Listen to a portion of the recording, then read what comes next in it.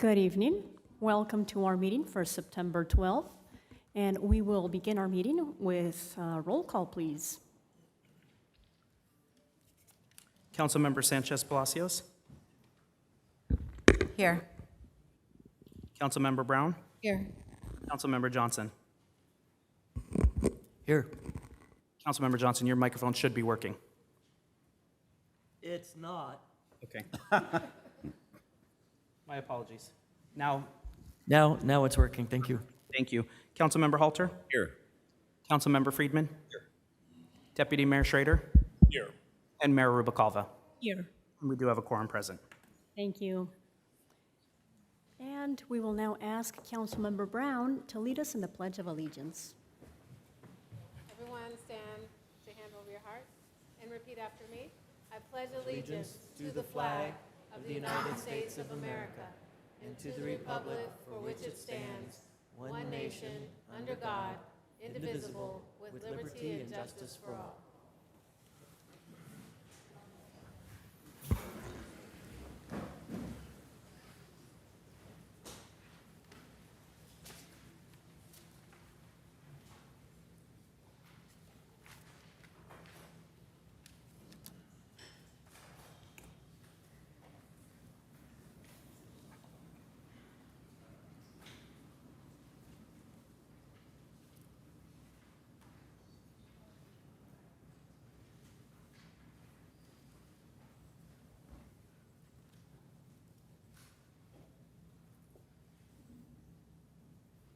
All right, so now we will continue with our agenda.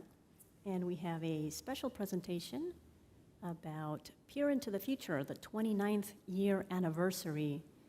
Peer into the Future has been dedicated to enhancing our historic Ventura Pier for 29 years.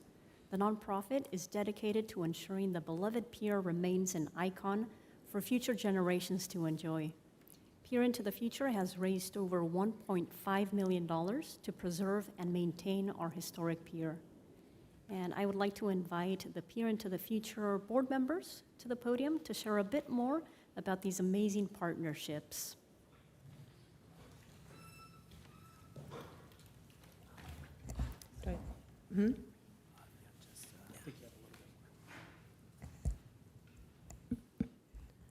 Well, in addition to the 27th annual Pier Under the Stars event coming up on Saturday, October 1st, the organization works throughout the year to create community partnerships to enhance the pier, such as sunset dinners and other fundraising community events. We are grateful to the businesses and community leaders who partner with them. And tonight we would like to recognize 3 pier projects. First, the Pier Donor Benches, a donation of $20,000 to purchase additional donor benches. And also the Pier Monthly Cleanup Day. Peer into the Future supporters dedicate their time to sprucing up the pier by removing graffiti, cleaning benches, and general cleaning of amenities. And the American flags on the pier. The effort to ensure the American flags are proudly displayed on the pier is managed by Peer into the Future board members. Flags are purchased by Peer into the Future with proceeds from fundraising efforts. And so on behalf of the City Council, I would like to thank you, all members of the board, and Peer into the Future businesses and community leaders who partner with them for the ongoing support to preserve and maintain our historic pier. And so we have the president of Peer into the Future, Ms. Rhonda Holden, and if you would like to say a few words. I would. Thank you so much for the acknowledgement and for just saying the things that we do. This board's been together for 29 years, as it's stated, and this board, they work really hard to maintain that pier. So I want to just say thank you to them. So, and also, I would like to say a special thank you from this board to Mary Joyce Ivers. She's right here.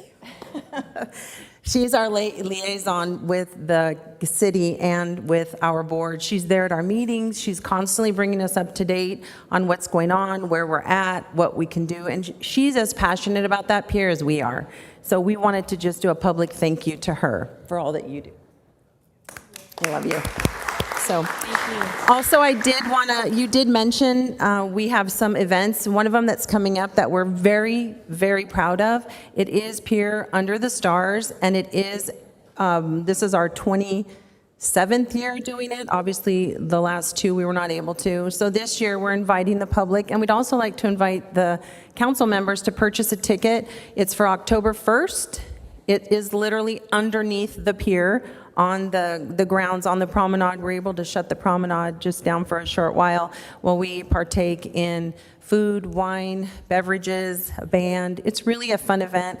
And again, it raises awareness. We like to talk about the pier that night. We like to enjoy the food, the wine, the music that's there. So we'd like to invite you all to possibly partake and purchase a ticket. So that's it, right here.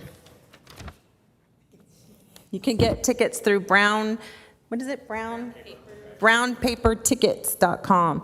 So if you'd like to purchase a ticket, I would love to see you and greet you there and welcome you to our event. So thank you for your time and your acknowledgement. We appreciate it. And thank you very much for all of the work that you all do. I would have to say that the pier is definitely one of the things that makes Ventura a very special place, and it's a gathering place for many residents.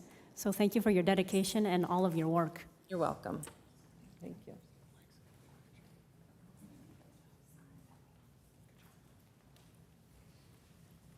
Our next item is our closed session report. Thank you, Madam Mayor. Council members, we did have a closed session on the items listed in tonight's agenda, and there was no reportable action. Thank you. Thank you, Mr. Hegland. And now we have City Council communications.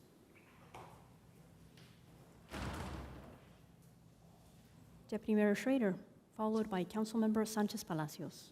Is this the time to dedicate tonight's meeting? So Absolutely. one person that unfortunately passed away is Tim Weir. Just a good soul, a good man, a good educator, in fact, a great educator and even a better father. Passed away, unfortunately, in 2 months with brain cancer. Also, the husband of Christy Weir, former mayor of the city. So I'd like to dedicate the meeting tonight to him. Thank you. Thank you, Deputy Mayor Schrader. Councilmember Sanchez Palacios. Thank you, Madam Mayor, for the time. I as well wanted to dedicate this meeting in memory of Matthew Clapsaddle, whose celebration of life I attended last week along with several of my colleagues here and city staff. Matthew was our longest serving firefighter paramedic in the city of Ventura, and you know, the sudden passing of Matthew brought shock to both his personal private family, but as well as the firefighter family and our city family. And so would like to adjourn in memory on behalf of him. Thank you. Absolutely. Thank you.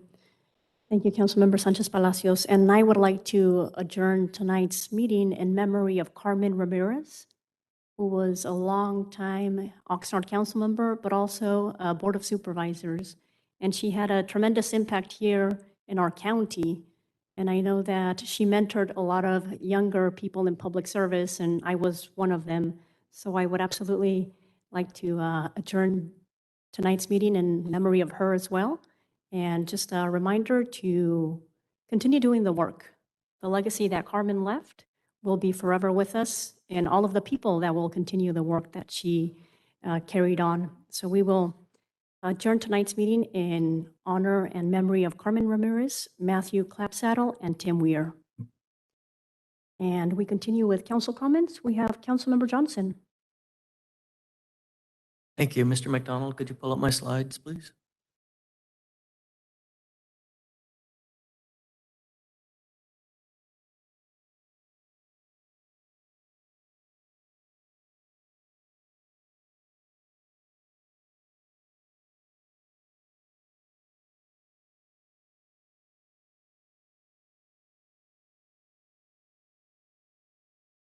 Give us 1 second. My apologies.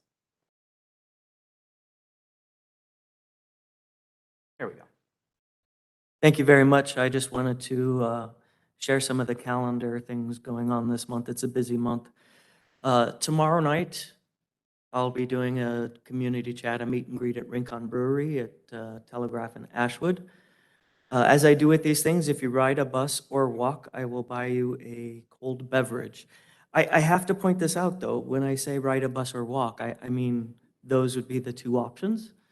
Sometimes I have people arrive on a scooter or a bike or a pogo stick, and they are upset that I do not buy them a drink. One of the hats I wear as a city council member, I have the honor and privilege of serving on the Gold Coast Transit Board of Directors. And so I really am encouraging people to ride the bus. And I have to say that I have bought a fair number of beverages for people riding the bus to these things. Sometimes people who haven't been on a bus in 20 or 30 years. These are always a great opportunity. And it's not just for District 3. You know, I'll have people show up, you know, anywhere between 5 and sometimes 20. And often they're not all District 3. And we always have a great conversation, and I always learn a lot. So that's tomorrow. On Saturday, so because of the weather, this tropical storm that was going to dump rain on us, I postponed our second Saturday cleanup. So our second Saturday cleanup this month will actually be the third Saturday of the month. So that is September, I got the date wrong on this. That would be September 17th. I apologize for having the date wrong there. We will meet at Carl's Jr. on Victoria. We're not cleaning up Carl's Jr., but we'll be working on Victoria Avenue, picking up trash, dealing with graffiti and peeling stickers off of utility poles. On Wednesday, September 21st, I'll be doing another event at Rincon Brewery, just like the one tomorrow. For those of you keeping score, what I basically do when we have a meeting, a city council meeting, I host one of these in the days that follows. So as you can probably guess, that means that on Monday, the 19th, we'll be having a council meeting. So 2 days later, we'll have a community chat. And then on Saturday, September 24th at 3 p.m., I've mentioned this before, we'll be having a civic book club. We'll be reading The Affordable City by Shane Phillips. I'd like to thank the Westside Community Council for hosting this. If this is my last copy that I have in hand, if you've borrowed a copy and you're done, I'd appreciate it if you returned it so we could pass it on, because Councilmember Halter has asked to borrow this copy. And anybody who would like to join us, if you have trouble getting the book, let me know, and we'll get a book in your hands. And those would be my comments. Thank you, Mayor. Thank you, Councilmember Johnson. Do we have any additional comments from council members? All right, I just wanted to mention that we will be having the State of the City on September 22nd at the Crown Plaza from 7:30 to 9:30 a.m. For anybody that would like to join us, you can get more information on the website of the Ventura Chamber of Commerce. You can get info there. And also, coming up, we have the Ventura Avenue Taco Week. So it begins on September the 15th, Thursday, and it goes through Sunday. So this is an event where a lot of our local restaurants offer a specialty taco that they created just for this week's event. So we will invite all of you to join us on the Ventura Avenue Taco Week. And those would be my comments. And now we have Councilmember Brown. I would be remiss if I didn't publicly state my appreciation and thanks and heartfelt appreciation just in general for all the love and positive thoughts regarding the loss of my son and the assistance in bringing him home so that we can bury him here. So thank you. I just wanted to briefly say that when I ran in 2018, my son registered to vote. He had just turned 18. And after he registered to vote, he promptly voted for his mother, his first time voting. During the campaign cycle, he organized his group of friends. He canvassed the neighborhood. He dropped literature. He was very proud of his mother, and he went and bragged to everybody who would listen about his mother, who ran for office and won and fought to get where she was at. And so I would be remiss if I didn't continue in that same vein and continue to fight and continue to show up and for the city of Ventura in memory of my son. So thank you. Thank you, Councilmember Brown. All right, our next item on the agenda is City Manager Communications. Thank you. Excuse me. Thank you, Madam Mayor. Just waiting for this.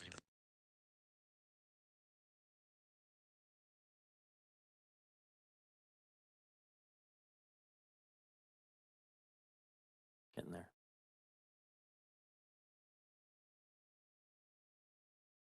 Well,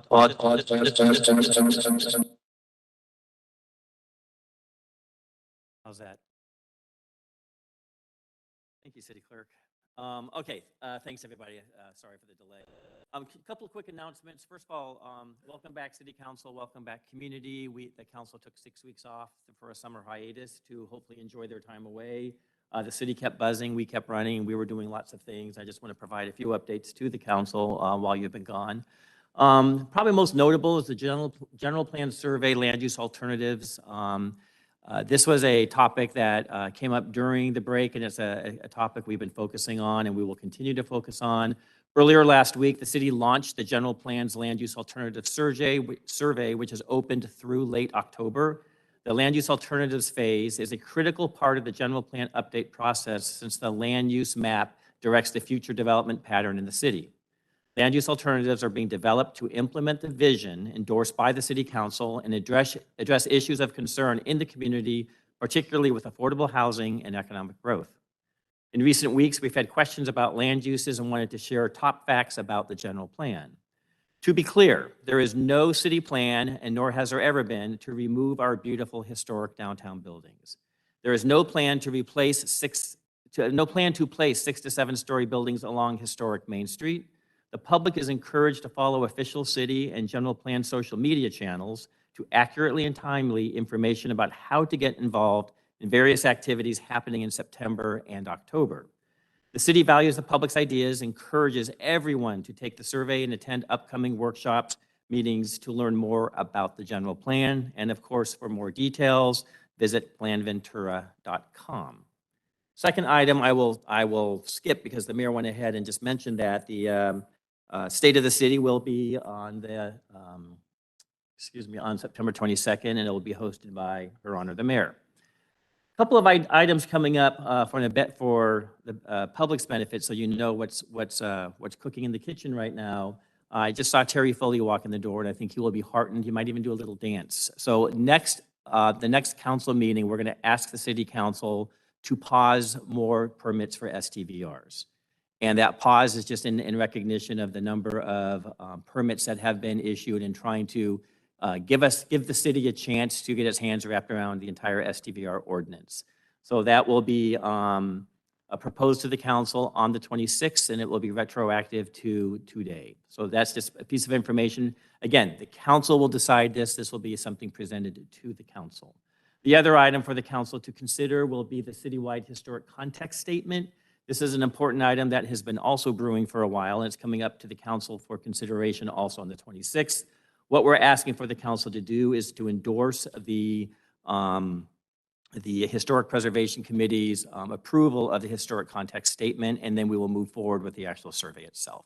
Those are two important items on the 26th, and with that, Madam Mayor, members of the council, I have no more information to share. Thank you very much, Mr. McIntyre. And with that, we will now move to the next section of our agenda. Since today is the first Monday of the month, we have public communications at the beginning of the meeting. So we will now take public communications. Thank you, Madam Mayor. We do have 23 speaker cards for non-agenda items.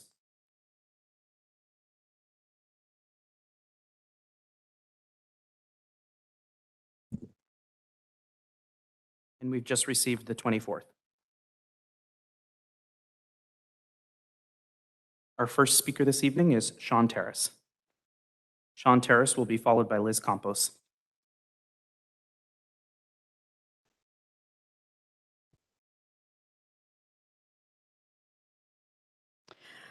This is only the third time I have spoken to the Ventura City Council in the 26 years I've lived here.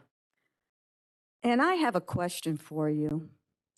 What would you do if you found out that somebody in your family was misusing your money? Would you ignore that?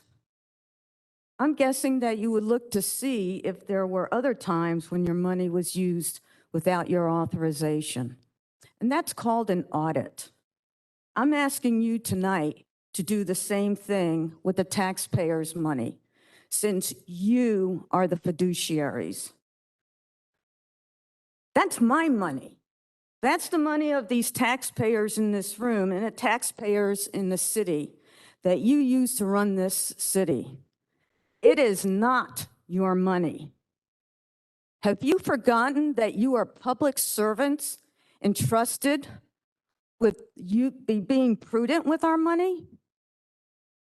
Because in July, you received evidence of multiple misuses of city funds from the highly regarded private investigator, Glenn Overly. My request is that you put on the next meeting agenda, not next month, not next year, the next meeting agenda, an item to hire a reputable, third-party, independent, outside party to conduct a forensic audit to find out if there have been other misuses of our taxpayers' money by city management from 2019 to present. And since management is the subject of this audit, they should have nothing to do with this process, not from soliciting prospective forensic auditing companies to the time the company presents its findings and conclusions to you and recommendations.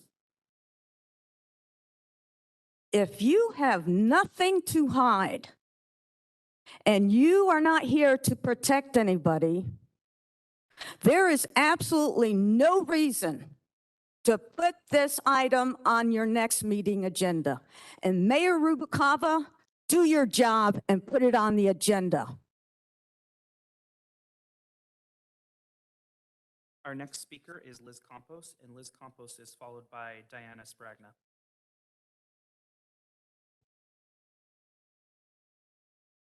Good evening. So you've just received a request for an audit, which happened because information is leaking out into the public from a respected investigator, a respected member of our community, who many of us trust.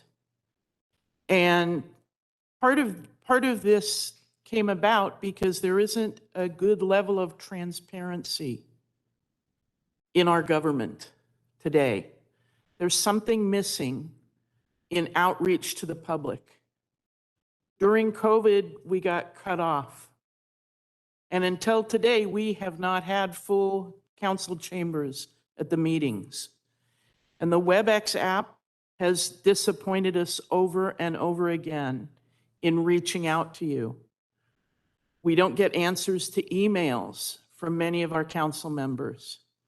And so, like Sean Terrace, I'm here tonight to say there are problems in the city that need to be fixed. And it would behoove you, council people, to step up and try and fix them. Otherwise, the disappointed city will get more and more loud and cry out for the state to come in. Please listen carefully to everybody speaking tonight. Thank you. Our next speaker is Diana Spragna, followed by Laura Kinney. I just wanted to point out that this investigator is somebody that I don't know, and I don't know what his motivations are, but the fact that he wrote a report doesn't necessarily mean that it's true. But when somebody makes a complaint, I'm an attorney and I've had state bar complaints, it's really important to be transparent. You copy your file, you get all your phone calls, you put them in a file, you write a letter to the state bar, you mail it to the state bar, you bare your soul. And, and it's usually, in my case, I've had 2 state bar complaints. It goes away because of transparency and confirmation that everything that I have was turned over. So I'm concerned, Mayor Sophia, that when the club, this Democratic club, asked to put it on the agenda, for whatever reason, it wasn't put on the agenda. And there was an email that apparently you said, well, I've looked at all the receipts and they're okay with me. That's not transparency. And somebody else said that you have a fiduciary obligation to the taxpayers in this room. Well, you do. And as the mayor, I realize that most of the people here that are with you, they do become your friends. You are working servants. I've seen you. I've heard you. You've given so much to Ventura. So give a little more. Something like this, if you don't open up and you don't become transparent and the people step away, that there have been accusations that I personally don't think are true. But if you don't do it, it becomes much worse. And the people that have been accused of have to step back and you have to do your job. So I just wanted to thank you for letting me talk and give you a little bit of what's happened in my life. And my father was a lawyer, and he said, you're going to get state bar complaints from unhappy people. And sure enough, after about 10 years, I got one, and then I got another one. And I was very nervous and upset, and I felt that people were coming after me. But he said, be not afraid. My father said to me, be not afraid. Lay it out there and tell the truth. And that's what you have to do. So the people that have been accused should step aside. And Mayor Rubalcaba, you have to do your job. You have to protect us. We're taxpayers. I trust you, and I think you'll do the right decision. And when all of you get in a room and you decide, the best thing to do is to nip it in the bud, and it goes away. Thank you very much. Our next speaker is Laura Kinney, followed by Suzanne McCombs.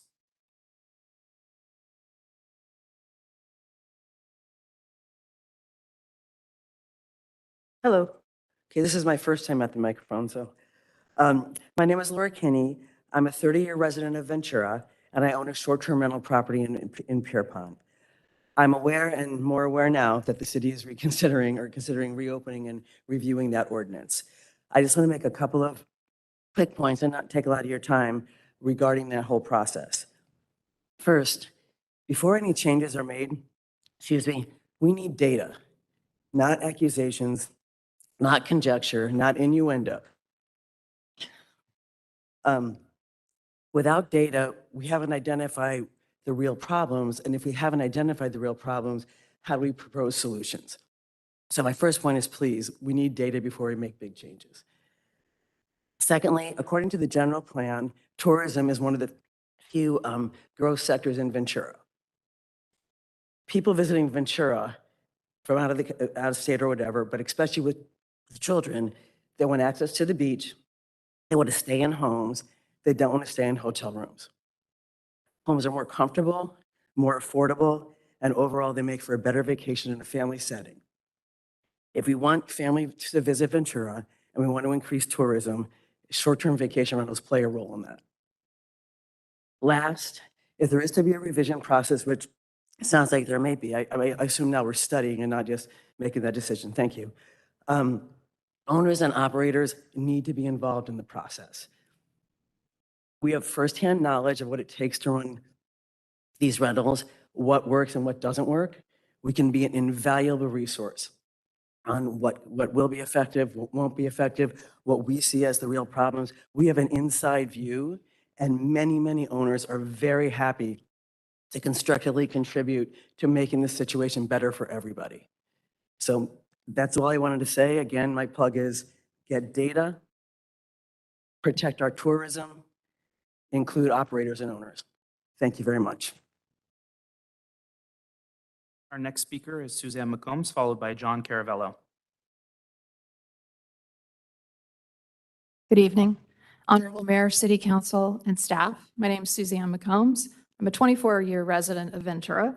I'm a local business owner, a landlord, and a short-term rental operator. I respectfully request that as you consider the modifications you plan to make, whether it be policy or changes to the ordinance, that they are developed with input from responsible operators and not just those that are opposed to short-term rentals in our community. There's no point in having any ordinance, whether existing or revised, if there is no willingness by staff or no funding for staff to enforce that ordinance. Bad actors give all of us a bad reputation and do not serve our community, and they should be punished. Enforcement of the existing ordinance would provide a significant improvement for both the neighbors and responsible operators. And further, any modifications need to be appropriate citywide and not just with an eye to one neighborhood. Thank you for your time. Our next speaker is John Caravello, followed by Ian Gamble. Hey, y'all. First, housing is a human right. In May, Ventura Tenants Union, Cause, and a group of tenants facing eviction at Casa del Pueblo attended City Council and pleaded with you to do everything in your power to stop their eviction. It came to light at those meetings that Ventura has a problem with predatory landlords buying up property to turn a profit. Specifically, Zach Freeling and his Pacific Partners Real Estate Investment Company bought Casa del Pueblo and proceeded to evict every single tenant from the 12 units, some who had been there for decades. Many had to move to a different city or state. Their kids had to change schools. They had to leave friends behind. Although you passed an ordinance in late May that would require any landlord to have permits in hand before sending out eviction notices, and that would provide a bit extra in relocation assistance, you decided against passing it in such a way that it would retroactively apply to the Casa del Pueblo tenants. I think that was Schrader, Halter, Friedman, Sanchez Palacio. Such an ordinance, anyway, is merely a Band-Aid. The ordinance will not save people from losing their homes. It will not save them from having to move cities or states or change schools or leave friends behind. What tenants want, what they need, is stability in their homes. You, as City Council, have the power to pass a stronger policy of some sort that would make it unlawful for a landlord to evict tenants merely so they can remodel and renovate. In Los Angeles, for example, it is illegal to do such. Zach Freeling and his company has purchased at least 5 buildings in Ventura alone since the start of the pandemic, has attempted to evict at least 4 of those buildings, and has been successful in emptying 3 of them. Freeling is likely one among many who are setting their sights on Ventura County as the well dries up in LA County. So why would Freeling put so many people out of a home? There are 3 possibilities. For profit, he aims to turn these units into short-term vacation rentals. Or for profit, he aims to remodel the buildings and hike up the price of rent for each. Or for profit, he aims to remodel the building and then flip it. In all these cases, he's fine forcing people to uproot their lives so that he and his collaborators can turn a profit. VTU demands that the city does everything in its power to stop predatory landlords like Freeling in their tracks. But VTU also knows that the real power lies in the people and that we must start organizing with our neighbors to form as many tenants associations as possible to strengthen our power as tenants as much as possible. We need not simply accept this sort of predatory practice as part of how the world works. And one last thing, as for short-term vacation rentals, homes are for people to live in, not vacation. Okay. I will remind everybody that if you want to show your support, you can do so visually, not out loud, please. Our next speaker is Ian Gamble, followed by Jessica Selby.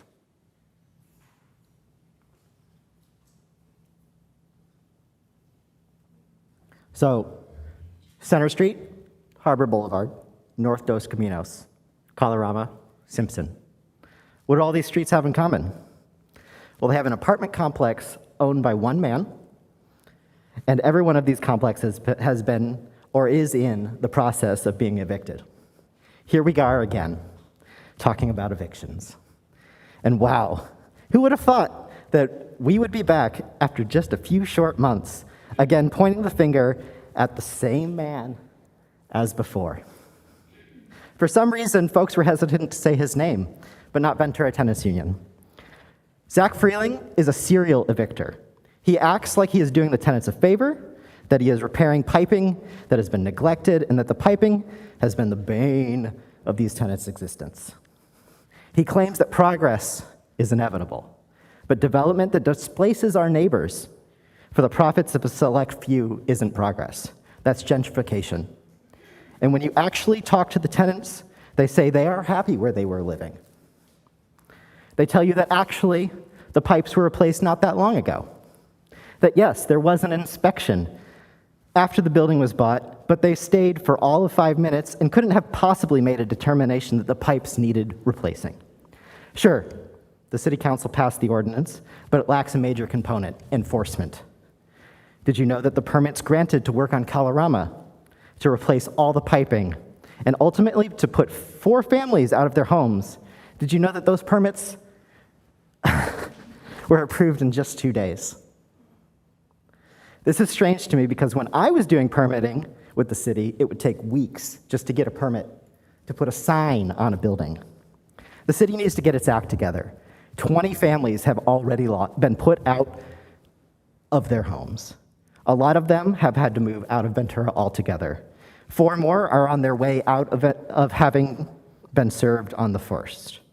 The city needs to take a strong stance against evictions. The city needs to actually make sure that the work that Zach says he's doing is not only necessary for continued safety, but also can't be done without displacing the tenants, because many of these tenants have been evicted, say they've been, there has been extensive work done on their buildings in the past, and they were allowed to stay in place while the work was being done. Zach Freeling is artificially increasing demand for housing by forcing people out of their homes and artificially decreasing supply by taking these homes off the market for months at a time. I'm sure he's hired people to do work at Casa del Pueblo, but was it necessary? We'll probably never know, because the city refused to release the permits despite a public records request, and you acted like your hands were tied when you were asked to verify that the work being done was needed. Housing is a human right. Our next speaker is Jessica Selby, followed by Corey Moorhall.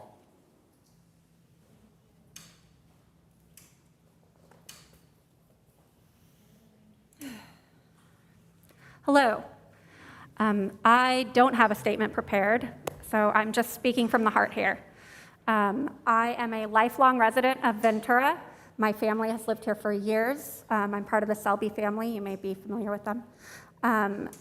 But I cannot abide by your lack of action when it comes to protecting tenants here in Ventura. I have seen complex after complex evicted for basically no reason. I've seen your willingness to work with landlords, and I see now on your faces your unwillingness to listen to us, the tenants, who make Ventura what it is. Who do you think is going to run your shops downtown that bring all the tourists in? Who is going to do the work that brings people here when no one can afford to live here? It's not fair, it's not right. I beg you, look into your hearts. Find that place that has empathy for people who are not like you, who don't have the money to live here. We deserve a place to live. We deserve a place to be. We deserve homes here. That is all. Our next speaker is Corey Moorhall, followed by Helen Aloyan.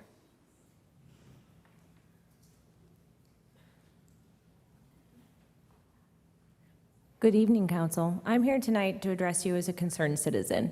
I'm concerned with the housing crisis that we're facing here in this city. Personally, back in the spring, I was dealing with an issue with my landlord. It wasn't quite a rent eviction, but it was something that was stressful. And I can't imagine what it's like for a family that has been here and in their unit for decades, having to rehome themselves, because myself personally, as a 30-something single person, had a pretty hard time figuring out where to live in order to stay in this city. And it turns out that there's an epidemic of predatory landlords going on, and it does does seem like there is only one landlord that is kind of responsible for this.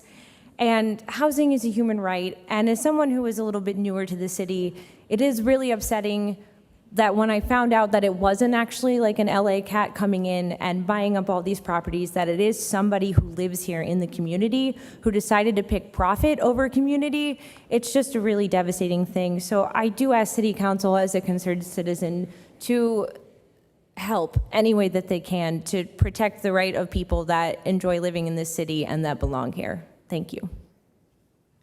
Helen Aloyan, followed by Evelyn Arnold Barch. Good afternoon, City Council members. I do have some concern regarding the collaborative process of the general plan, specifically regarding the land use alternatives. I truly believe that the GPAC members should have had an opportunity to endorse and present their hard work to the public instead of having the consultant lead.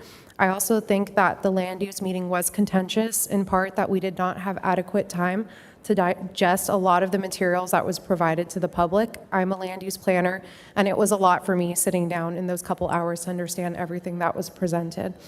I also felt that we had little opportunity to discuss the maps before it was presented to the public and the neighborhood meetings, and I think that warranted an additional meeting prior to going public. I really think that our GPAC members and the community should be the drivers of the land use alternatives and be more actively participating in the decision-making process. And then regarding the public funds and spending, I really urge the council to take some time to research or provide an update on any current investigations. Transparency is just so important to our community, regardless of the outcome. You know, all of the community members here, we don't want to see you guys fail. We just want to act as in your fiduciary role and protect us and our money that we work so hard to earn. Clear and often updates are needed to rebuild the trust and help us move forward on our shared goals. I also want to say that the housing issue, we really do need to address that holistically as a community.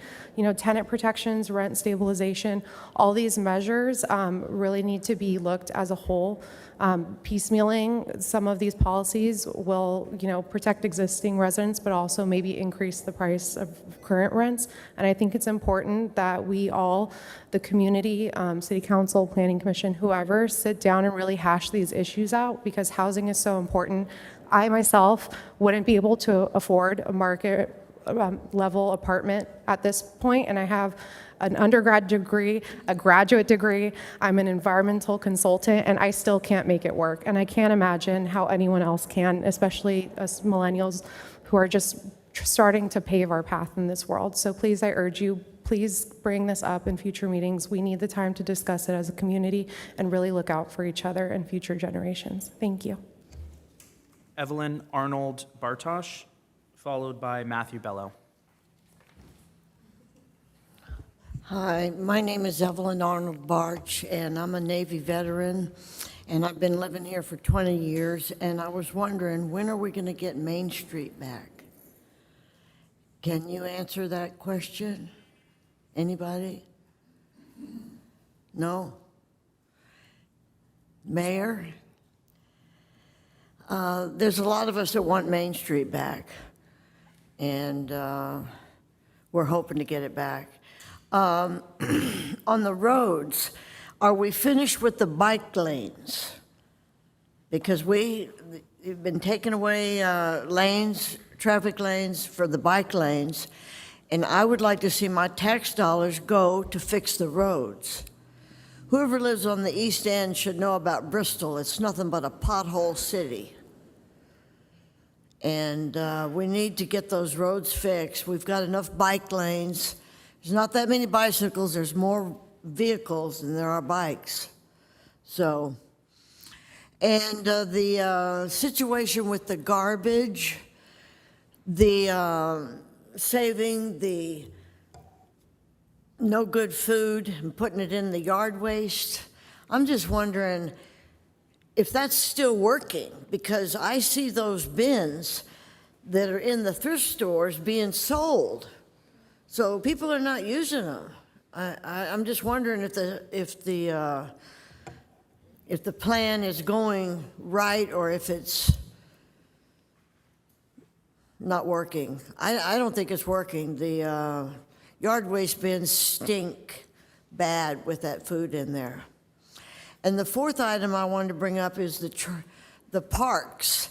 I go walk Kimball Park every morning, and there is a homeless woman that lives in that park. Her bedding is next to a tree. It's right as you walk into Kimball Park on Telephone and Kimball. And the bedding has been there for 2 weeks. I've been there every morning, and the bedding's still there. Nobody picks it up. I'm just wondering what those workers do. Is that in their contract to pick up trash in the park? I see them edging the sidewalk, which really doesn't need to be edged, and a lot of things that go on at the park that, I really think that it should be addressed. Does the council answer any questions? I guess not. So just as a reminder, public comment is not an opportunity to have a back and forth with the council. After public comment is heard, there will be an opportunity for staff to address any concerns, but it's not intended for back and forth. Okay. All right, well, that's all I have. Thank you. Okay, Matthew Bello, followed by Richard Ruiz.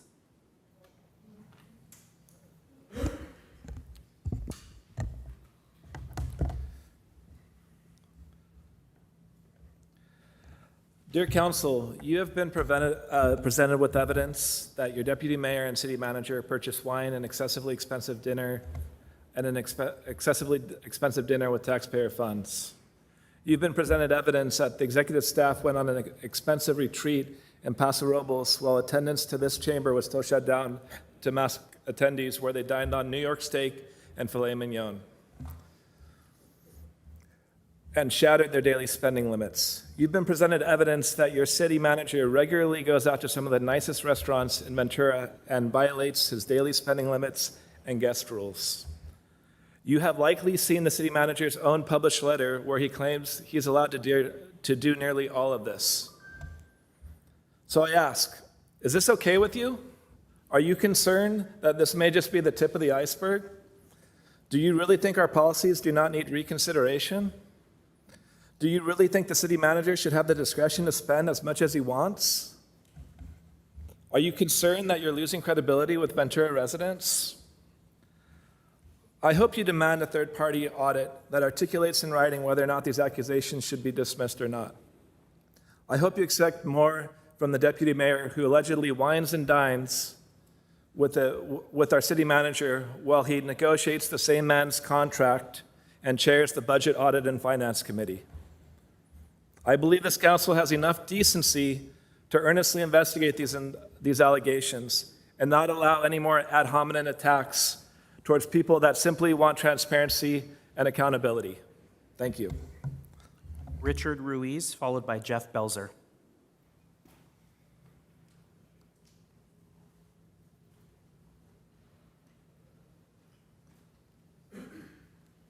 Thank you, council members. It's the first time I had to speak like this.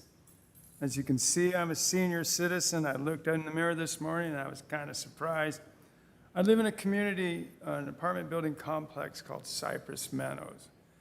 It's reserved for low-income seniors, and they had to be certified low-income to live there. And they're concerned with inflation like everyone else. And they're a bit nervous, but recently have been hit by a rent increase beyond their capacity to reach and are facing eviction. They have nowhere to go. They don't know how to surf the internet. They can't even use their cell phones. They still write their checks in cursive.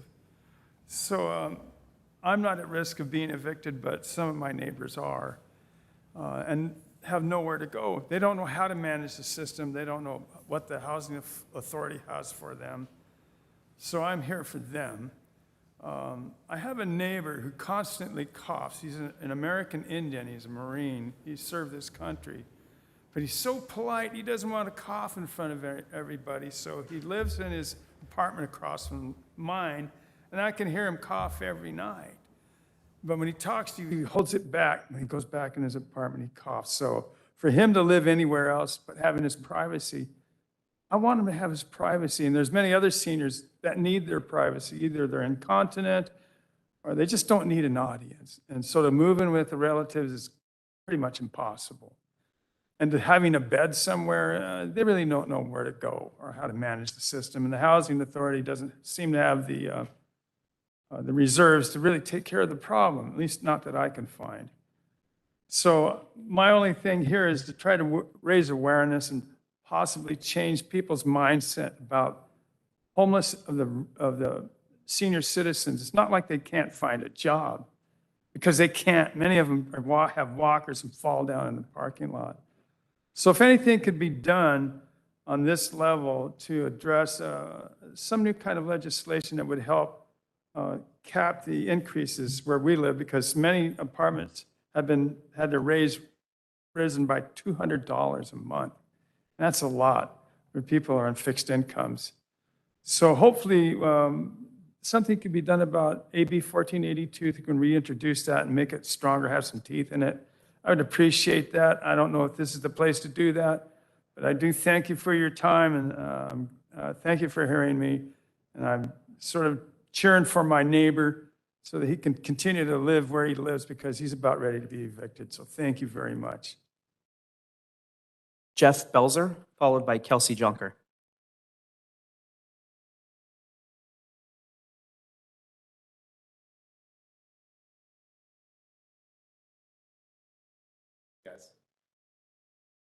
I'm Jeff Belzer. I'm a local resident here in Ventura. I'm going to take it easy on you guys. I'm sorry for your loss.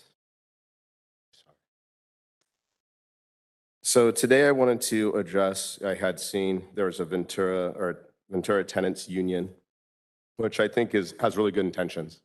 I think they have great intentions to help protect people and their places to live.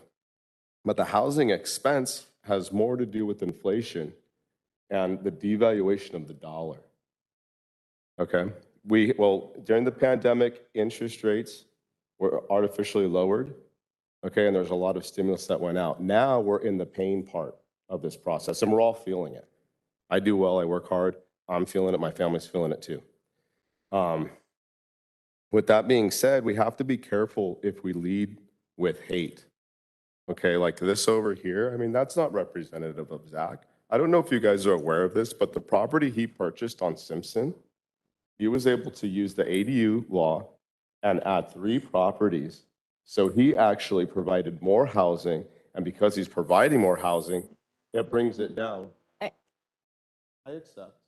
Excuse me, we need to refrain from making any comments about public speakers. And Mr. Belzer, you can address the council. Okay, I'll address the council.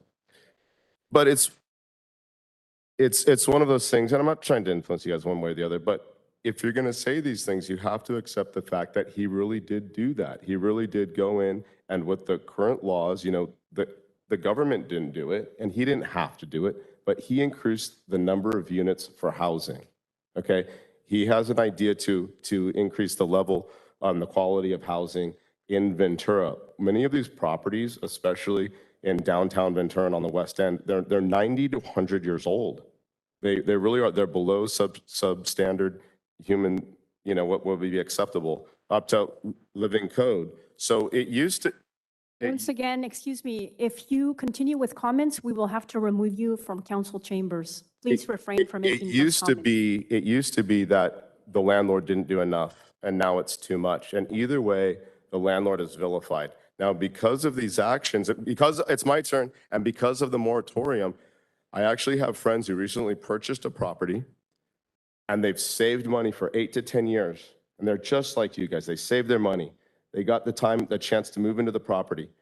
The tenants won't move out. They feel it's their right to be there. It's going to cost these homeowners, they're going to have to pay their rent, their personal rent. They're going to have to pay their mortgage, and they're going to have to pay for the attorney and time. That was not fair. That was an unintended consequence, council, that affected these people that are just like you guys with an American dream.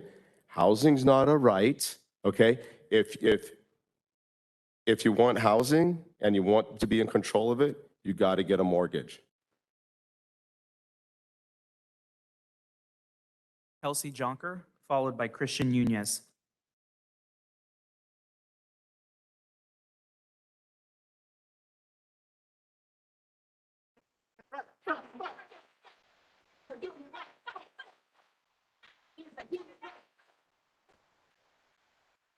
Excuse me. Excuse me. Excuse Once me, again- officer. Officer. Once again, a reminder,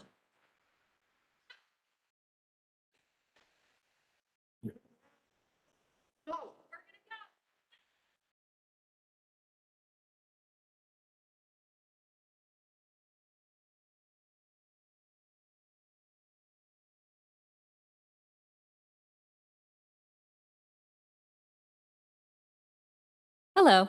I just want to add to a couple statements regarding an investigation into the alleged misuse of city funds. I think right now, unfortunately, we're facing a period of unprecedented lack of trust between the community and city staff and city council. And the only way to start repairing that is to be open, transparent. Sunlight is the best disinfectant. And let people see if there's nothing to hide, then that's fantastic. The community should be able to see that. And it is your fiduciary responsibility to provide that for them. That's really all I have to say. Thank you. Christian Nunez, followed by Huxton Becker.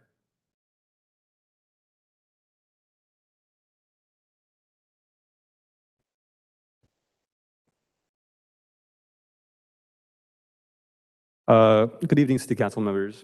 My name is Christian Nunez, and back in May, I was here on behalf of CAUSE with Casa del Pueblo tenants who were on the verge of losing their homes from a renovation notice, rather an eviction, by Pacific Partners Real Estate.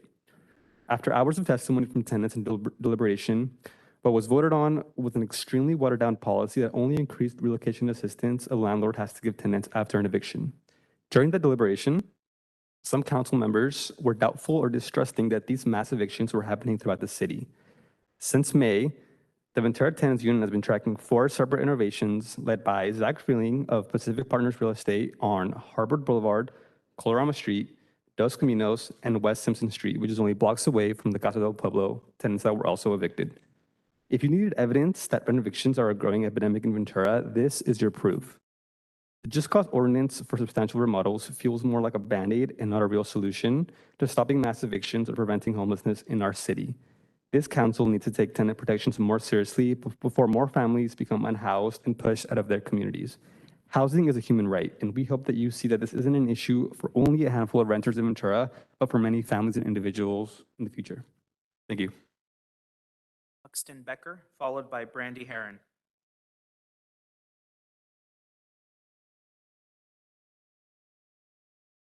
Good evening, City Council. My name is Hutton Becker. Just wanted to say one thing. Let's start off by saying a third-party, unbiased investigation. You guys should look into it. Thank you. Brandy Heron, followed by Casey Rodriguez.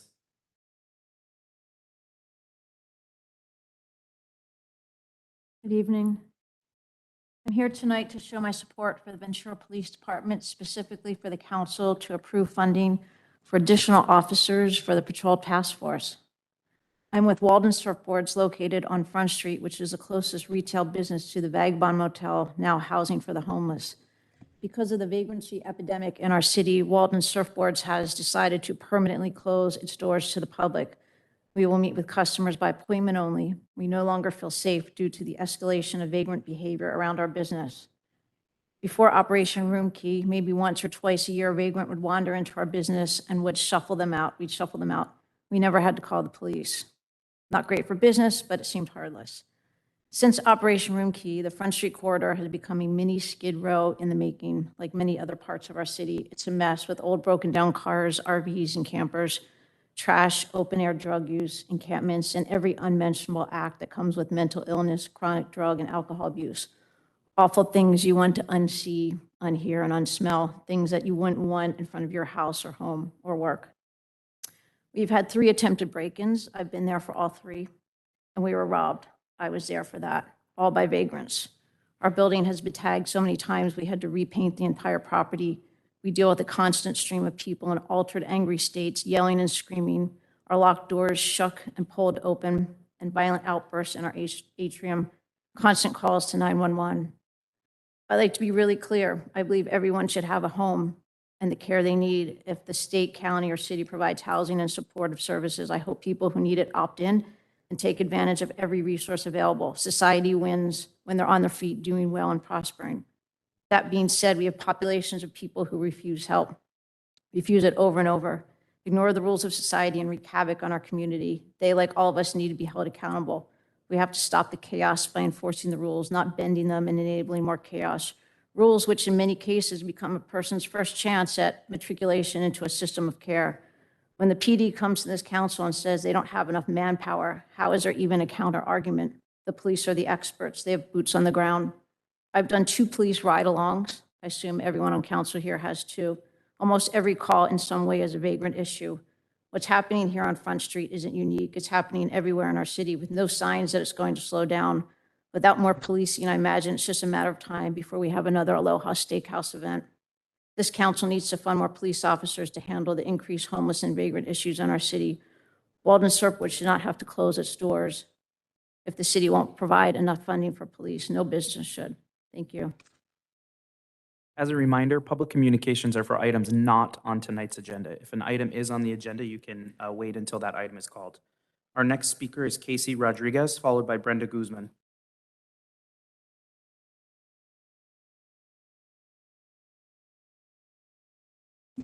Haku. Hello, I'm Casey Rodriguez. I'm sure you guys probably see me by now. I'd like to address the evictions. I see some of your people on council right now that really has like a real arrogant look on their face, and it's really sad because it's surely showing that they do not care about those families that are being forced out of their homes, and that's really terrible. It's not a good look.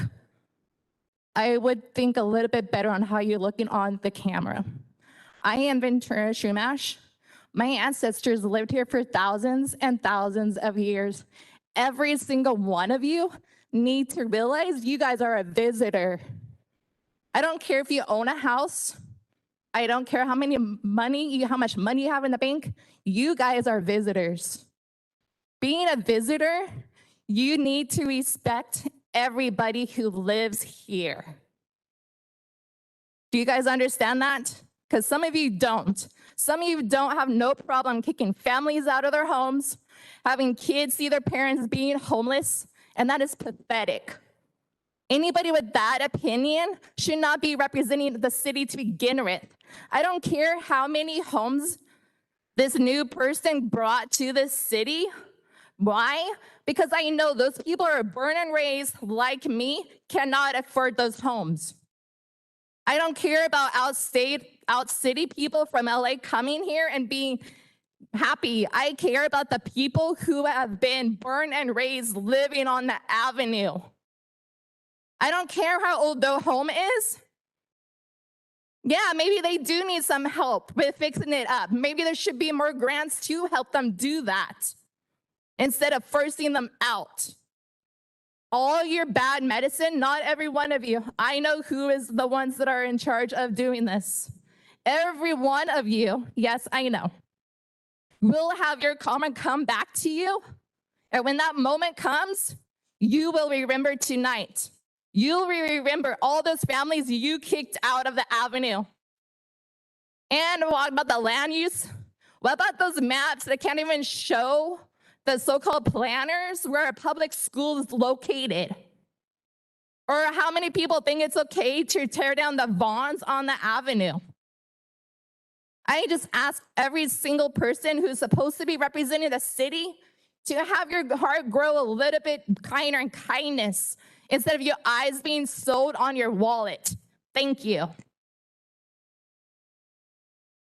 Brenda Guzman, followed by Stephen Quat.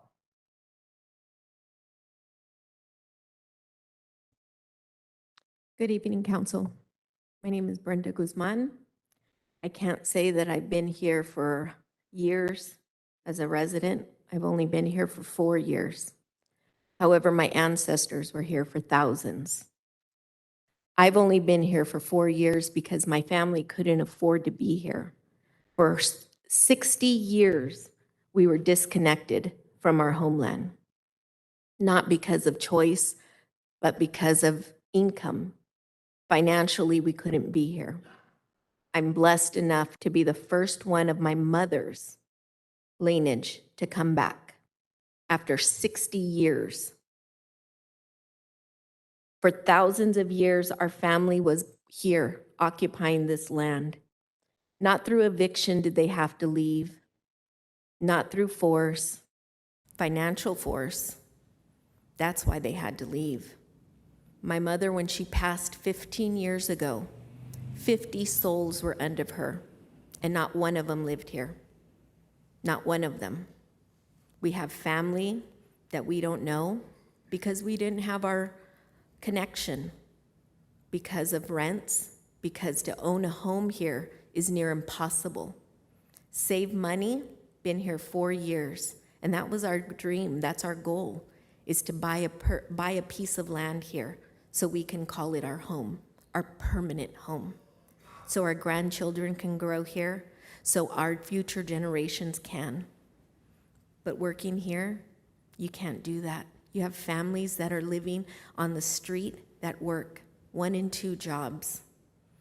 That Project Room Key, not all of them are degenerates. Not all of them are drug addicts. Some of them have cancer. Some of them are homeless with cancer because they can't afford it. So let that sink in. Let our community know that. Not all those people in these programs are just there because they're drug addicts. It's because they can't afford to live anywhere else. It's because they grew up here, not their ancestor. They grew up here and they can't afford, but this is their only home they know. So think about that. These individuals that are living on the street, they need help. And you are the ones that can give that to them. My family needs to come back home, and you are the ones that can do that. Thank you. Stephen Quat, followed by Terrence Foley.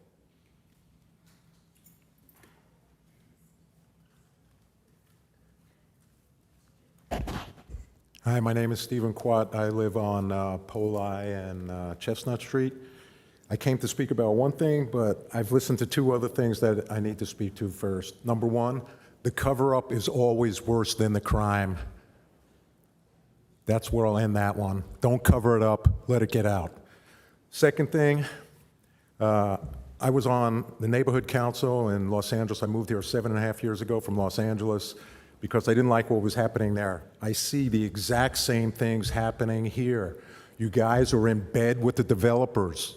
You got to stop it. You got to listen to the people that are here because you know what? We need to vote them out of office if they don't listen. They need to be voted out of office, every single one of them.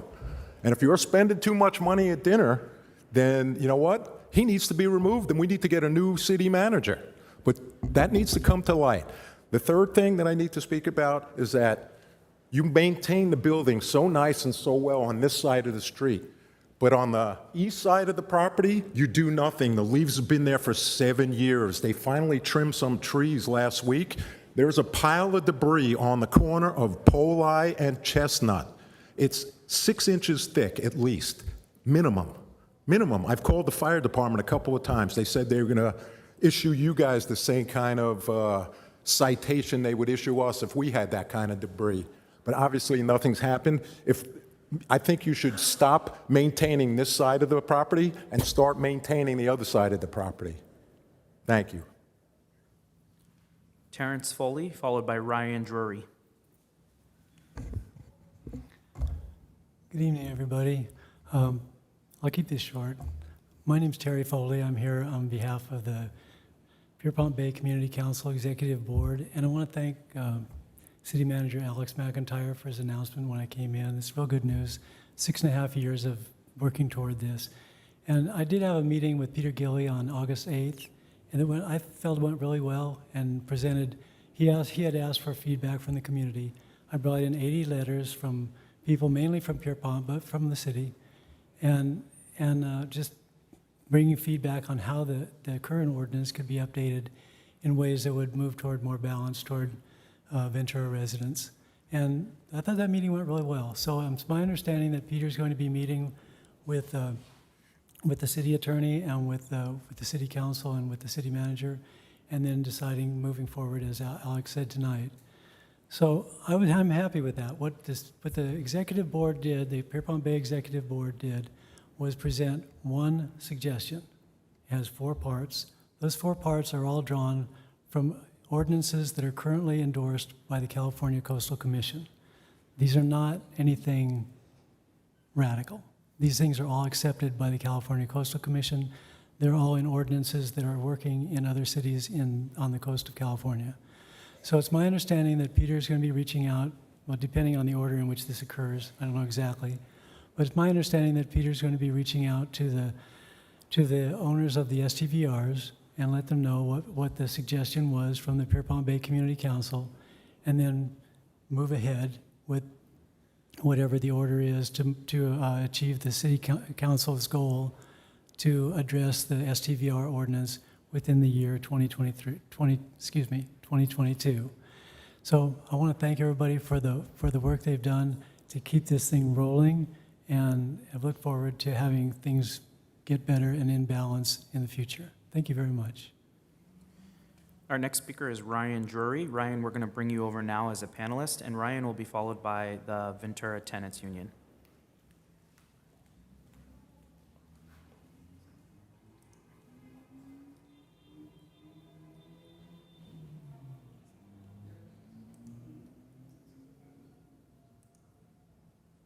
Okay, Ryan, you should be able to unmute yourself. Hello, my name is Ryan. I am a born and raised Ventura resident, and I am with the Ventura Tenants Union. First, I would like to address the comments about Zach adding 3 units to his building that he purchased. He didn't do this out of the goodness of his heart. He did it to make himself rich on the backs of the working people of Ventura. The people of Ventura came here a few months ago to tell the city council that with the lifting of the eviction moratorium, landlords in the area were scheming how they could take advantage of a county with lawmakers so friendly to private property and big capital. We told you that the Casa del Pueblo evictions were not just a one-off situation because of one greedy landlord with dollar signs in his eyes. The Casa del Pueblo tenants themselves told you. They told you that the pipes were fine. The council sat up there and laughed while children cried because they didn't want to leave their schools. This council sat up there and flippantly rolled their eyes and yawned while tenants wept and pleaded to you to do something so that they wouldn't have to leave their homes, communities, jobs, friends, and family. The council said that helping working class tenants would be too unfair to this already rich slumlord because he, and I quote, didn't do anything wrong. The council told us that there wouldn't be any more evictions, that this was a one-off event, and thus no extra measures were necessary. Well, I'm here to tell you that that's not true. Since that point, we have seen a wave of evictions by the same landlord and several others. The working and renting people of Ventura no longer recognize this sham council who seemingly only exists to steamroll and shame the poorest and most vulnerable people of Ventura so as to line the pockets of Ventura's richest people. We will not go away. We will not be displaced. Shame on Ventura City Council. Shame on Zach Freeling. Shame on Jeff Belzer. Shame on Pacific Partners Commercial LLC. Shame on Oak Tree Property Management. And shame on all those who gobble up more homes than they can live in and hold them hostage until they can extract money they did not earn from the working people of the world. Housing is a human right. I yield my time. The next speaker has a username Ventura Tenants Union. We're going to go ahead and promote you now to a panelist.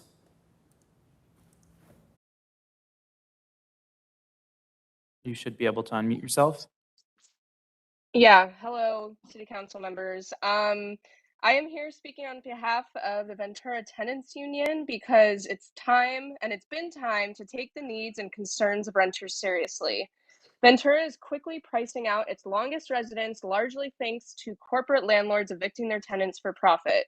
The last time we were here in May, should serve as a reminder because the same landlord, Zach Freeling, 3 of you sought to defend.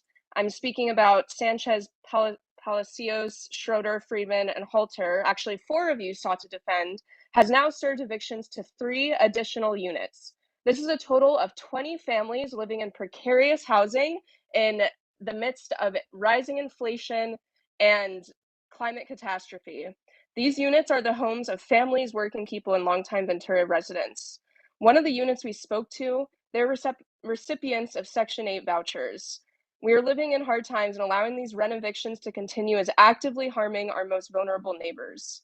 You have the power and tools to end the predatory landlords that are acting now and prevent future ones from taking advantage of this community that everybody prides itself on its historic and quality composition. The buy-up of Ventura County must be stopped, and we will continue organizing for the 20 families evicted by Zach Freeling with the help of Ventura City Council members, the 3 of which I just named: Sanchez, Palacios, Schroeder, Friedman, Halter. Housing is a human right, and we won't stop. I yield my time. Our final speaker is Janet Sprisler. Janet, we're going to go ahead and bring you over now. You should be able to unmute yourself.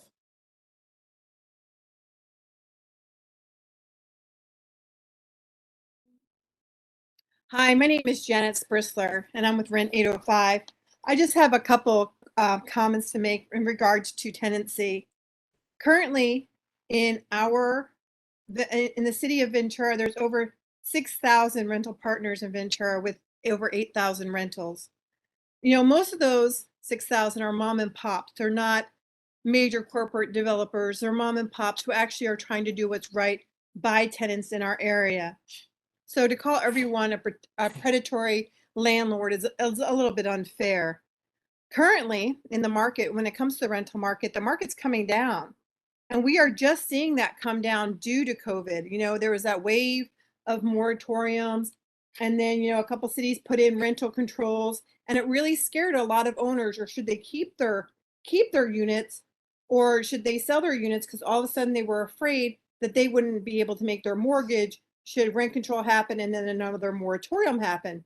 It's very frightening for owners when it comes to that. And then the biggest thing is, remember that the city is currently seeing an influx of homes due to the rising increase of interest rates. I think a lot of people are not looking at that and seeing that. We have seen a dumping of units onto the market that are currently vacant. And then finally, one owner does not represent all owners in the city of Ventura.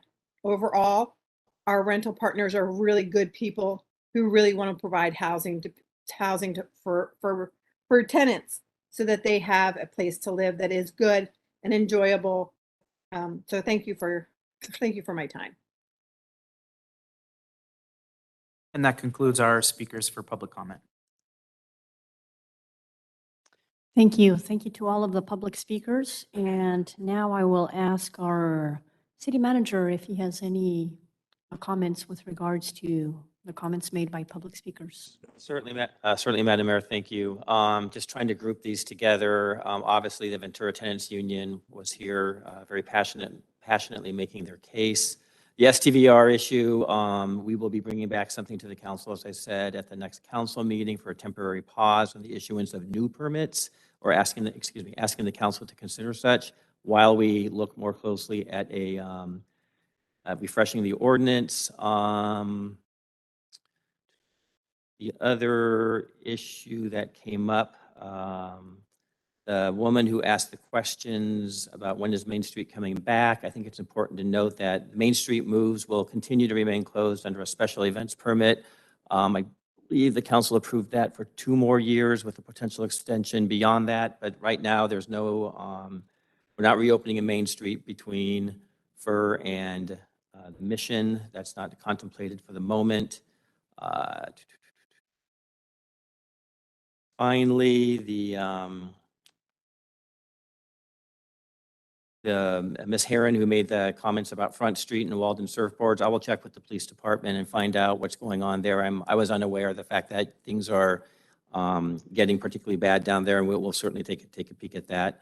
Obviously, people brought up the issue of the various ideas around an audit, and that is something which is not being contemplated for the moment, but something the council could discuss later if they want. And other than that, I think that's all my comments for the moment. Thank you. Thank you, Mr. McIntyre. Let's see. We have Councilmember Brown with a comment. Yeah, am I allowed to ask a question to the city manager and or the city attorney regarding response? You can ask a point of clarification or a question of clarification. We can't get into any specifics since it's not on the agenda tonight. Sure. So are we planning on putting it on the agenda? That's basically the question, or so that we can discuss it like an item to discuss, to review the actual travel policy and the credit card spending. So that way we have the opportunity to try to possibly, clarify details if necessary. Under the charter, municipal code, and city council rules, any council member can request a policy consideration by submitting in writing a request that the full council consider whatever is being requested. The mayor does not have the authority to place anything on the agenda herself outside of that process. So again, any council member is free to do that. It cannot be done tonight, but it can be submitted in writing, and that can be brought to the full council as soon as next meeting.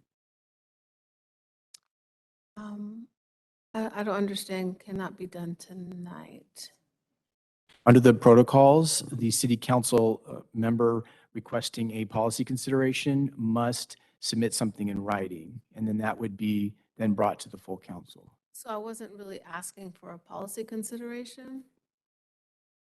I was asking as a council, many times what we do is we just give a general consensus and just say, we would like to direct staff to bring that something back. And that's why I suggested potentially having it as just a review of our travel policy, or just to kind of clarify an informational clarifying what the travel policy is. And that would be, I think, a fair way to begin the discussion and be able to clarify so that the public doesn't have a perception necessarily that we're attempting to hide something, because I don't believe we're trying to hide anything. I think we know that it's not agendized, but at the same time, we have done our due diligence to have conversations, but at the same time, we can't talk about it. So it's like a catch-22. So I'm just trying to see if there's a way for us to just have a conversation so at least the public can be a part of that conversation. There is a way to have a conversation. It can't be done tonight because it's not on the agenda, and taking a vote, even a hand-raised vote, would be outside of the Brown Act. The only process that our rules have in place is a policy consideration. I know it's not exactly what we're talking about. It's not necessarily talking about a new policy. It's the closest thing we have to a process. So the city council, a member could submit a policy consideration that rule be changed and that could be brought to the city council. But as of right now, that's the rule we have on the I'm books. just going to challenge you a little bit. So since I've been on the council for 3.5 years, we have done general consensus all the time. I mean, we've done it over and over again. So are you suggesting that in the past when we did it, it was wrong and not according to protocol? I don't know the situations you're referring to. I think I may have seen it happen before.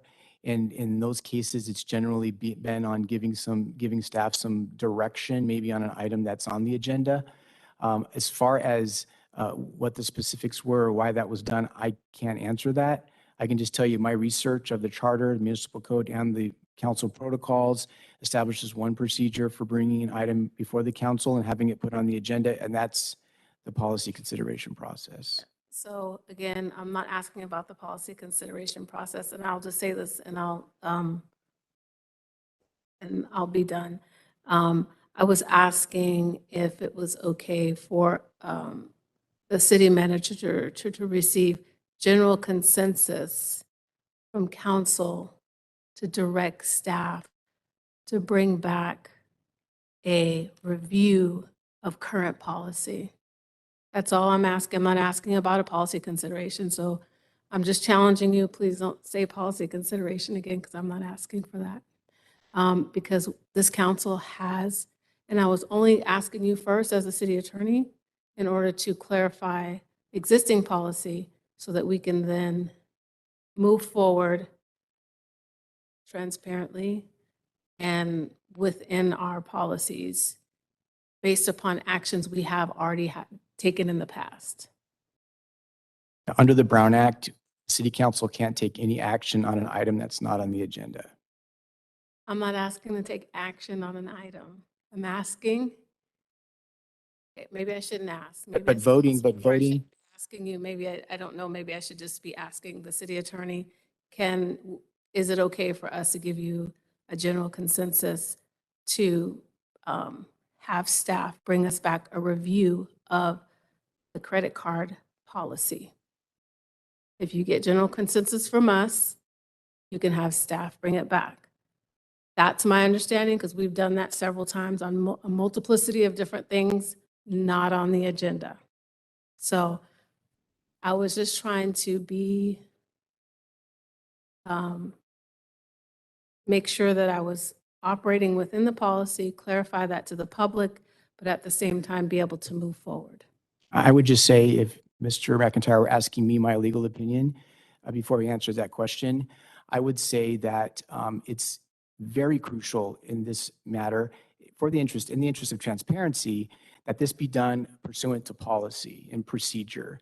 And I think having a consensus of council members, which would be a majority vote, which is not allowed under the Brown Act, I would highly not advise that. It would be illegal, and I would recommend that you not do it. That is not illegal. So are you suggesting that we've been doing illegal things on council for the last 3.5 years? I'm only challenging you on that because this is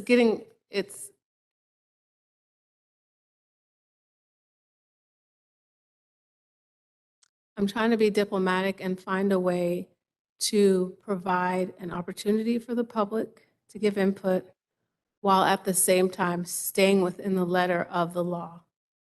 Now, I'm only asking this because we've done it before in the past and it was okay. I'm not exactly sure how it's different right now. And that's all I was asking you. What is the difference between when we did it before and now? And unfortunately, I can't explain the reasoning why it was done before.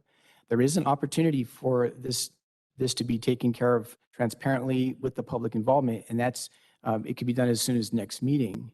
But there needs to be a policy consideration or a process for getting that on the agenda. The mayor doesn't have the ability to do that. She's within her authority. Of course, the manager wouldn't put that on the agenda or wouldn't be involved in that process, which is why it needs to come through the city council. I understand that, and I'm not asking the mayor. I respect the mayor. I believe the mayor did her due diligence and her best to provide transparently the information that she had to the public. I'm not concerned about that at all. I was just hoping that I did not want to make another policy consideration. A policy consideration, and correct me if I'm wrong, is a new policy that a council member would like to bring to the council to have them approve because there's something wrong with the policy, like there's something that's not working.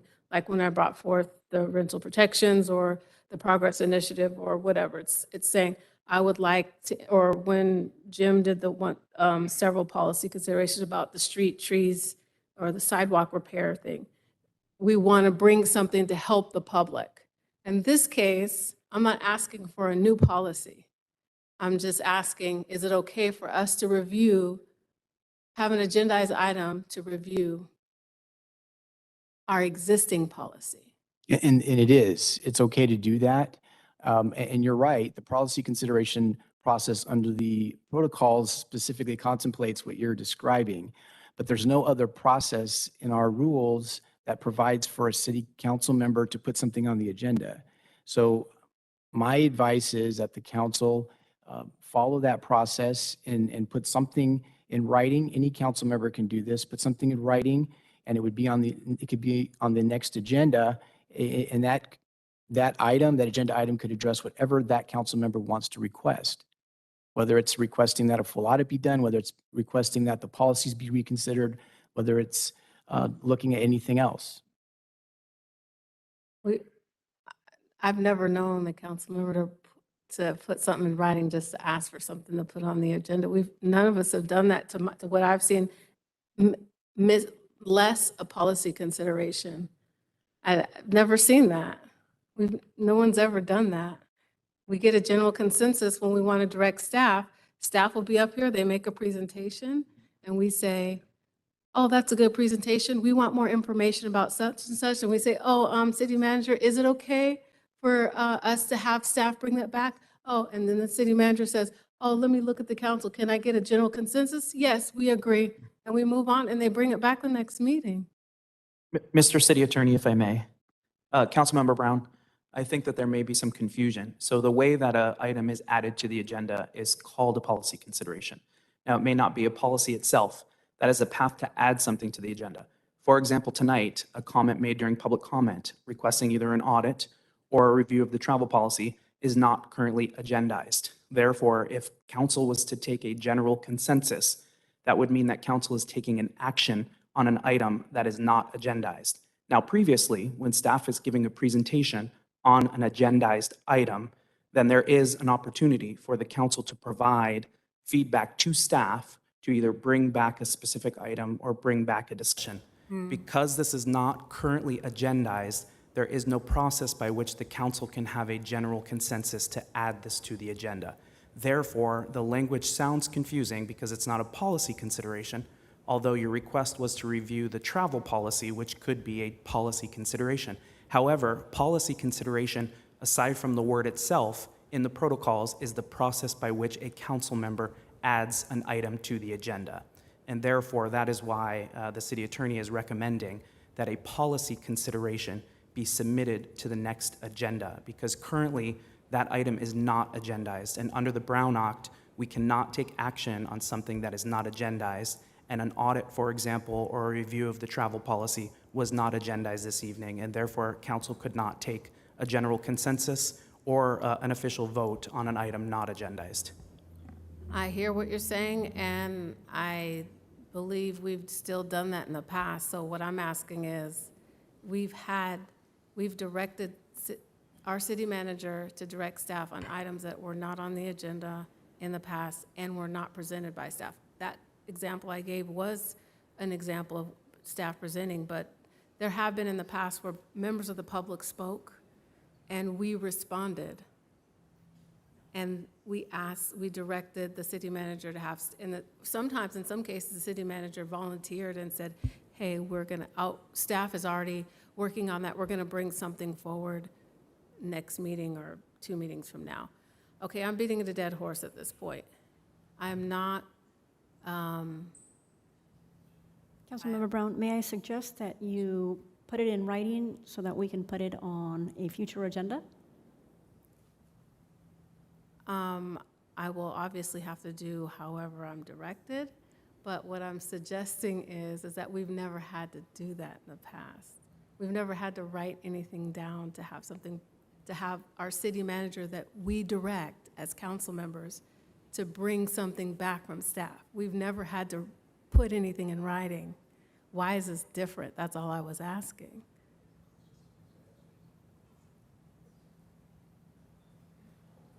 Again,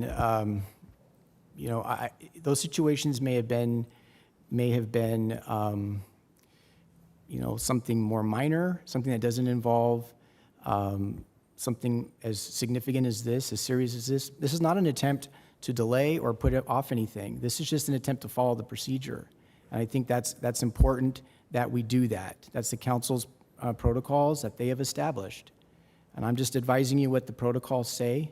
If you decide to take different action, that's I guess, your discretion to do that. I don't control the meeting, but I'm just giving you my recommendation. No, I have no desire to work outside of protocol or policy. Then let's just go ahead and, if you can put something in writing, then we will follow that process.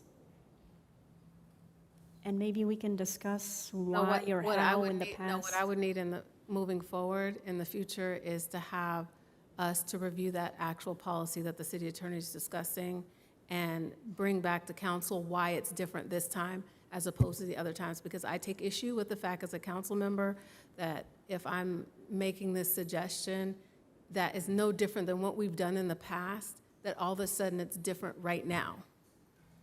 I do take issue with that, because all I was asking was what's different, and nobody has been able to answer that question.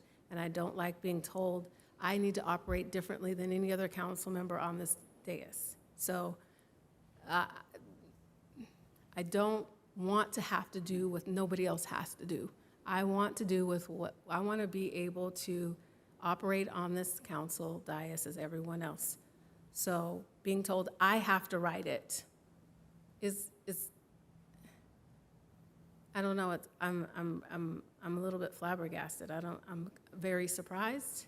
All I was trying to do was trying to find a go-between for what we've heard from the public and what we've done in the past, and the ability to review the policy. Now, if the city manager had just raised his hand and said, don't worry about it, we've seen all the emails, staff is already working on bringing that back, would that have been an issue?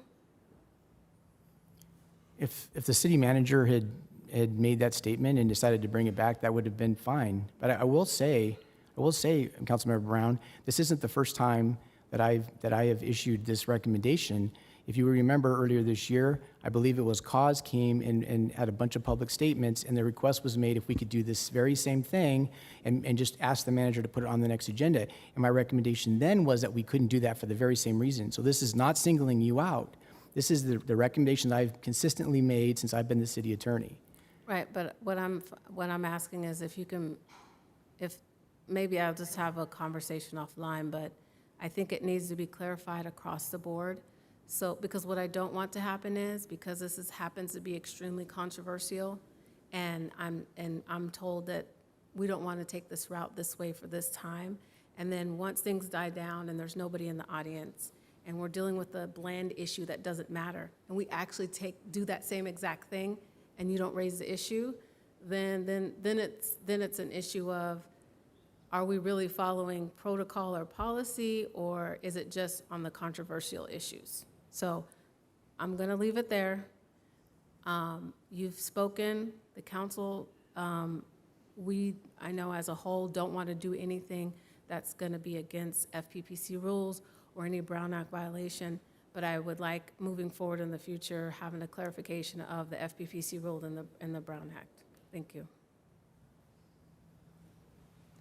And we will have the protocol revisions come to us, so I think that will be an opportunity for us to discuss all of these things in more detail.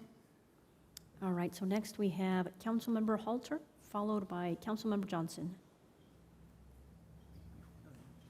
Great, thank you, Madam Mayor. I just want to help clarify because I'm kind of a newbie, been here a little bit more than a year and a half, but I do hear what my colleague's saying, but I want to say, because I think that there's obviously we've been told over and over that if something's not agendized, that we cannot discuss it.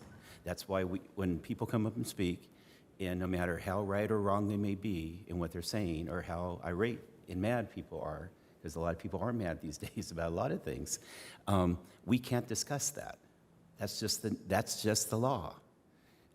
There's a state law that says that we can't even hit like on Facebook or on social media if it might be something that's going to come before a vote, unless we want to jeopardize our ability to vote on it. People don't know that. I didn't know that. I learned a lot in the last year and a half. This is a controversial issue. There's a lot of people who spoke. We knew there's a lot of concern in the community. And my understanding is that the policy consideration is just that. It's our process to put something on the agenda. We wasted 20 minutes going over this now. And I've only been on here a year and a half, but I know if I want something on the agenda, I was told I think it takes 2 council members to put that item on the agenda. And that can happen very simply as soon as what I hear, as soon as the next meeting, which is I think on the 26th. So that's what I'm hearing, and it seems very consistent to me that if it's not agendized, we cannot discuss it, we cannot take action on it. It has to go through the protocol and the process. Whether we like it or not, there are protocols and there's a process, and that's what's been very consistent the year and a half that I've been on here, and I'm willing to do so. So thank you. Councilmember Johnson?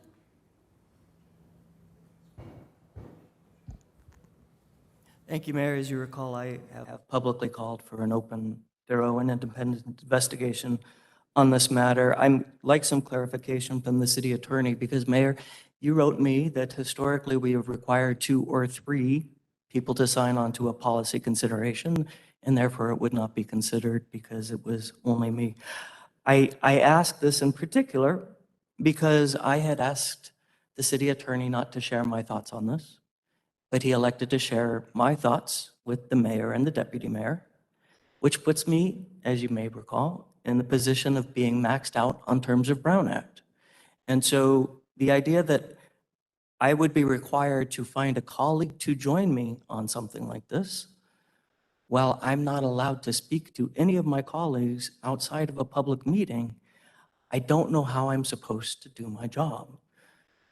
Mr. City Attorney, does a policy consideration require multiple sponsors? Under the protocols, it says any council member may submit a policy consideration. Historically, it has been 2 or 3, but the protocols do say any one. I think we had the same conversation around the cause issue as well. Thank you, we did. And in fact, I brought a policy consideration in which I was the only author. I think that answers my question. Thank you.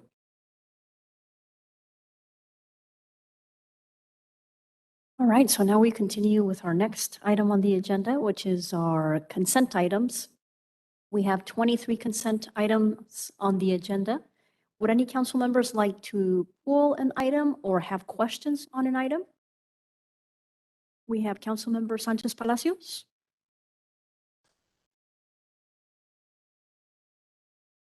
Yes, I just have a comment for number 8, item number 8. Number 8. All right, Councilmember Johnson. Thank you. I would also like the opportunity to make comments on 3 and 23. I would like to pull item 21. All right, so we will begin with comments on item number 8.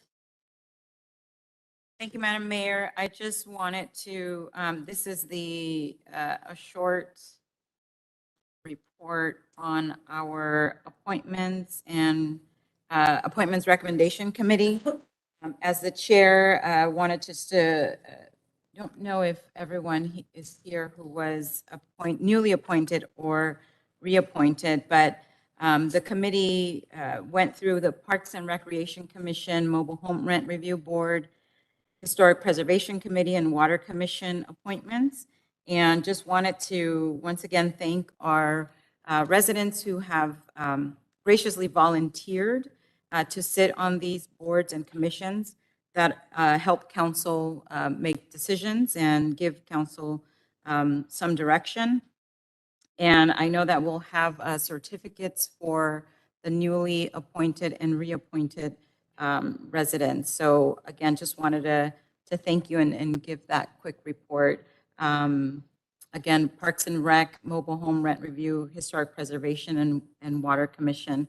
And I have Tanner Shelton, Sandra Tovar, and Donald Wood for Parks and Rec.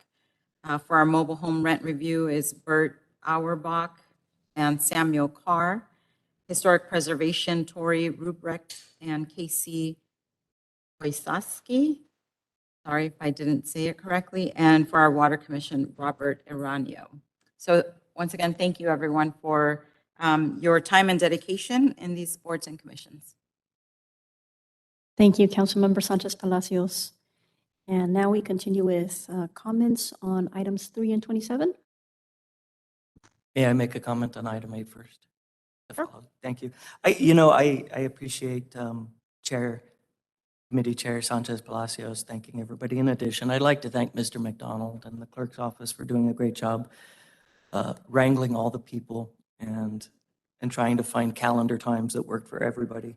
I know we brought this up last time. I again want to thank our public information officers for really putting the word out there so that we have more applicants and a more diverse pool of applicants, people from different backgrounds, different ages. And last, I want to thank Committee Chair Sanchez Palacios and Councilmember Friedman, because one of the things we are doing on that committee is we're looking at ways of updating our procedure on how we recruit and interview and select appointees to the board. And I will tell you that for those of you in the public, sometimes this subcommittee, we make a point that everybody has to take a turn on it because not everybody really wants to serve on it, but I am finding it very valuable, and I really appreciate my opportunity to serve on it. Thank you, Mayor.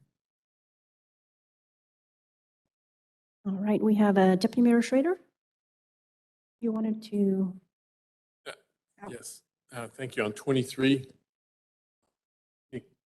Councilmember Johnson, you wanted, so under the recommendations, and so Alex, you want me, excuse me, Mr. McIntyre, do you want me to address this to you or?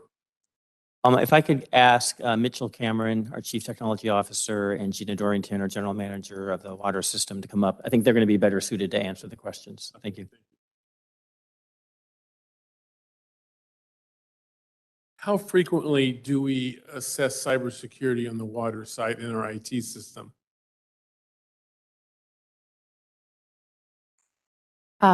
Continually, we're monitoring our security of the system. So just a recommendation. So when you're answering a grand jury, I think you need a little more specificity in here to let them know that we've done cybersecurity assessments in the water, because the response, it almost sounds like, well, we're going to do it. And it almost is like we haven't done it before. And so just a recommendation, and that was kind of true with a couple other on cybersecurity training. Do we do cybersecurity training for water employees now? Yes. Okay, and I figured that, but the answer, unless I'm the only one reading it that way, it almost sounds like, well, we're going to start that process, which almost lends you to believe that we haven't done it already. And I was 99% sure that we were already doing that. So it's just a consideration. But I think that response needs to be, I think we need to tell the grand jury that we've been doing it and that we're either upgrading it or we're going to schedule it on an every 90-day or whatever the case is. Does that make any sense? Yes, that was the intent of the writing, but if it doesn't come across that way, I apologize. Okay. Did anybody else struggle with that or? Okay. Okay. All right, that's it. Thank you. All right, thank you. all right, Councilmember Johnson? Thank you, Mayor. I would say Councilmember Deputy Mayor Schrader brought up most of what I wanted to say. But I have a question for Mr. Cameron. You know, this is a new department, and clearly this is a sort of difficult role that your department will be able to take on when it's fully spun up. I was just curious on a sort of a status where your department is in terms of filling out those positions, because I know that it takes some very specialized expertise to look at SCADA security. Thank you, Councilmember Johnson. Couldn't agree more. Obviously, it's something that we're going to be paying a very close eye to. Gina and I have worked pretty closely together for the last 5 years, tend to continue that and bring on the right expertise to continue to support not only her and the SCADA system, but also take a closer look at our cybersecurity efforts. In terms of hiring, I want to thank Danielle Keys. Her and her team have done a great job. We're bringing a lot of people on board right now.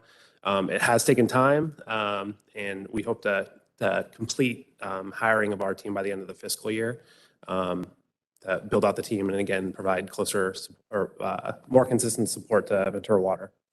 Thank you so much, Mr. Cameron. Thank you, Ms. Dorrington.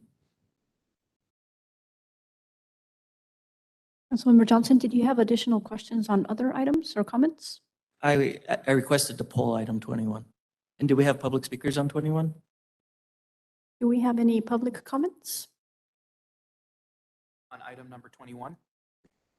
We do, yes. We have 3 speaker cards for item 21. Thank you so much, Mr. McDonald. Do we have public comments on other items? On the consent calendar, yes, we do. We have a comment on item number 5 and item number 17. Let's go ahead and take those comments. So our first speaker is going to be Liz Campos.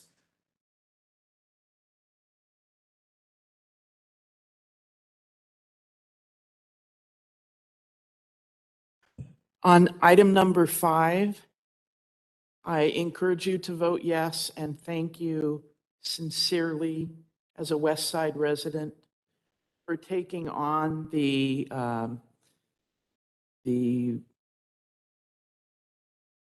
pulling of the compressor from a simple rate case. I think it really shows that whatever else is flying around in the city, you care about the residents on the west side and the terrible pollution that's been attacking us for years. So I want to thank you for that. And I encourage you to vote yes on item 5, both parts. Okay, it looks like our next public speaker on item number 17 has left, so he is no longer giving public comment on that. The final public speakers for the consent calendar are all on item 21.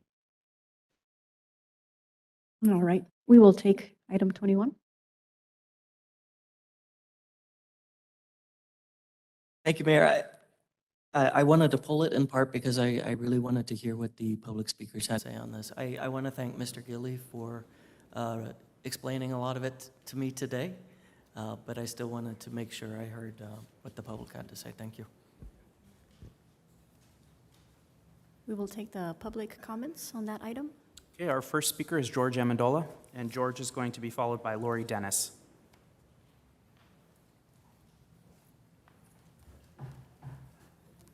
Hi, Dan Wilkinson and Lori Dennis are in the audience, and they were going to cede their time to me just in case I needed it. And I don't know if that's the proper way to do it, but I thought I'd just mention that. So I'm here this evening to request that council hold off on granting the quitclaim deed of the property in question as stated in the staff report for consent item 21.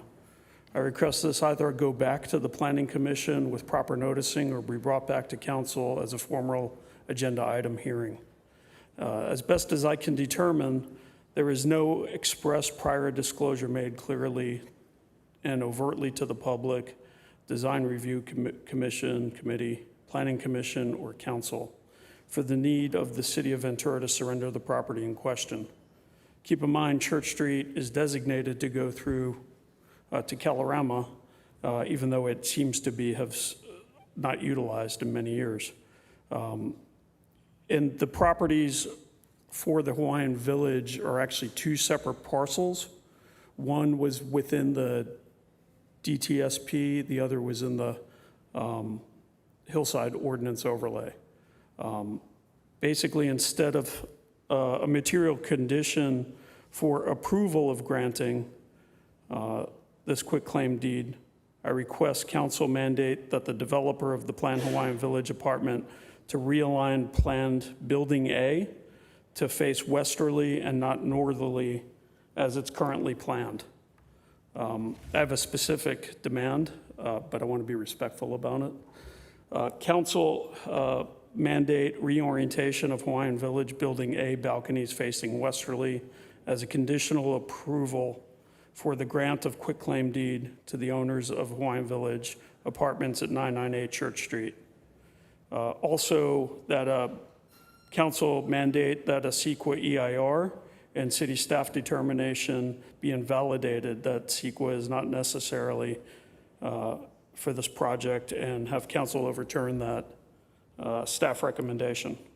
And then I also want to note that what I'm calling into question affects approximately 100 homes in Seaview Hills Owners Association on the streets of Mont Blanc, Khyber, Overlook, Winding Way, Vallecito, Casmalia, and Caliente, plus Ocean View Apartments and several homes on Calorama.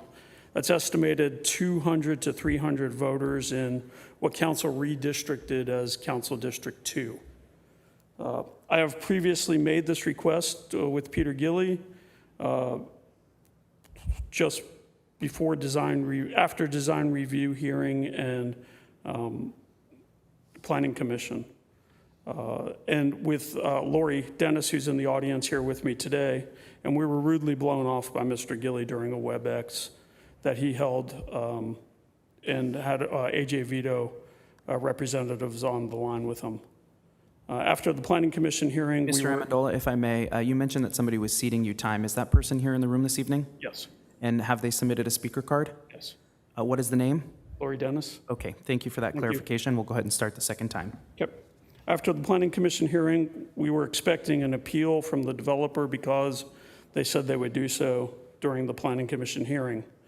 And it now seems that staff is gaming the public process here in favor of the developer, having avoided the appeal and subordinating the interests of surrounding neighbors with this granting of the quitclaim deed. This was clearly not the intent of the Thomas Fire Rebuild Ordinance. The Thomas Fire Rebuild Ordinance reads that it will not unreasonably interfere with the use and enjoyment of neighboring, existing, or future developments, and will not create traffic or pedestrian hazards. Building A faces directly into my homeowners association and facing up the hill, and it is zoning R35, and they received a variance to build up to 10 units on there. I expect that potentially, if you grant this quitclaim deed, they may try to build more than 10 units. We expect that additional light and noise coming up the hill and facing Seaview Hills and up the canyon will have an environmental impact, as well as impeding our peace and quiet enjoyment of the surrounding neighborhood. The addition of Building A exceeds the intent of the Thomas Fire Rebuild Ordinance and is giving the applicant a variance for financial hardship of which they are not entitled to receive. Those are my comments about the granting of this quitclaim deed. I would like council to hold off on that and kick it back to Planning Commission or have a formal hearing. On another side subject, I've probably have recorded about 15 irregularities through the process. I'm not bringing those to you this evening, but they'll be available should an injunction need to be sought. Thank you very much. Our next speaker on item 21 is Dan Wilkinson. Dan was going to cede his time to me as well, and he's not going to speak. That concludes public comment on item 21. Thank you. Councilmember Johnson? Yes, thank you, Mayor. Mr. Gilly, could you please answer some questions?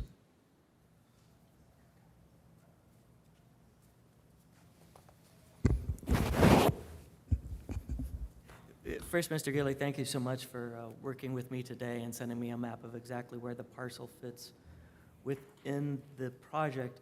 Looking at how it is essentially integral to the project as a whole, was this not specifically discussed at the Planning Commission meeting?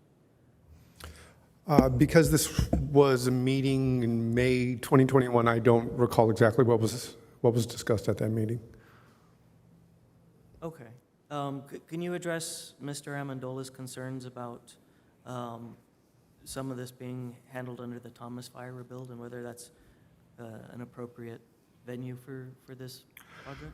The project, as the speaker noted, the project is two properties, and the northern property is in a residential zone that allows the building that was approved by Planning Commission to be in its location. Therefore, that aspect of it, my recollection, is independent of the Thomas Fire Ordinance. I think the Thomas Fire Ordinance was whether the new buildings or the new buildings that were on the forward part could exceed the height that was allowed, and the Planning Commission ended up not allowing it to match the height that it used to have and actually made it be shorter. But that was for the front buildings, is my recollection. Thank you, Mr. Gill. I just have one more question then for Mr. Hagelin. Mr. Hagelin, why does this consent item require a 2/3 vote? Madam Mayor, Councilmember Johnson, under Section 707 of the Charter, contracts for sale or lease of real property shall be authorized by an affirmative votes of 5 members. This isn't typically a sale, but it's like a sale in that we're exchanging this for that. Thank you, Mr. Hagelin. Mayor Rubalcava, you know, we did get a staff report on this. It did not explain very much. The map on it was a little more than a square. I do appreciate Mr. Gilly working with me today to come up with an actual site map to show where the square on it is. My recollection on the Thomas Fire Rebuild Ordinance on this parcel is different. And so with that, I have too many questions, and I will not be able to support this item. Thank you, Mayor. Next, we have Councilmember Halter. Thank you, Madam Mayor. I just had a point of clarity I need to ask our city attorney. What is the distance away from that property? I live in that neighborhood, so I'm curious. I think I'm far enough away that I could actually vote, but if not, I'll leave the room for the vote. Do you remember what that distance is that I need to be away from? Well, it needs to be at least 1,000 feet. I don't know where you're located. 500 for sure. 1,000 is questionable, probably a presumption in favor of you recusing yourself. I'm about if you go from the west side of my property to the east side of Hawaiian Village, it could be 1,000 feet. I think for safety reasons, I probably should leave the room because I'm on the east side of Ann and Church, and Ann or Hawaiian Village is at the end of Church Street on the west side. So I'm probably 200 feet down from Ann to my property, going east. And it could be 500 feet to the beginning of that property. But it is two different parcels, but I think it's one project. So it just makes sense that if there's any question at all, I think I prefer to, if you could keep that as a separate voting item, I'd like to be able to vote on the rest of the consent items. And I would leave the room for this one just in case. Okay, we can do that. And next we have Deputy Mayor Schrader. Did Mr. Gilly, did the planning committee review this? And if so, what was their take on this? As I said, I don't recall if the subject itself was raised at the hearing. I can say it is not uncommon that there will be projects where we may have right of way that's never going to be used or a piece of property that may not be used, and Public Works Department puts conditions of approval that they have to get some type of approval of council for that right of way and property. So that's why this item is here. But I don't know that it was discussed in detail at Planning Commission.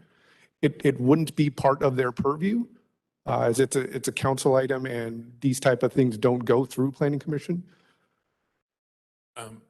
What happens if we delay this 2 weeks? Does the sky fall, or what are we delaying? If the permits for the Hawaiian Village rebuild can't be issued until this action is taken. So if it's delayed, that will just add time to the permits being issued.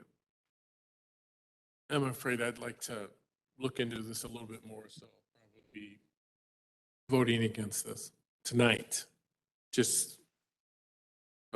Thank you. And now we have Councilmember Friedman. Thank you, Madam Mayor. Usually, when an item like this comes forward, staff has already looked at where a council member may have a conflict. So I think for the benefit of the council member whose district it is, I would be in favor of postponing this item just for that. I also think there have been some other questions, and I understand that the Planning Commission it's not their purview, but I think there's probably too many questions that we're not clear on tonight. And rather than us voting no, I would be happy to make a motion that Mr. City Attorney, is it tabling it or is it postponing it? What would be the proper term? I would just say continuing it till September 26th. I would move that we continue this item to the meeting of September 26th. I would second. All right, we have a motion and a second to continue this item for our next meeting. Councilmember Johnson, do you have a comment? I just wanted to pass on some thoughts on the staff report. And I've brought this up before, but in the past, traditionally, staff reports have included a more in-depth background. As somebody who has been attending these meetings for over 10 years, I have always relied on the background to find where things are. You know, there would be complicated projects and it would say, you know, on October 19th, 2020, the Planning Commission took this action. And on August 1st, 2020, Council took this action. And then in December 4th, 2019, the Planning Commission took this this action. And I have requested that that be included in staff reports, and it's hit or miss. And that is why today I had to ask Mr. Gilly, I had to reach out directly and say, what were the meetings where this had come up? And I would simply ask that staff do a little more with the background so that we can sort of trace back and find where decisions had been made. Thank you, Mayor. All right, so we have a motion and a second to continue this item. If there are no additional comments, we can go ahead and take a vote on that. Councilmember Sanchez Palacios. Yes. Councilmember Brown is absent. Councilmember Johnson. Yes. Councilmember Halter is recused. Councilmember Friedman. Yes. Deputy Mayor Schrader. Yes. And Mayor Rubalcava. Yes, The motion carries. thank you. And so now returning to the rest of our consent items, do we have any additional comments? Or are we ready to make a motion? I'd move approval of the remaining consent items. Well, second. Second. Right, we have a motion and a second. We may now proceed with the vote. And we will be able to use the voting on the Crestron for this vote. You can go ahead and enter your vote now.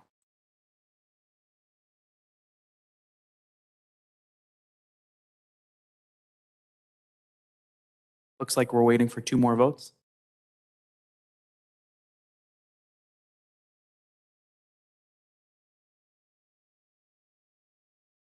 Okay, 7 ayes and the motion carries. Thank you very much. And going back to our appointments, do we have any of our newly appointed commissioners and board members in the room? We have for the Parks and Rec Commission, we have Sandra Tovar and Donald Wood and Tanner Shelton. And for the Mobile Home Rent Review Board, we have Bert Ackerbach and Samuel Carr. And for the Historic Preservation Committee, we have Tori Rubrecht and Casey Krieg Wasowski. We have certificates for our newly appointed members, just in case. If we don't, then we will go ahead and mail those certificates to them. Hey, Madam Mayor, I do not see any of the appointees in the audience. All right, thank you. And with that, we're going to take a short break, and then we will return for the rest of our agenda.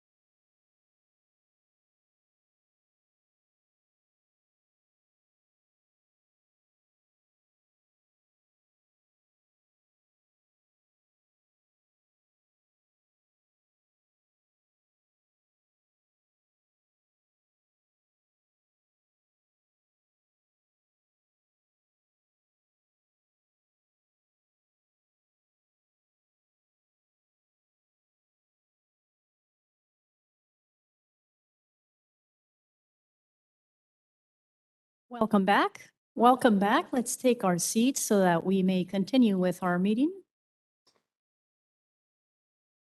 Next up on our agenda, we have item number 24, one of our formal items, and that is the equity considerations in staff reports. And for that, we have our city manager, Mr. Alex McIntyre. Thank you, Madam Mayor. Thank you, members of the council. The city attorney is coming back, but we'll go ahead and get started. Excuse me. Council will be reminded that the Progress Initiative was adopted by them in February of 2022. And one of the items embedded in the resolution was to bring back a conversation or a proposal to look at providing an equity lens in every staff report. And we want to provide an update as to where we are and ask the council for some feedback. And I have Katrina Titus, Senior Administrative Analyst in the city's, Management Analyst in the city's office, City Manager's office, to provide the staff report. So Katrina. Thank you, Alex. Good evening, Mayor Rubalcaba, Deputy Mayor Schroeder, and council members.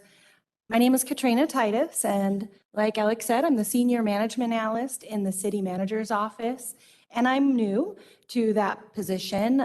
Since joining in June, one of my tasks has been to work on diversity, equity, and inclusion, also known as DEI for short. So you'll often hear people refer to it that way. So today, as Alex said, we're discussing equity considerations in staff reports. I'll briefly talk about how this consideration was developed, why staff is recommending an audit and training prior to implementation. So the idea of adding equity considerations in staff reports came through the development of the Progress Initiative. And for those of you that don't know, and maybe in the audience, it was a resolution with actions to increase diversity, equity, and inclusion, both within our organization and external with the community. So since its adoption of February of this year, I wanted to give you some things that I know of that have been worked on. City staff has been committed to this diversity and equity by meeting with multiple stakeholders and experts in the field, establishing a strategy on how to effectively recruit a more diverse applicant to serve on commissions. I believe Councilmember Johnson mentioned that earlier today. The executive team also attended ICMA's two-day equity summit. The city has also joined the Government Alliance for Race and Equity, which is known as GARE, which is a national network of governments working to achieve racial equity and advance opportunities for all. The communications team has increased messaging and collateral in Spanish to engage monolingual community members. And the city clerk's office is exploring the possibility of a 6-month pilot program to offer Spanish interpretation live for council meetings, as you will hear later on in today's meeting.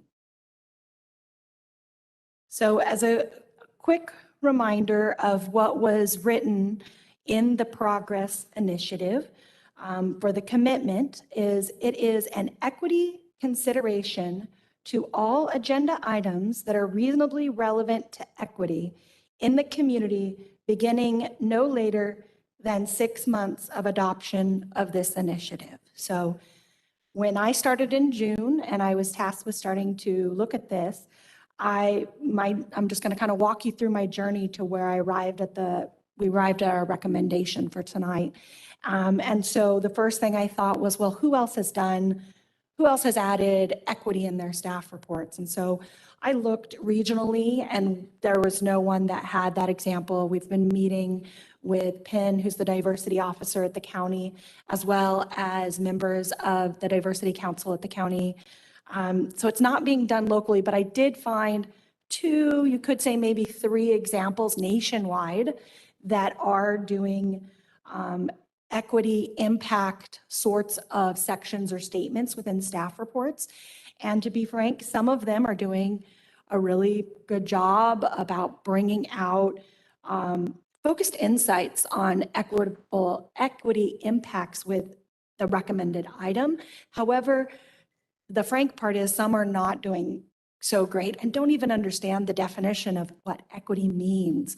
And so I thought, well, okay, despite the amount of examples that are out there, I'm going to keep charging forward and start developing some sort of a template, a guide, some prompts and ideas of how can we guide staff report authors into crafting the language or coming up with the section for the equity impact. And so I started kind of crafting things like who will be positively and negatively impacted by the recommendations, who was included in the process, and what barriers to the process have been addressed. And then the outcome, how will this be communicated to different groups and done in a culturally sensitive way? And so when developing it, it was quickly apparent that in order for staff to be successful at this, it was only fair that staff report authors and reviewers have the training and the vocabulary to be able to understand that. And so definitely training was necessary. And then in addition to the training, to be successful, I wondered, how do we know if we are successful? There's a missed opportunity right now in this moment to take a little snapshot of where we are to see if we've gotten to where we want to go. And so this brings me to my example that's within the staff report. That is just a real simple example of a DEI roadmap. And so the diagram illustrates that to know if we've achieved our goals, we need to know what we're starting at. And so this is both internal and external qualitative and quantitative data that we could do.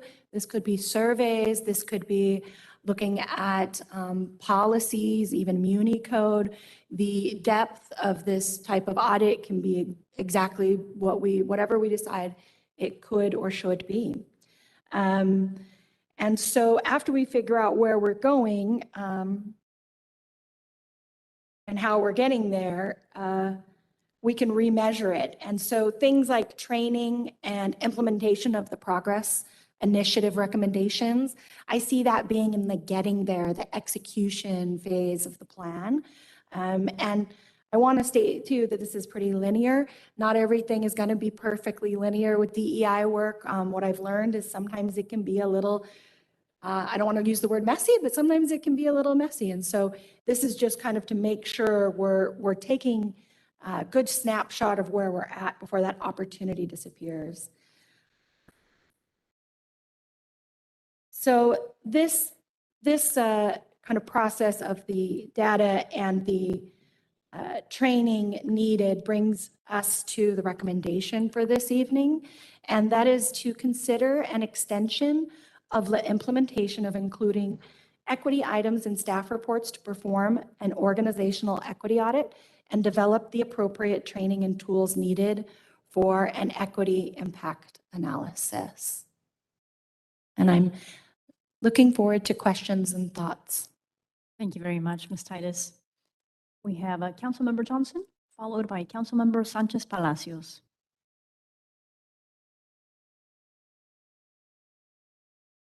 Thank you. My question is actually for the city manager, Mr. McIntyre. Council passed this in early February. Was there any work done between then and June? No, very little, because we were not staffed up to handle this. I lost my senior analyst. Mitchell ended up being the chief technology officer, so the vacancy was sitting there. So I was waiting to hire a new analyst to do the work. Thank you, Mayor. That's my question. And now we have Councilmember Sanchez Palacios, followed by Councilmember Brown. Thank you, Madam Mayor. I just did have a few questions regarding some of the points you brought up. I think specifically, where are we now? And what kind of measurables are you looking at to determine where we are now? Thank you, Councilmember Sanchez Palacios. That's a question that We don't know the answer to what we're going to be using to measure yet. I imagine this in the staff report. I imagine this being someone who is a specialist in doing an equity audit. And based on what information we have available versus what information we need to go out and get.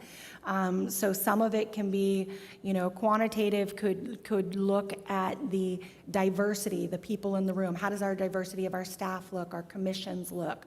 How does the diversity look in, in those numbers that we can easily quantify, as well as qualitative data, and that could be how welcome an employee feels at work to be themselves, and then the transverse reflected externally in the community with as much qualitative and quantitative data.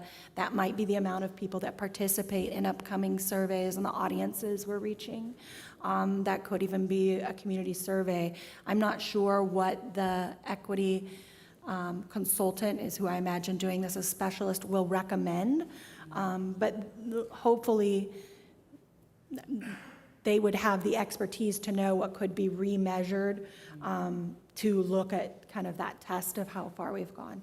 Okay, yeah, and that was, my other question had to do with a consultant. If I was guessing that we would get someone outside to help sort of walk staff through that process, right? And just wondering also how long, I don't know if you've thought of this, how long is it going to take? How soon can we get a consultant? Right.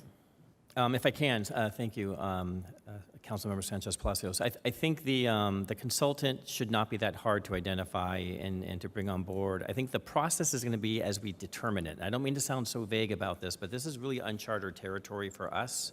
And I think what I've shared with some council members is we don't want to get it wrong. We can't afford to get this wrong. So we want to make sure we can bring someone in to help orient us and to get us to understand what are those kinds of questions and considerations we need to make as a staff, because we're just not wired that way. We haven't been wired that way, so we need to rethink a lot of this through. And a lot of the cities that I'm familiar with, and it's interesting, no one in the county does this, including the county. And yet the county has had a diversity task force or diversity council for about 4 years now, and they have staff full-time who work on this. And even they are not ready to put into their staff reports yet the idea of an equity lens. They are saying to us they just have a lot more work to do, and they cautioned us on moving too quickly. So for me, I take this very seriously. I mean, this is something near and dear to my heart, and I think it's something I'm hoping we can take those next steps properly. And the next step would be bringing back a consultant, a contract for consulting services to come in and start working with the staff. I will say, if I can, I want to echo something that Katrina said, as I put my executive team and some key staff in the city manager's office through a 2-day equity summit. It was 2 full days of training from ICMA, the International City Managers Association. They have taken this up very seriously, and those who may have gone to Cal Cities this last week, there may have been some panels about equity in equity considerations in organizations and whatnot. So we're getting in on the ground floor. We want to start right, or start properly, excuse me. And I think the eye-opening moment I had was probably in about August, where I realized we're not ready. We're just not ready as an organization to do this yet, but we can get ready. So that's I think what the request is about. Thank you. And then my last point would just be a comment. You mentioned quantitative versus qualitative, and I would highly lean more towards the qualitative because numbers can be numbers, but I think it's very important how our city is perceived as welcoming, if we are, if we're not, within our organization, but also externally. So those would be my comments. Thank you. Thank you. Now we have Councilmember Brown. Thank you, Madam Mayor. So I just wanted to first say that I do recognize as a county employee that the County of Ventura did begin their task force in 2020, but did not make any real headway to a whole entire 2 years later. They formed preliminary groups, and it kind of struggled, and they got together and fell apart, and then they restructured, and then when at the end of the 2 years, they ended up having listening sessions with staff members all around the county to talk about their feelings from George Floyd like a whole year or two later. It was kind of strange, but I think it had a purpose and a point. And they also, when they finally did establish a task force, it was mainly department heads, and then they had the opportunity to, give their input on how to define equity and inclusion for their general plan. And they actually came up with these things that they wanted to add into the county policy, essentially. But I guess I'm taking the long way around to say it did take time. And I understood that when I brought forth the policy consideration for the Progress Initiative, that it would take time. And I think I said that when my colleagues graciously agreed to that this was a good step forward for the city, that it wasn't going to happen overnight. It wasn't necessarily going to happen in the first year. Having said all those things, I just had a couple of quick questions. I understand that Alex, you said that you're going to get together with staff in a similar way where you have a task force, a team of department heads or managers or whomever. I just want to know, will the city council have an opportunity to give input on some of that process, or is that just going to be completely staff-led? So again, we don't know what the process is going to look like. I think the idea, if the council wanted to provide input, we would of course welcome it. What we want to do is ask the consultant, who may have done this, I hope many times before, to say what works best, what is the right and proper setup. And Councilmember Brown, you mentioned department heads, and we think, I'll say I think, internally, I'm not sure department heads is necessarily the right place for this. I don't know that that's exactly the right, but that's what I'm talking about, right? We want to hear from the people who've done this before to say, don't go this path. It's going to be a rocky road. Take this path. And when I say easier, I don't mean easier, but we can avoid certain pitfalls. So if I just put my 14-member department head team to do this, I don't think that's the right setup. I actually like the idea, and my bias is that it should be sort of a bottoms-up, a ground-up sort of effort. Sure. Because if it comes down from the top, it's not going to be, it's going to be received differently. But if it comes from the employees, and they bring it up, and we are able to sort of rise together, I think that model works best. But again, I would want somebody to tell me that and say, no, Alex, you're wrong because whatever. And I can see Katrina's waiting to jump in. That sounds good to me. Yeah, I think the intent for everyone is this to be meaningful organizational change, and that, as you know, takes time. This is organizational cultural shift, and I'm looking forward to the journey personally. And so my other two questions is, are you requesting an equity audit and additional time for the entire initiative, or just one specific section of the initiative? The one specific section, because the one item that had a time mark on the resolution was that particular commitment for adding it. And that's the only one that had the time mark on it? Correct. And will council, well, I guess you kind of answered that question. I just wanted to offer my interpretation. So when we added this item to the policy consideration, and I think we had a rigorous discussion how we wanted it written out. Equity impacts I guess it can mean a lot of different things to a lot of different people.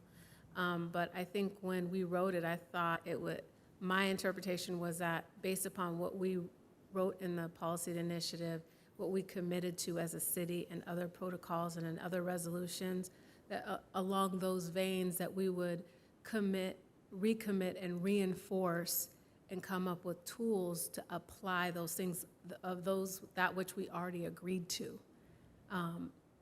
Because the policies that we deliberated on as council members and said, yes, we can commit to that, is what we thought would be the best fit for the city of Ventura. So I would suggest that would be the best place to start. And as far as how we are defining equity for the city of Ventura. And then it's asked as a consideration. So it doesn't necessarily mean it's the fact everywhere and anywhere. It kind of is interpretive depending on the needs of the city of Ventura. So That was just going to be my input on that. And the fact that it says beginning no longer later than 6 months, the fact that you brought this back to us is showing that everyone, that you guys have begun the process. And so I think that you guys are doing a good job of that, and I appreciate what you guys are doing. Thank you. Thank you, Councilmember Brown. Now we have Councilmember Halter, followed by Deputy Mayor Schrader. Great, thank you, Madam Mayor, and thanks, Charlie, for the staff for the report. I'm just wondering, though, as far as training, do you see this being all staff members being trained on how to look at a staff report from an equity consideration standpoint? And then would it be on our agenda as a certain rating or just a paragraph on that consideration? I believe that what is envisioned is equity training to the entire organization on a general level, and then more highly specialized training depending upon a person's position so that they can better serve the community, which would include being able to author a particular section within staff reports that addresses an equity impact, and potentially, that could ebb and flow, but I think at this point, that's what's imagined, is there being a base training for that organizational so that we're moving together as a team and we're all able to have the same information and growth as colleagues together. Mm-hmm. Okay, and then just for more clarity, is that on the staff reports as they're submitted, would there be a rating of some type or an evaluation, or would it just be an internal review before the report gets submitted for review? Councilmember Halter, I think at this point, we don't know exactly how that would look like, and I think that we would most likely get it wrong to get it more right. I think this is going to be something where there could be a section. I don't think it'd be a rating like a number system, if we're referring to. I think it would be descriptive, but there are multiple lenses to look at equity, and there's sometimes negative and positive equity impacts within one single recommendation. And so it is, going to be complicated in how it's looked at, that guide or how we do it. I would say, be patient as we all go through this process together. So it's part of the training is really all about educating on awareness on equity issues. And I could see that. I guess a concern might be how the public would look at that from what are we missing? I think we'll all be open to input, obviously from the public, but there's some that I think would want to point fingers that we didn't get it right. So it's really important that we get it right.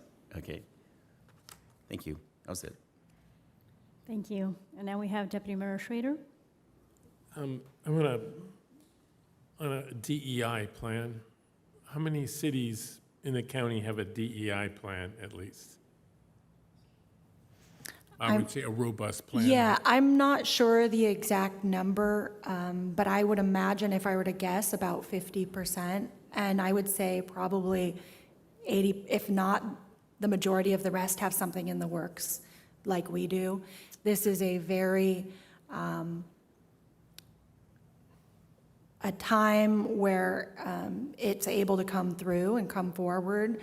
The George Floyd really opened up a lot of people's hearts to really say we need to look at the change, the systemic change, and make some meaningful efforts within our organizations.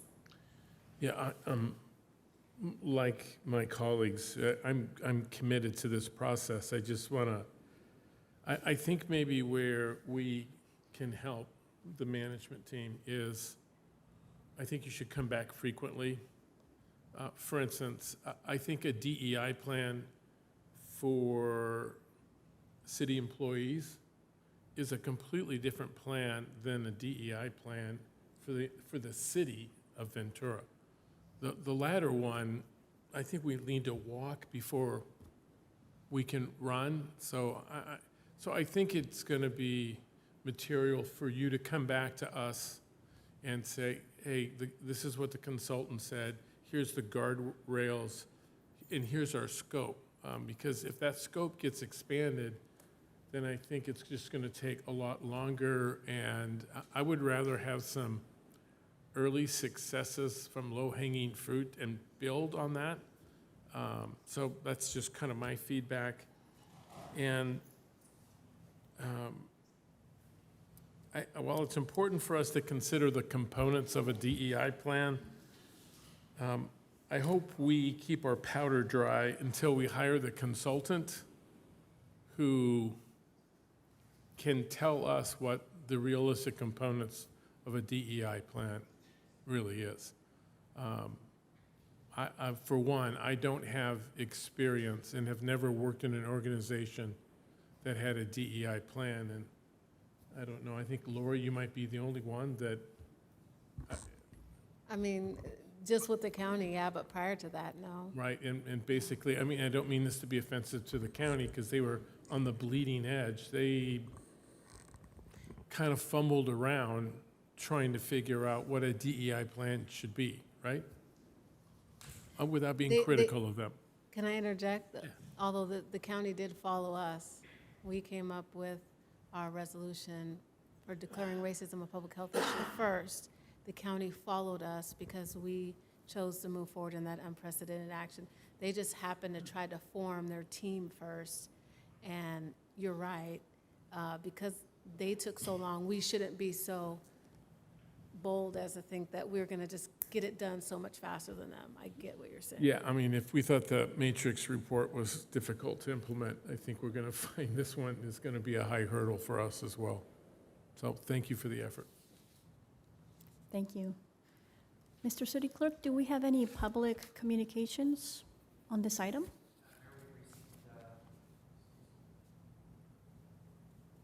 We've received one public comment card for item number 24, and that's Helen Aloyan.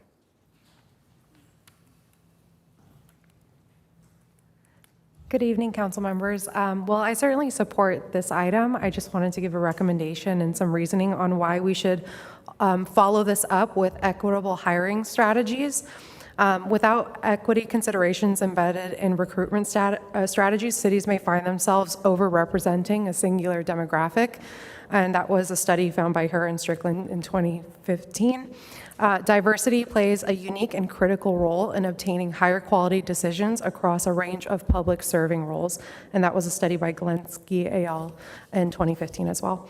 Rethinking our hiring practices, personality tests or other indicators of cognitive ability may better predict performance by prospective employees.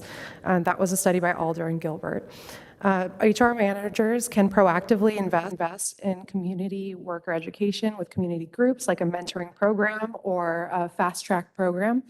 And ask ourselves when we look at these positions, do we really need a college degree? Are there any other forms of experience that may qualify an applicant, whether it be volunteering or mentoring or internships? Can we use the point factor method for HR decisions and collaborate with local group to identify these high caliber clients that have given back to their communities but may not necessarily have a formal job in the private sector?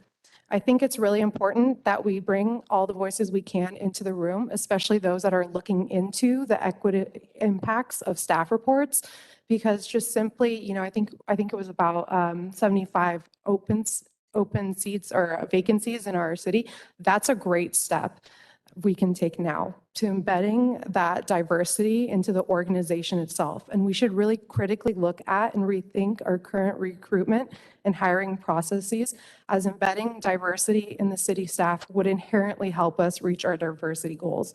And I know we talked about this is going to take a very long time, but taking a look at our hiring, using the job analysis skills with point factor method, coordinating with our community groups. These are all things that we can start doing right away. And I think, the community, having a government that represents us, will inherently help us meet all of these objectives. Thank you very much.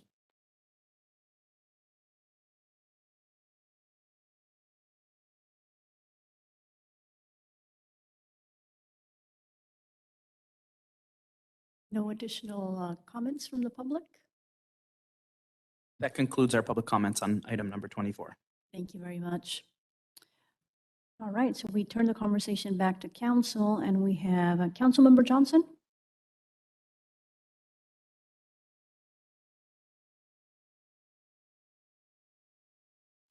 Thank you, Mayor. I certainly agree with the taking our time to get it right when we look at a DEI roadmap and including things such as hiring. This is not really part of that. And it wasn't intended to be. I, of course, have been advocating for this for over a year and a half now. When we had the Progress Initiative, I did advocate for having a 6-month on it because my concern was that without that, it would not happen without bringing in a consultant and saying this is complicated and we need time to figure all of this out. Clearly, we have to have an extension because the 6 months have come and gone.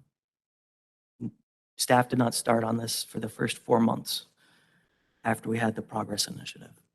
And I certainly wouldn't have put a 2-month deadline on it because, of course, you can't do that in 2 months. You know, when we talked about it, I brought examples of exactly what this would look like. For example, if we're going to talk about a program for filling tree wells with new trees, an equity impact analysis would include questions about which neighborhoods don't have tree wells that can be filled. And the point of the equity impact analysis is not to have answers to everything. It's not to point out flaws. It's not to point out victories. It's to raise questions. And it's to bring the issue to council's attention that there are equity impacts. Some could be good, some could be bad, but it was never intended to be exhaustive. And as I said, when we first discussed this, I think the language should be that some that have been noted include, but are not limited to, a number of issues. And as staff works through this, to go to the point of, you know, we want this to come from the bottom up. The way to do that is to start implementing it, not to wait for a consultant to come up with a DEI roadmap, for the city manager to implement a training program, but rather simply to start doing the work. And we all know that there is a learning curve, but starting that work and trying to do it is better than not doing it at all. And that is what we are doing. We are not doing this at all. For a lot of staff reports, just as it does with a financial impact, it could say no equity impact is projected. But it could also include an email or a contact information and some language that says, you know, that does not mean that there are none. But, you know, we encourage people to participate and share their concerns. We are new at this. And I think we should grant an extension. But I think the point is not to wait until a DEI roadmap is established. I don't think the point is to wait until we have successfully changed the culture at City Hall. That's going to take a generation. This is something that we can and should. This is low-hanging fruit that we should get started on.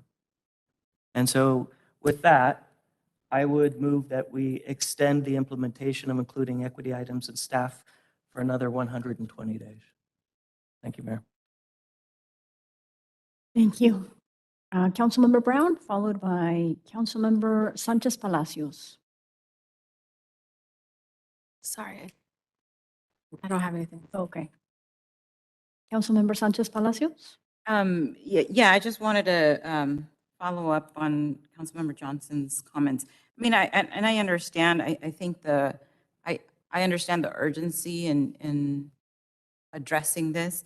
I think, though, if I look at our leadership and who would be starting this, I'd be concerned as a person of color because we don't have that diversity right now.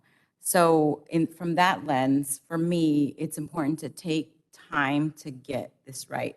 I'm not saying we're going to take 5 years to do it. I hope it doesn't take that long. But I certainly do want to make sure that that we're taking some good steps, some solid steps. And I don't think we have the people there now that could help us take those steps. So, thank you. Thank you. Councilmember Brown? I did do it that time. So I just wanted to offer a story. So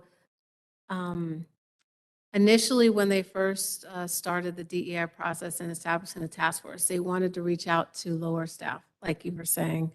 And I thought that was like awesome. And then they had two separate ones. They had the management one and they had the lower staff one.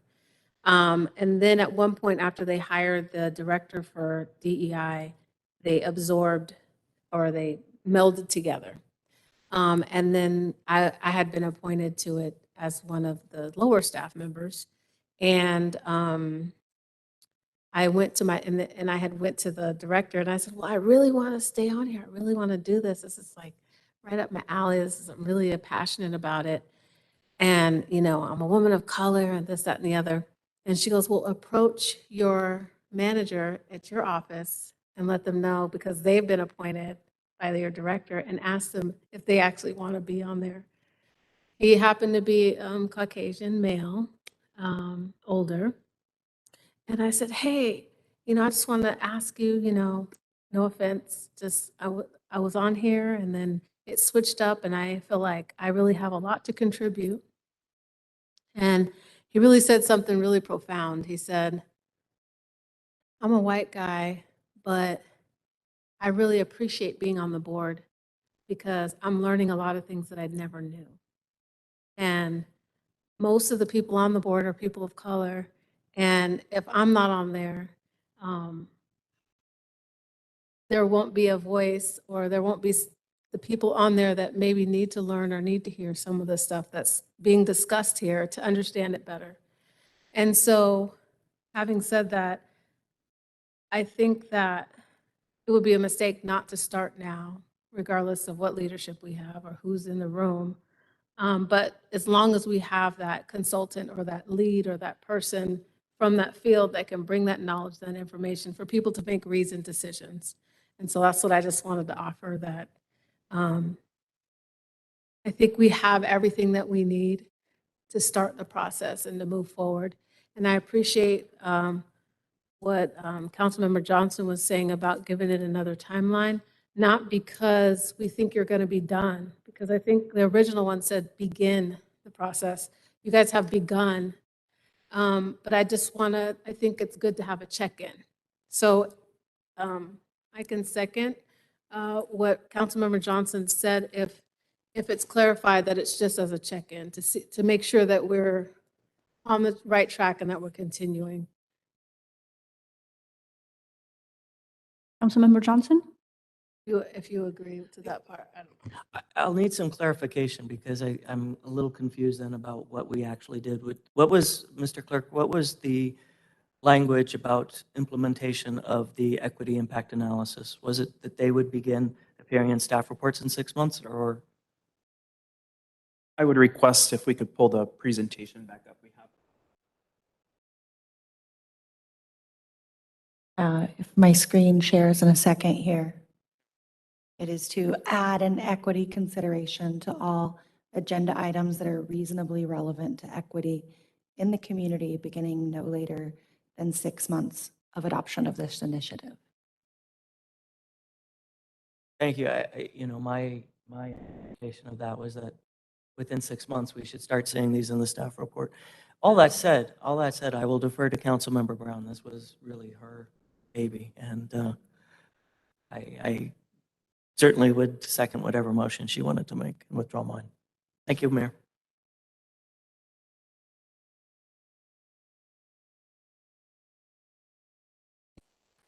So I would just like to, let me pull it out, make the motion to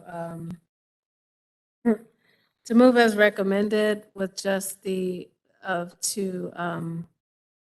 consider the extension of the implementation portion of including, but to add to that, to come back as a check-in in another 120 days, just to give us an update on where you're at and all the great things that the city is doing, because it's great to hear about that. And I would second that.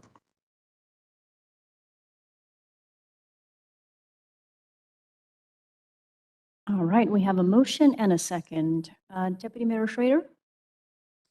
So if I'm looking at the recommendation, Mr. City Clerk, can you pull it up again?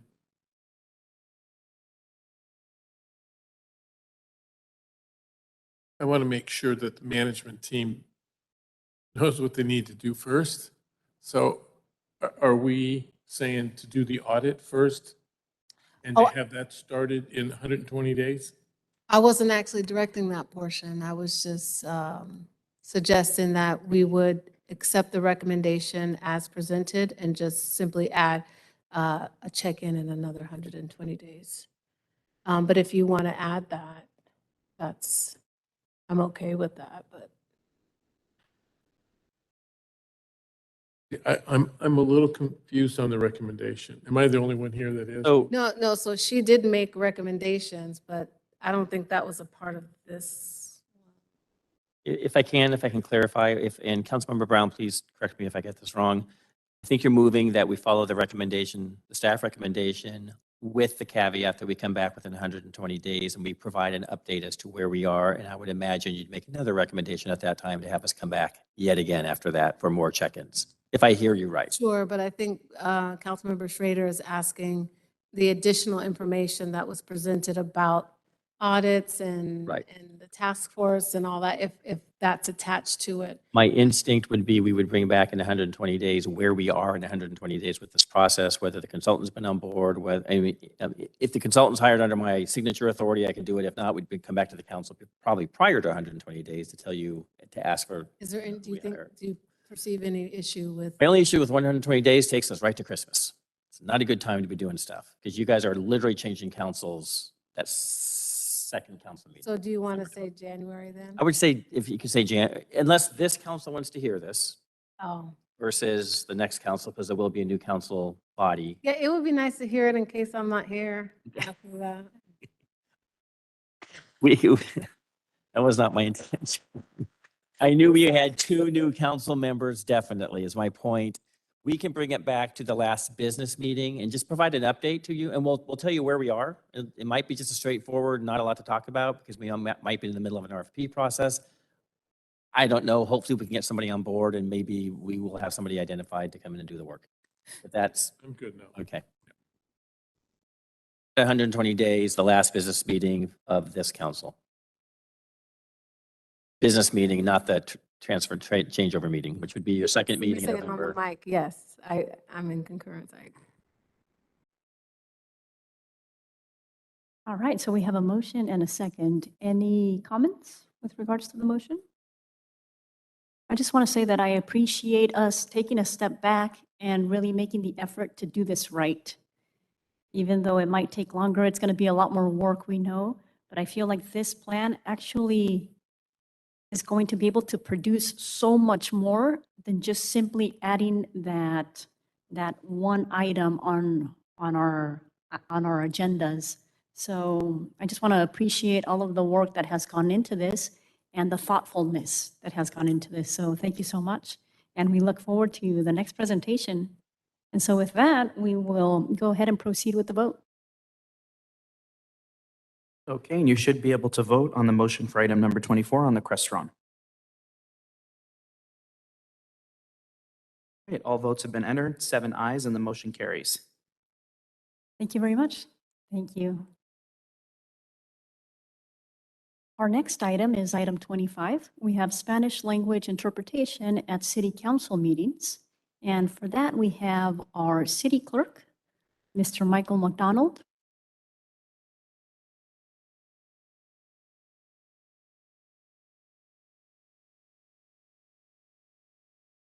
Needing just a minute to load the presentation.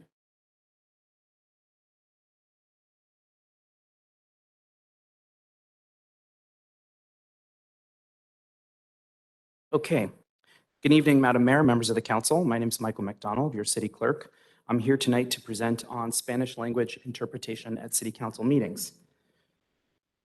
As you may recall, on April 18th of this year, council adopted a policy consideration, which was authored by Mayor Rubalcaba and council members Brown and Johnson, which directed staff to return with a pilot program for offering two-way Spanish-English interpretation at city council meetings. As we know, the city has many monolanguage Spanish-speaking residents, and some of those residents have made use of interpretation services at prior council meetings when they were offered. By way of background, I wanted to provide a table here. I reached out to the neighboring jurisdictions to determine how and what their process is for providing interpretation services. So the responses from the cities that I heard back from are included here in the table. As you can see, the cities of Carpinteria and Oxnard, for example, are the only two that I could find who maintain a permanent contract to provide the service at all city council meetings, regardless of the need at the meeting or a request made prior to the meeting. City council meetings, regardless of the need at the meeting or a request made prior to the meeting. For example, the county as well does provide interpretation of supervisors meetings. However, that is by request. So you can see here that there are several different options. There is cities that offer it by request. As you can see here, it has not been requested, for example, in the city of Fillmore in about over a year. And then there are other cities, as I mentioned, Carpinteria and Oxnard, who provide it at all city council meetings. And then, for example, the cities of Port Hueneme and Santa Paula do not currently provide any interpretation services. Some considerations to keep in mind when looking at developing a program for interpretation service is, as experienced in other cities, whether or not the services will be fully utilized at the city council meetings. Additionally, we are currently in the process of upgrading our technology in our meeting rooms, and this will expand our hybrid capability for other meetings. So right now we're talking only about city council meetings, but as we look to expand our other public meetings as well, that's a consideration to take. And as part of the progress initiative that Katrina just presented on, one of the goals was to further develop a language access plan for Spanish-speaking members of the community. By offering a pilot program, for example, this will help us inform a plan like that. So when looking at providing interpretation services, there are really two critical factors that we have to take into account: the quality and the consistency of the interpretation services. The benefit of working with a professional language service provider is one way for us to assure a high quality and consistency of all of the work. In the past, the city has hired all languages interpreting and translating services. For example, during the council redistricting process was the last time that the city brought those folks in to provide interpreting services. And at the direction of the policy consideration, we looked at starting a 6-month pilot program. The benefits of a pilot program are that we would really be able to evaluate the needs of the community. So in addition to providing interpretation services at city council meetings, I do also plan to do outreach to our community partners to hear from them regarding the actual needs in the community. We would also be able to monitor the demand for services at each city council meeting.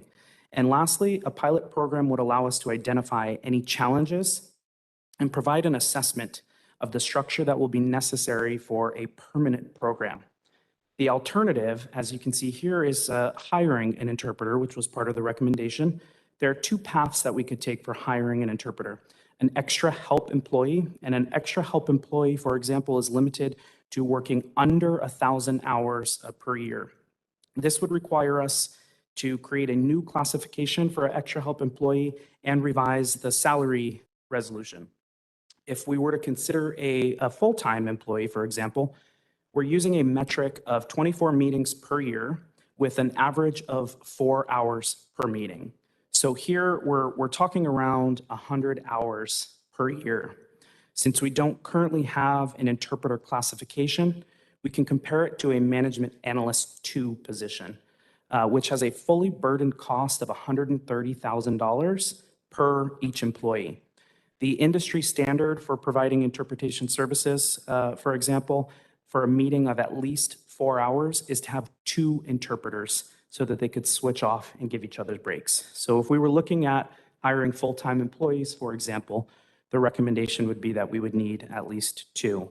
While we're not sure if the services will be fully utilized at the meetings, one of the benefits that WebEx does provide is WebEx provides live simultaneous interpretation. It's achieved through the use of different audio channels. So essentially what we could do is we could set up 2 channels. We would have the regular channel where we broadcast the meeting. We would have a Spanish channel, and folks who are joining the meeting remotely would have the option of selecting which channel they would like to listen to the meeting in. Again, this is achieved through those audio channels, and while we may not potentially have folks in the room who are requesting these services, the interpreter would still be here. The interpreter would still be interpreting the meeting, and they would be interpreting it to the Spanish channel.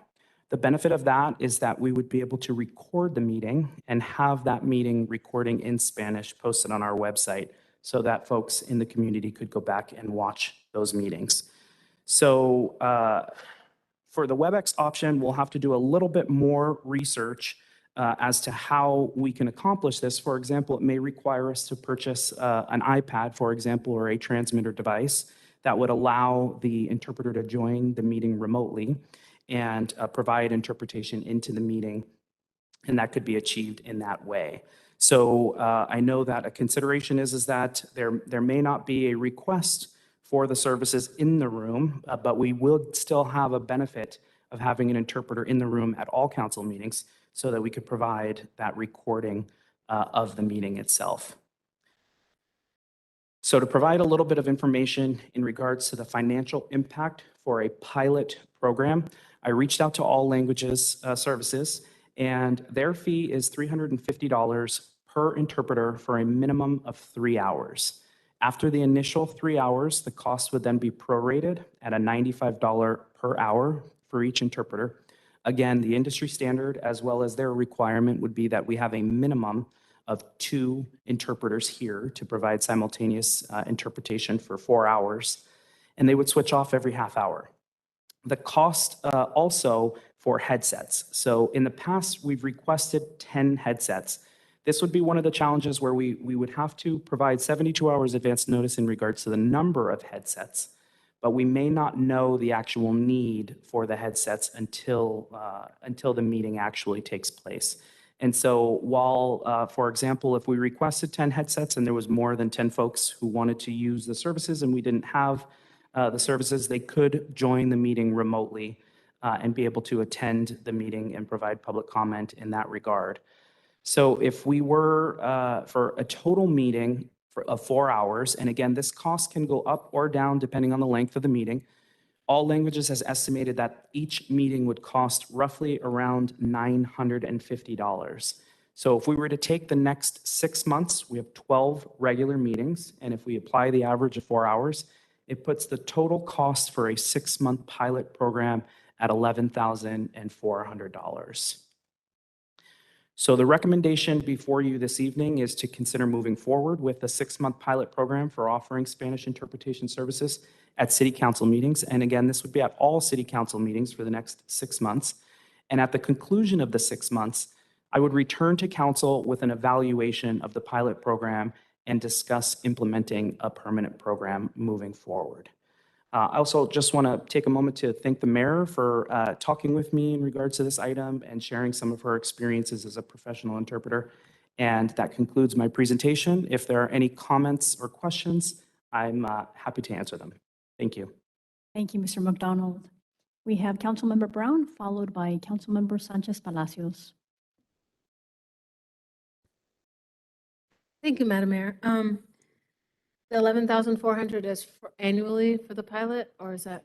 It would be the cost for the 6 months. And I would note as well that in the current fiscal year budget, there are appropriate allocations in the city clerk's budget to cover that cost. Great. And I heard you mention headsets and interpreters being live and in person, but also talking about the WebEx translation. Are you suggesting the pilot will include the WebEx translation in addition to the in-person? or- That's right. So one of the concerns that we had when looking at a pilot program was the two options of one, providing that the community members would have to provide advance notice, for example, 72 hours advance notice. And then we could request that the services are here for that meeting. Or the second option is that we provide them at all meetings for the next 6 months. And really the benefit of being able to provide it at all of the meetings for the next 6 months is, again, that they could use that feature in WebEx to record a Spanish audio channel and have a recording of the meeting in Spanish. And how soon would that be, that portion be available for the pilot? Like, say if we approved it tonight, when would the WebEx translations be available? Sure. So all languages have identified that they're available for our September 26th meeting. I've provided them with all of the dates for the next 6 months as well. They are available for all of the meetings. In terms of the WebEx, I would have to do a little bit more research to see on our end, and the mayor has graciously offered to work with me on that process. And so depending on whether or not we need to purchase either a transmitter device or a new iPad, that will really dictate how long until we can start that audio channel. But I would anticipate, if not by the 26th, then definitely by our next regular meeting, we would be able to offer that service. And is there a charge that WebEx charges off to the city for that additional service? Or is that within the package that we currently have? Thank you for that question, Councilmember Brown. It's currently included in the package that we have. So it is offered in our WebEx webinar account that we have for city council meetings. Okay, so I'm asking all those questions because I want to know, had you considered, or is it possible to lean into the WebEx translation as the primary source and have headsets that actually connect to the WebEx so that you can sit in the audience and have the headphones that connect to the WebEx and hear it without having the in-person interpreter? Sure. Well, thank you for that question. There is an option as well of having a remote interpreter, for example, and that would be similar to what you mentioned. The difference with that would be is that we would then have to purchase the headsets, for example, and we would have to, if, for example, a community member did not have a way of connecting to the meeting remotely, or if the headsets, for example, do not connect to a cell phone, for example, that could present a challenge. So, as an aside, WebEx does currently provide live translation services in many different languages. However, it's like using Google Translate. So when we talk about quality and consistency, it presents us with a challenge. Also, if we had two different processes by which in-person and virtual participants were receiving the interpretation, we could be creating an inconsistency. If folks were using, for example, WebEx translation services versus live interpretation services, there could be inconsistencies with the dialogue. Oh, so I didn't realize it wasn't an actual person because I was in a cause meeting, I was just going to share that, where they had community members come and talk to me. And so it was a WebEx, all of them were speaking Spanish, but all I heard was someone speaking in English. It was the neatest thing. But it sounded like a live person. And so I assumed it was. And they may have had a live person if they have the system. In my previous jurisdiction, for example, we did utilize virtual interpreters. Well, no, but you still had to push a button that said, You still have to go to the channel. I want Spanish to English. Exactly. Yeah, and so you still have to select channel. So do we have that capability as well to have it where it's a person? Is that what you were referring to as? And so I guess my question is, if we have a live online person, that might be cheaper or more cost-effective or prudent because we don't always have the demand with the supply. But at the same time, you were saying we would have challenges with the equipment necessarily, because if it didn't connect to the phone, then we may have to provide an iPad or something like that. Yeah, that's exactly right. And not only that, but there may be cost variations between having a live in-person versus having a remote. But the benefit of having somebody in the room, again, regardless of if there are no requests for the devices or for the services, is that they are here in the room, still interpreting the meeting live into a recording of the meeting. As would be the case with a virtual as well, and the cost may vary, but I do see a benefit of having someone in the room. Thank you. I'll take the lead from Sophia. Thank you, Councilmember Brown. Now we have Councilmember Sanchez Palacios, followed by Councilmember Johnson. Thank you. Just real quick, just to confirm, so we would be using this service regardless of whether anyone needs the service or not, correct, for the pilot program? That's correct, yes. For the pilot program for the next 6 months, the recommendation is that we provide the interpretation services at all of the meetings. And you know how you send out the agendas for the meetings? Would there be a special notice on there letting people know that they have to make a request, or is that not yet going to be implemented? Just wondering in terms of letting people know that the service would be available. Sure. Well, thank you for that question. We would include language on the agenda. The benefit of by having them at all meetings is that we would not have to request them. So members of the public would not have to request the service. It would be offered.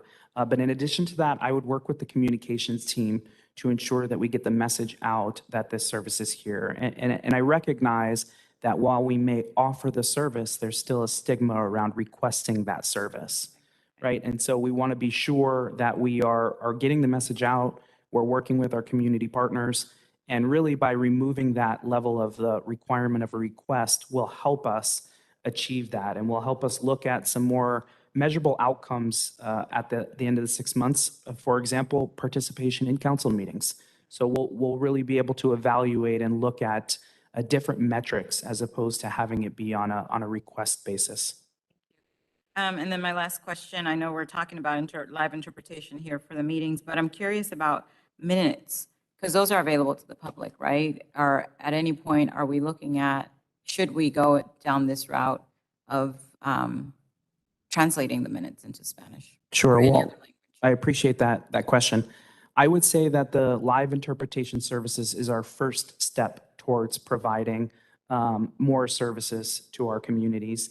And so while, for example, in the beginning and during the pilot program, we wouldn't necessarily be translating the minutes, but the recording of the video would be available. And so they would have that. But I think in terms of our language access plan and a broader discussion that we can have when we come back, we'll be looking at things like that. Great, thank you. Thank you. Now we have Councilmember Johnson, followed by Deputy Mayor Schrader.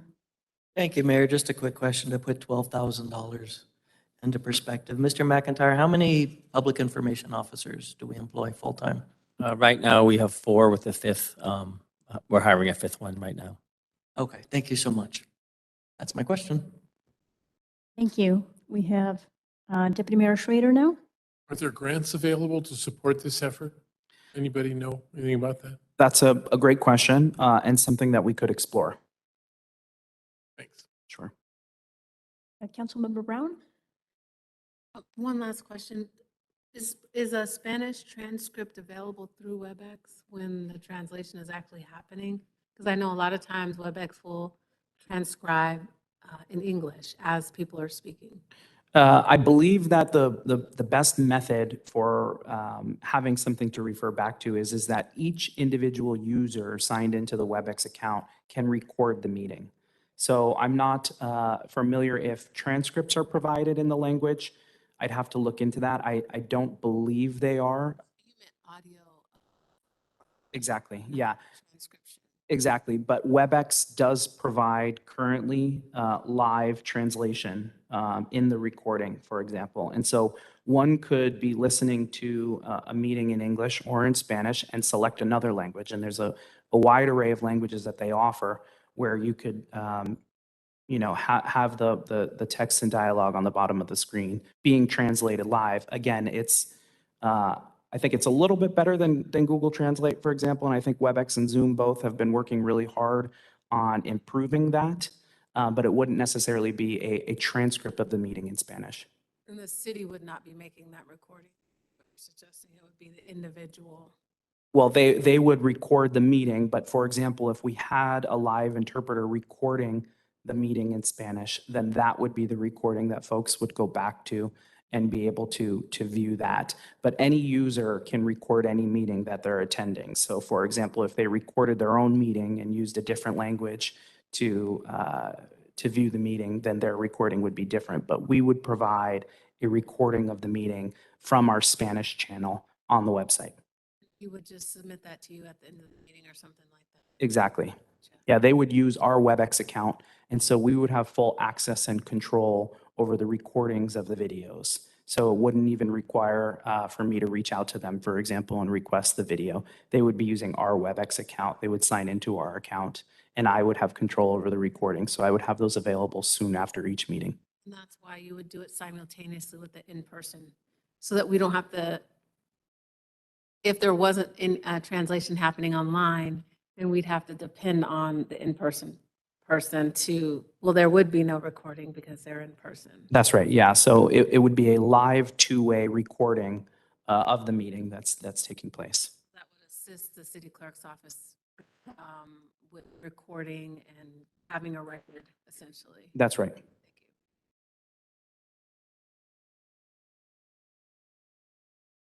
I have a couple of questions. With regards to record keeping or knowing how many people are using the service so that we can use that information to then later inform what we want to do moving forward, how will we keep track? Will there be like a tally system, or every time the interpreter hands out equipment, will they mark how many they have handed out? Sure. Well, thank you for that question, Mayor Rubalcava. For the headsets in the room, we'd be able to count how many were used at each meeting. In terms of the WebEx, there is backend data that shows how many people sign into the channel. So for example, we can pull and we can see all of the email addresses for anyone that has signed into a meeting, and we would be able to do the same for the Spanish channel. So we would be able to take the backend data from WebEx and determine how many people signed into the Spanish channel itself. Great, wonderful. And my second question with regards to, and I just want to clarify that the interpreter here in person would be actually the same person that would be online. That's So right. it's always consistent because you have a team of two. So as they're switching off, one would be here, one would be on the WebEx channel. But my question with regards to that is, do we have a space nearby where perhaps they can set up a table, like a place where they can interpret so that it doesn't disrupt the rest of the members of the public? Yeah, that's a really great question. We do have audio of the council meetings in the back room. That may be an option for us. Otherwise, I know in previous meetings when we've had the interpreter, they've been generally right here in the front. And I don't think it's been too disruptive. I guess if we were interpreting the entire meeting at every meeting, it might be a little bit more than what we've experienced previously. So we could look at providing a space for them, and it may be that we have them in the back where they can hear the audio and do the interpretation services at the same time. I guess one additional thing that I wanted to add, just so that we all understand, the other reason why it's good to have someone here in person is so that when we have public speakers that want to give their comment in Spanish, the interpreter can just come out and do the interpretation right here for all of us and for the members of the public. So that's another reason why we would want to have someone here. And those were my questions. Thank you very much. And now we have Councilmember Friedman. Thank you. And just quickly, when we did have the interpreter in the front, there were numerous times when I was speaking and I'm hearing whispering in the background, and it was very, very distracting. So if there's a way of dealing with that, that would, I think, be helpful for council members. Sure. Well, thank you for those comments, Councilmember Friedman. Another option is that they would be signed into the WebEx, right? And so they would have access to the meeting there, and we could look to see what's the best place for them to do that. Councilmember Brown? Yeah, Councilmember Friedman reminded me that one council meeting where they were talking simultaneously at the same time. Is it possible for us to come up with protocols of how we would prefer the translation to happen? Yeah, well, thank you for that question, Councilmember Brown. I think one of the benefits of using all languages, for example, is that we would be able to establish a relationship, have consistency with who's here at our meetings. and be able to explain those different types of protocols, for example. And then as we come back after 6 months, that may be something that we develop. We may develop and set standards for the interpreters, for example, or protocols for that. But I think one of the benefits of having them here consistently is that we would be able to establish that relationship with them. Thank you. Thank you, Councilmember Brown. Councilmember Friedman, did you have another question? It wasn't a question. I would move staff's recommendation. Before we make the motion, do we have any public communications for this item? Second. Madam Mayor, we do have 3 speakers. The first speaker is Liz Campos, followed by Helen Aloyan.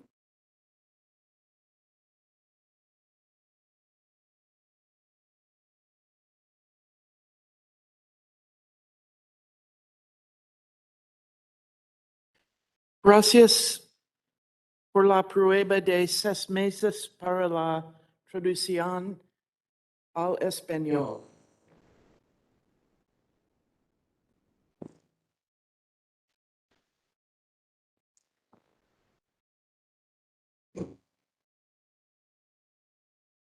Thank you for, I didn't mean to surprise the system there.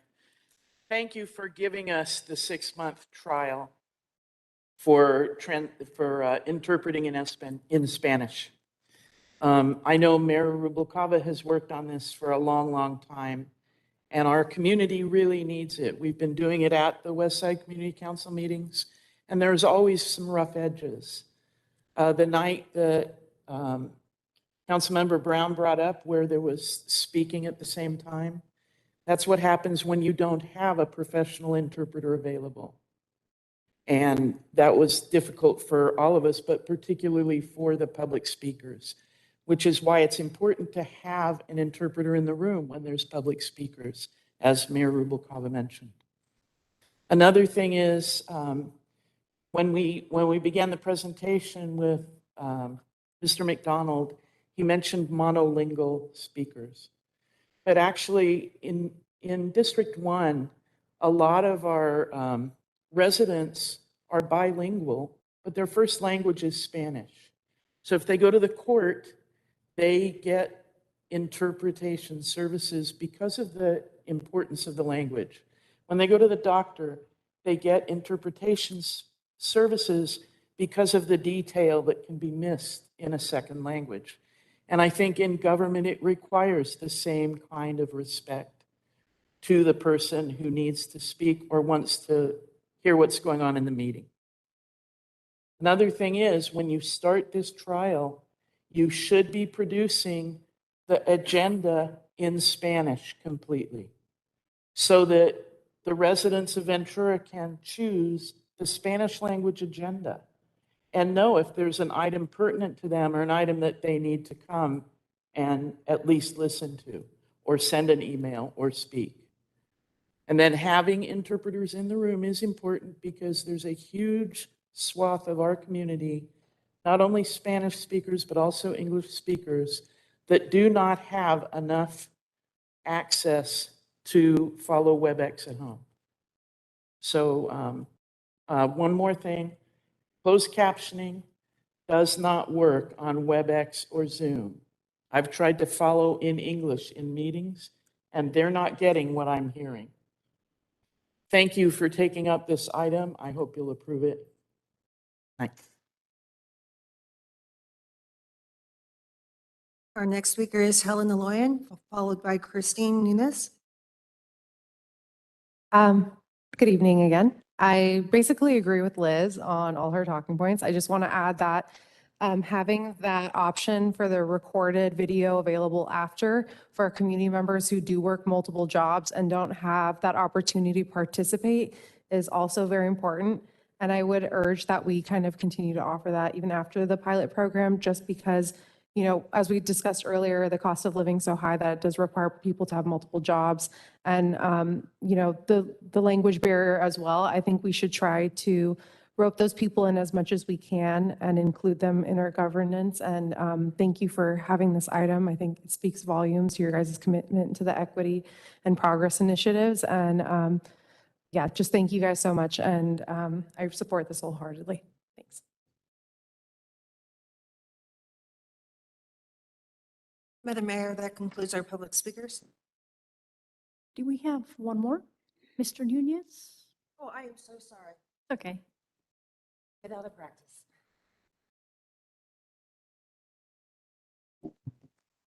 Hello again, council members. My name is Christian Nunez. I'm a policy advocate with Cause here in Ventura. And as many of you probably know, we work with many Spanish-speaking residents in places like the West Side here on the Avenue, Montalvo, where community members are often left out of important conversations in their communities due to the lack of language accessibility. During city council meetings, there are often big conversations and or voting decisions on issues or policies that affect Spanish-speaking families.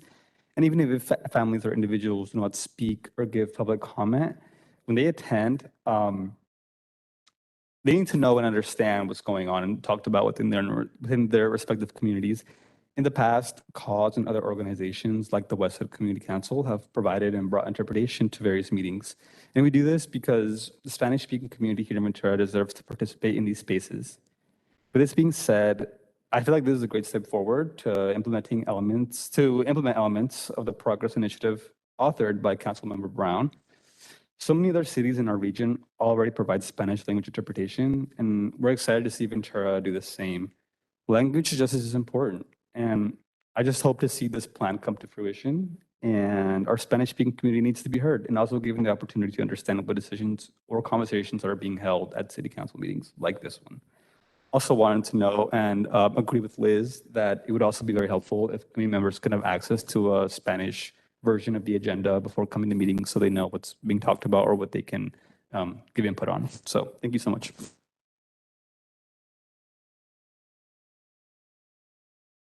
Now we have concluded our public speakers. Thank you very much. We will turn the conversation back to council. We have Councilmember Johnson, followed by Councilmember Brown. Thank you, Mayor. Being mindful of the time, I'll keep it brief. I want to thank my colleagues for supporting this and having this discussion. You know, I think it's important to note that we're looking at $12,000. We spend, over $500,000 on public information outreach, engaging our community. But the important thing was we had this conversation, and we all, I think, agreed on just how critical this is. And so I'll just leave it at that. I don't know who made the motion, but if you could remake it, get going on this. Councilmember Brown? Well, I wasn't sure of his motion. I seconded it, but I wasn't sure of the motion. The motion was accepted, so we had the motion and the second. All right, any additional comments? Just for clarification, the motion was to accept staff's recommendation. All right, great. So we have a motion and a second. We may now proceed with the vote. You should be able to enter into the Crestron.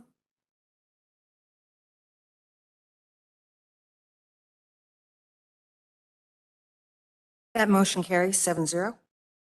All right, thank you very much, and thank you, Mr. McDonald.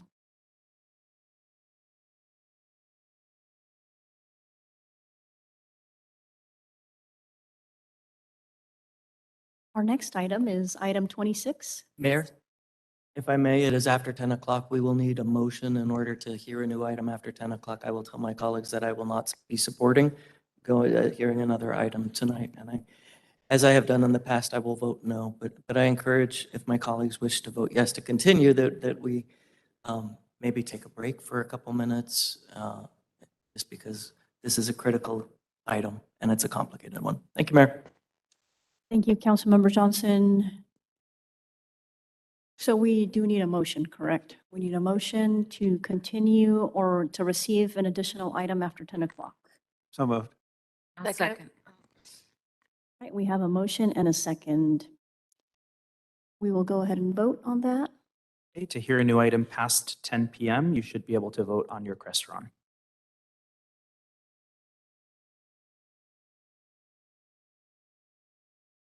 Looks like we're waiting on one more.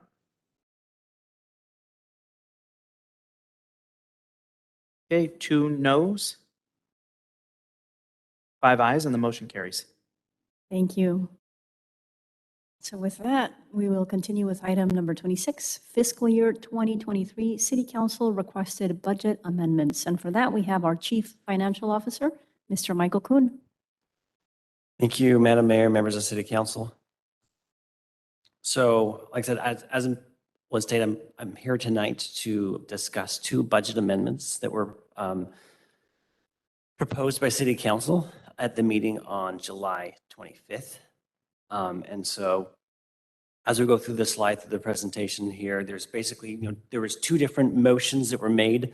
One motion had multiple parts, but the first motion was to fund 2 new police officer positions for the patrol task force.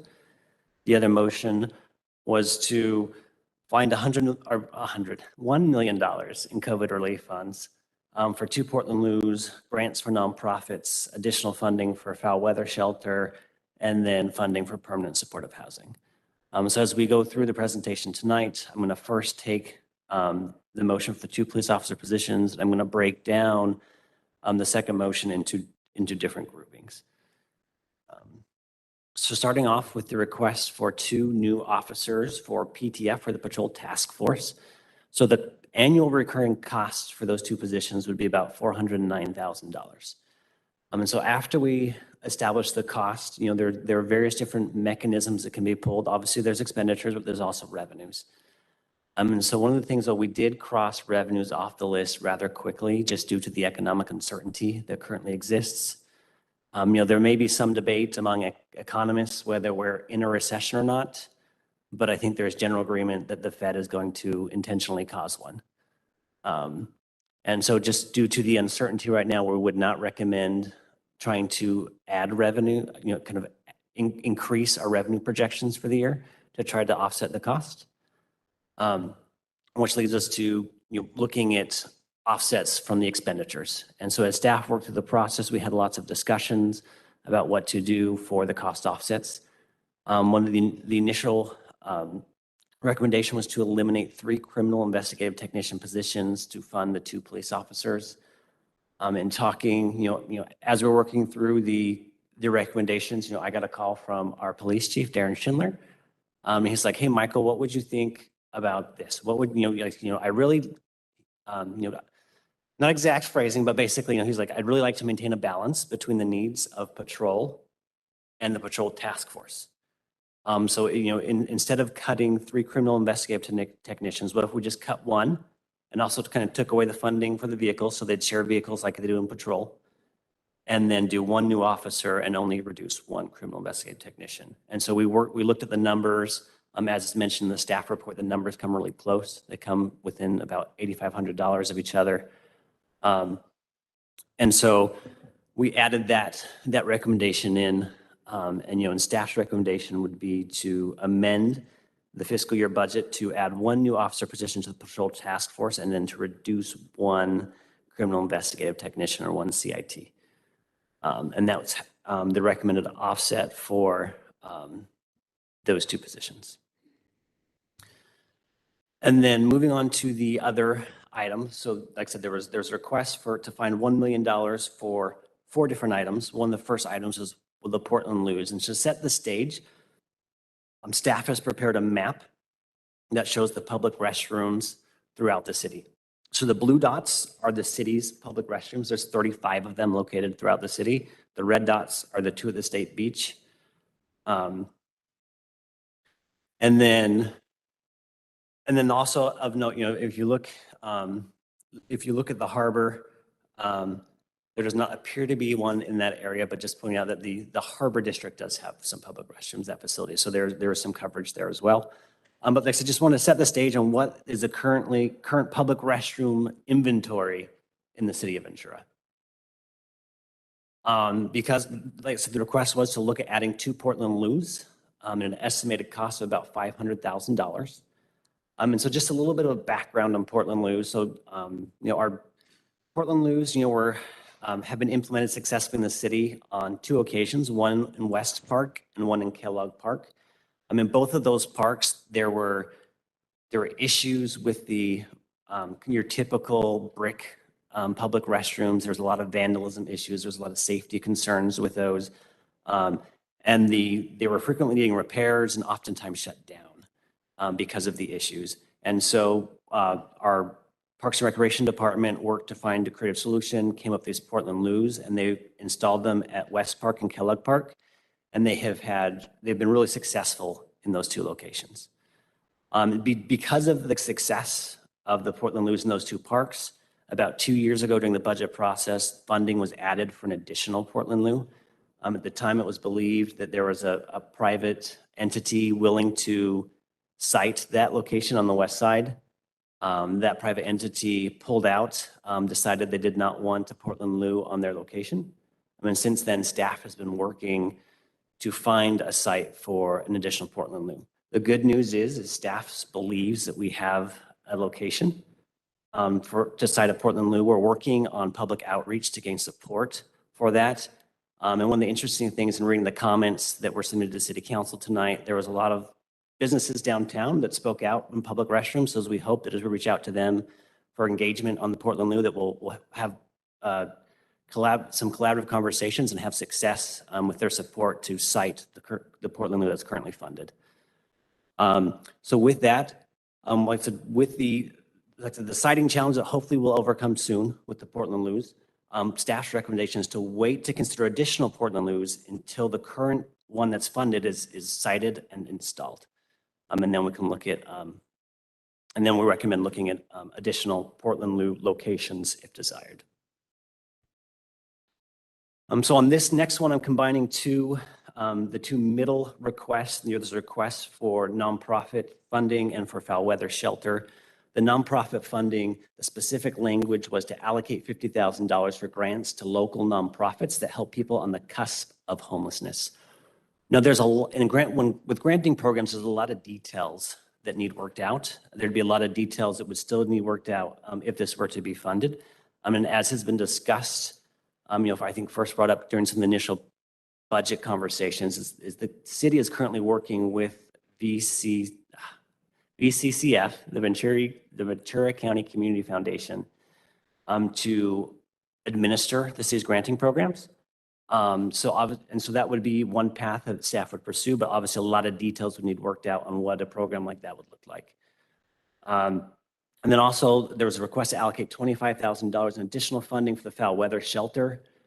So staff's recommendation is, if City Council wishes to amend the fiscal year 2023 budget by $75,000 for these additional services. And we would recommend the funding from that comes from the one-time investment plan.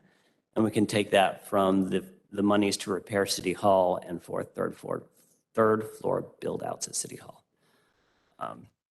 And moving on to the next one. So the last recommendation was to find $425,000 from COVID relief funding for permanent and supportive housing. And so looking at the COVID relief funding that's available, part of ARPA, or the American Recovery, the American Recovery Act program, there was a large amount of money set aside for HUD. So the city has already received some funding, but kind of some of these other fundings are still trickling in as the federal government catches up to fund the programs. And so one of those programs is HUD's Home ARP program. And so this program has an allocation for the city of Ventura for $1.6 million. And these funds can be spent on development and support of affordable housing, tenant-based rental assistance, provision of supportive services, and the acquisition development of non-congregate shelter units. So here's this money right here, this $1.6 million that staff that has not been allocated yet. That staff needs to work on Home ARP plan, or basically there's some protocols the federal government has for the city to procure this money. Basically, there's some studies, there's some public engagement that needs to occur for us to be able to submit them and to receive the money that's been allocated for us. And so our recommendation is to allocate that $1.6 million in funding from HUD to support permanent and supportive housing. And so just a high-level overview, once again, of the recommendations to amend the current year budget to add one officer and reduce one criminal investigative technician. Wait to consider additional Portland loos until the current one is sited and installed. if desirable, to amend the current year budget to add $75,000 for the additional homeless services. That is for the nonprofit granting and for the foul weather shelter funding. And then to allocate $1.6 million in funding from HUD's Home Art program to support permanent and supportive housing. With that said, that is the end of my presentation for tonight. And I'll turn the time back over to you, Madam Mayor.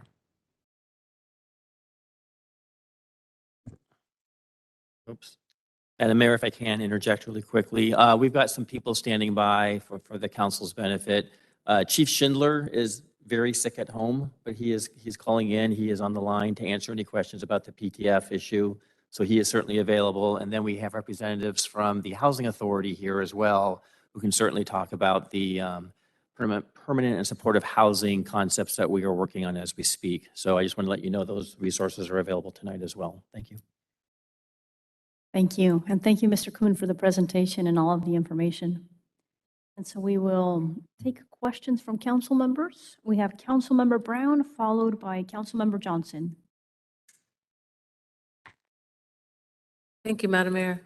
I just wanted to clarify that the two Portland moves that were being recommended, one has a potential site and one doesn't. Is that what I'm hearing? So how staff interpreted that was 2 new Portland loos. So basically it'd be a total of 3, right? Because there's already funding for one. And so staff's interpretation that the one that we're working on citing right now would not be included in the 2. Gotcha. And I wasn't here at the last meeting, but does that,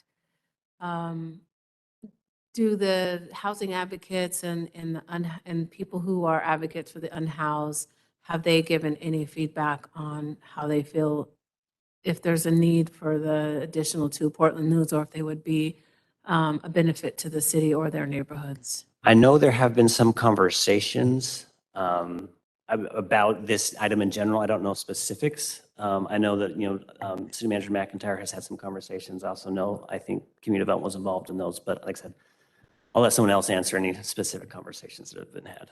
Sure. And I heard that you had said that they were vandalized in a specific way in the past.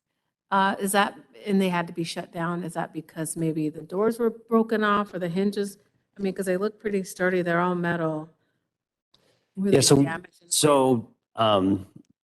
The Portland loos, from my understanding, they said those are holding up really well. The ones we have, they're really successful. It was the prior restrooms. They had the problems, the vandalism and security. Okay. And does staff currently have a new recommended location for the one that's already paid for or the 2 new ones? So we're not ready for a public recommendation location yet. We have a potential site, but we really want to work with our community partners on gaining support for a site. Okay, and then switching from the Portland loos over to the nonprofit grants and foul weather shelters.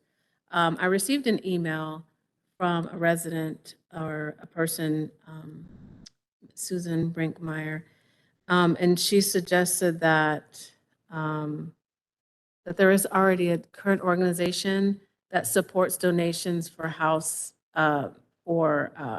to stop homelessness, prevent people who are on the cusp of homelessness. They said they already help residents and help pay up to $800 rent. Sounds much like the Commission on Human Concerns that existed back in the day. Is this suggesting that the city would contribute to organizations like that in order to support those ideals? Yeah, so I believe staff's interpretation of the recommendation made by Councilmember Johnson was to find the funding, right? Find the $50,000, but not necessarily decide right now where that's going to go. So that would be discussions for the future day.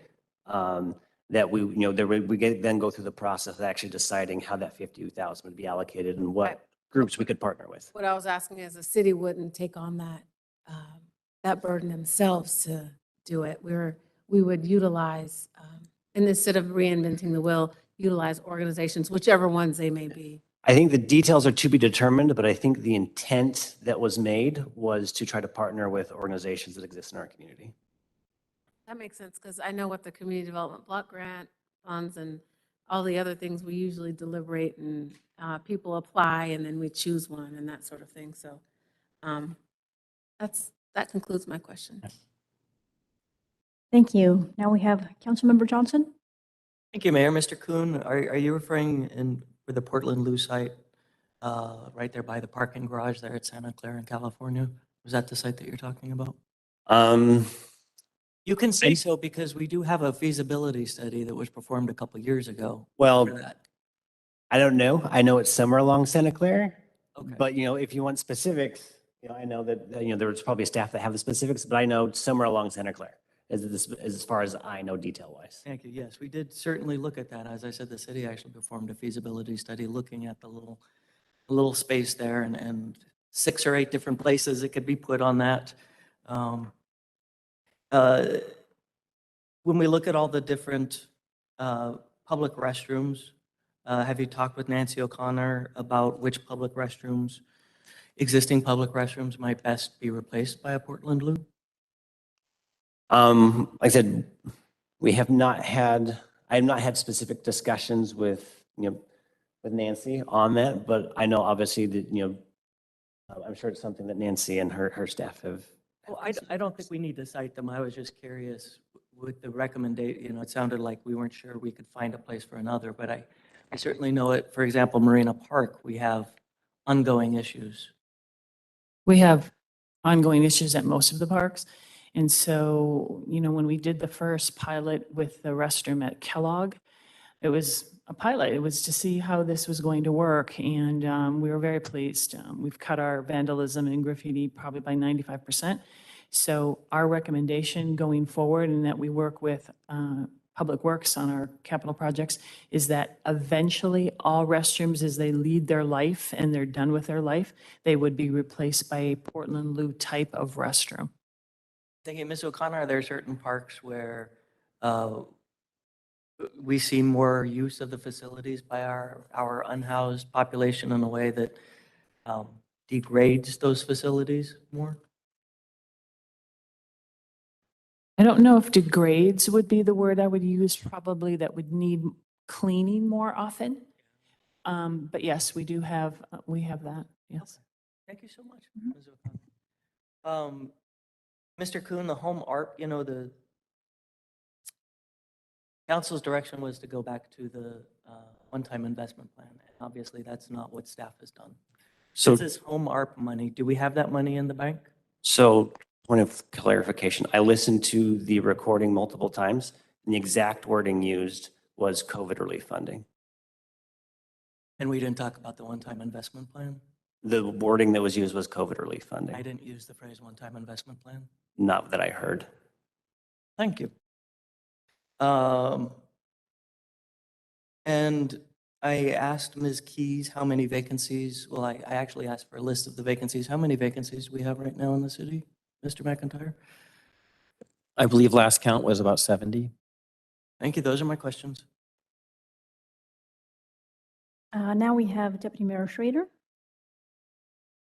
Michael or Chief Schindler, whichever. So at the end of the day, if we go with the recommendation, PTF will have 8 positions, right? Because there's an open position now, or we're going to add one. So that would give us 8 positions. And then the CIT, which is the technicians, we have hired one already, and we would hire another one. So we'd have 2 there. Yeah, so with staff's recommendation, it would be the total number of sworn personnel in the PTF unit would be brought to 8, so increase from 7 to 8. And then basically the net new, in the budget, there was 3 CIT positions added, it would be reduced down to 2. With 8, that's the kind of the magic number that helps us take care of PTF 7 days a week. Now, I think that's a better question for Chief Schindler to answer. Good evening, Deputy Mayor Schrader. Right now, we do have 7 positions authorized, with 6 of them being filled. They are covering 5 days a week during their normal hours. I have authorized overtime for each of the 6 individuals assigned to the unit so that we can have a 6th day of coverage. Going to 8 would be the minimum that I would need to have 7-day-a-week coverage. And there's a number of factors for that. One is they're a very proactive unit. They work 4 days a week. They work at 4 10-hour shifts. So we would separate them and split them up. So you would have a max of about 4 working per day with 1 overlap day for trainings or special projects. If somebody were to call in sick, be on vacation, you could end up with only 2 or 3 on a given day, which would not be optimum because they do work in 2s or 4s because of the nature of what they do with camp cleanups, etc. So 8 would be the minimum that I would recommend for 7-day-a-week coverage. Thanks, Chief. Sure.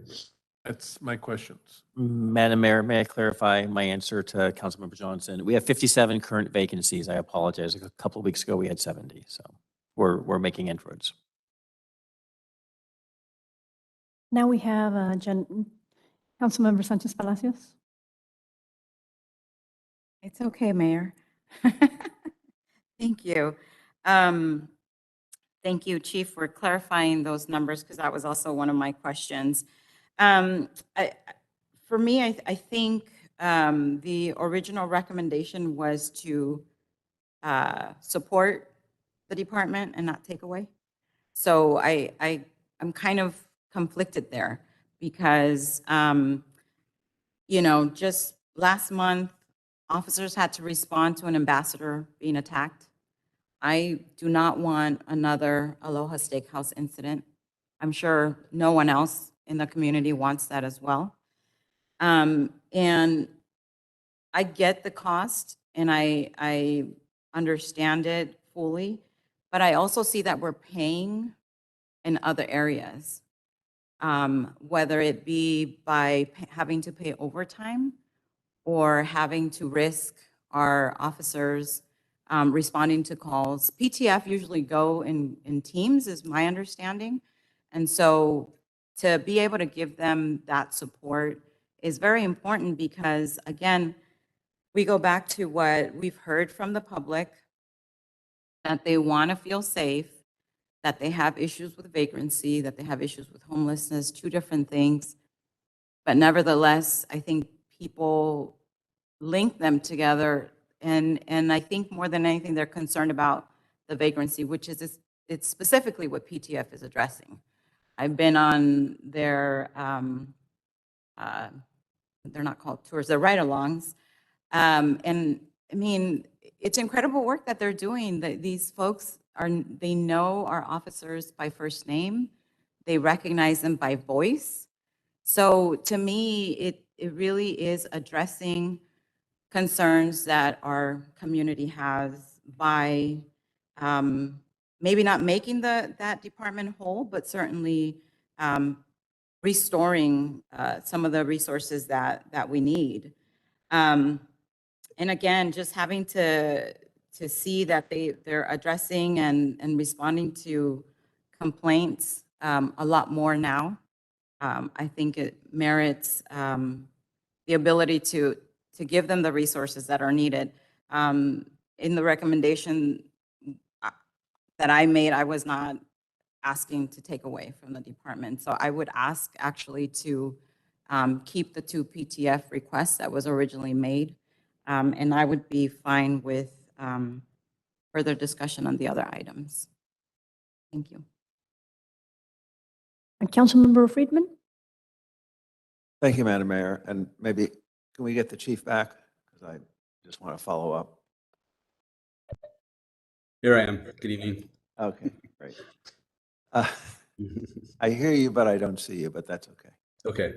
Probably a good thing you don't see me. No, there you are. So I just want to be clear, because there's 7 positions, but there's only 6 filled. So if you got 1, how many positions would you have? If you got 2, how many positions would you have besides a sergeant, which goes along with all this? Because when I did my latest ride-along, I was with Sergeant Anselmo the entire time. And that's when we interacted with both the officers and the individuals that we were dealing with. So can I just get some clarification? Sure. So if I got 2 officers, the two new officers, I would have a total of 9. I would have 8 officers and a sergeant. And what I would do is I would split the 8 officers up into 2 teams of 4 for the 7-day-a-week coverage. And then I would have the sergeant work overlapping shifts with both teams so that there's supervision on both.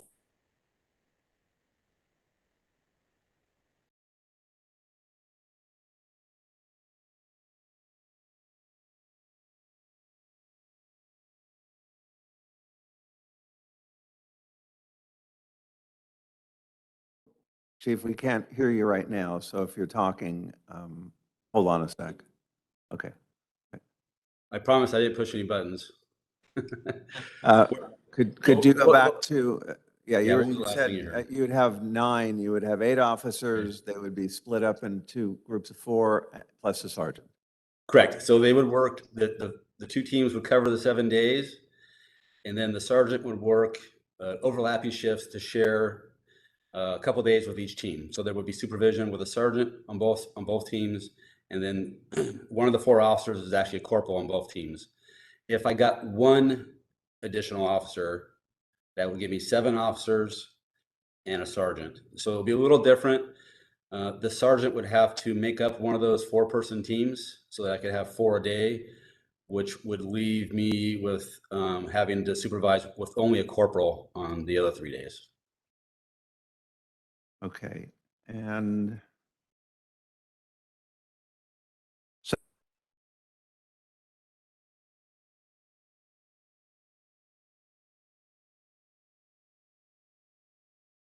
the work that PTF was doing, and that you were expending overtime, but you obviously something like that you wouldn't articulate. So what are we looking at in overtime? And of course, we're always concerned with overtime because, particularly with public safety individuals, because they need to be sharp and they do have weapons and they shouldn't be tired and strained and overworked. So what amount of overtime are we looking at? Right now, there are 6 members. Each one of them is working 1 day a week of overtime. It's not mandated. It's something that they've said they can do temporarily.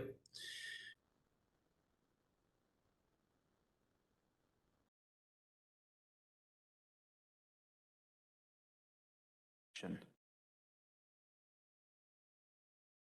you still hear me? My computer the screen keeps changing. We can hear you now. I'm gonna turn That's the a video nice off, see chair. if that helps. That's a nice chair, by the way, Chief. Thanks. I'm turning the video off. Let's see if that helps. Yeah. So right now, if you extrapolate what I'm paying in overtime for a year, that would come out to probably a little over $150,000 in overtime costs to keep doing what we're doing right now. Okay. So, I guess one of the concerns I would have is that we have to be utilizing overtime to deal with what seems to be an increasing problem. And we did see that, and Councilmember Sanchez Palacios had already alluded to specific recent problems that we're having. And I think the reason I was kind of drilling down on this is because we recently, I guess it was April, we had a survey that was presented to the council.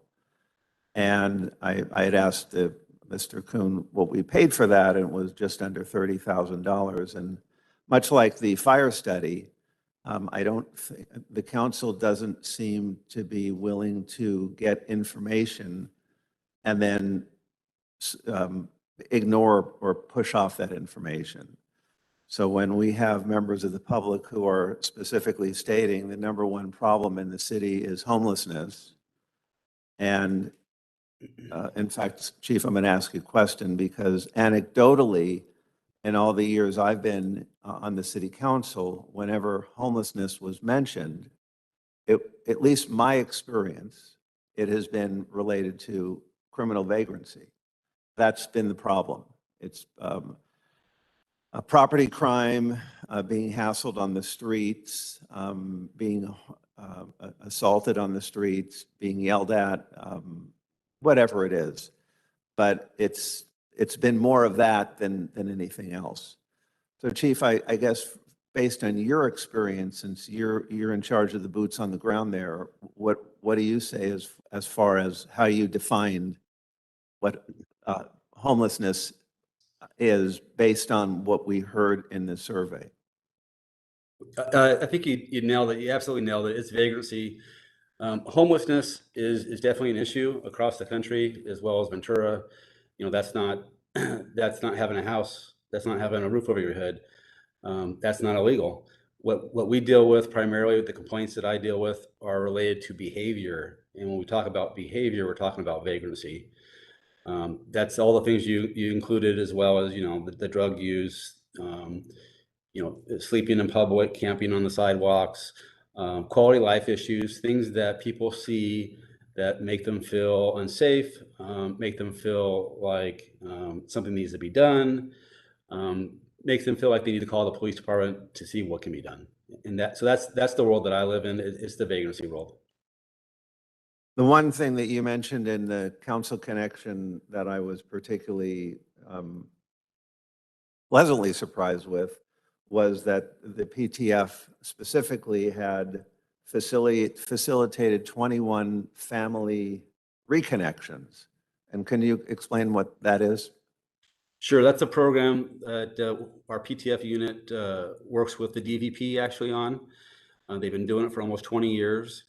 And the idea is reconnecting homeless with their families, quite often out of the area, but finding out who cares for them, who's looking for them, who might be able to help them, and actually reconnecting that individual with that family.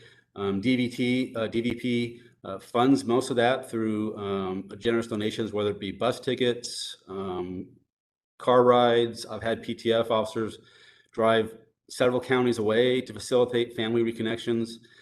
In the last 10 weeks, the overtime that I talked about is relatively new. I've been doing it for about 10 weeks because we have seen an uptick in complaints. They've made 21 family reconnections.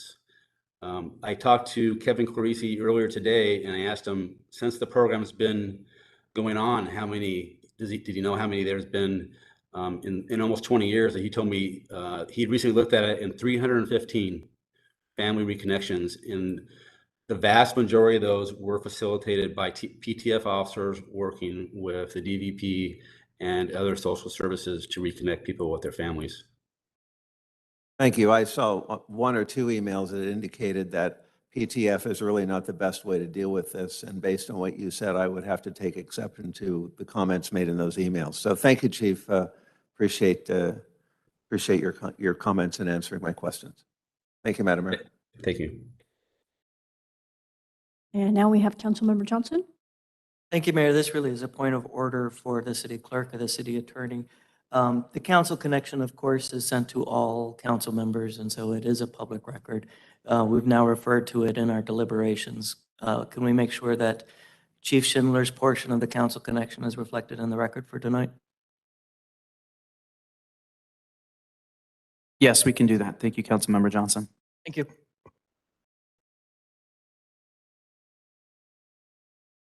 I have a couple of questions for Chief Schindler. Yes, Madam Mayor. So with regards to the positions that we currently have for the PTF, how many positions do we have right now? I have 7 positions, but only 6 filled. And so by adding or by filling that one position that is currently vacant and adding one more, we would have a total of 8, correct? Yes, we would have 8, and that would include the sergeant.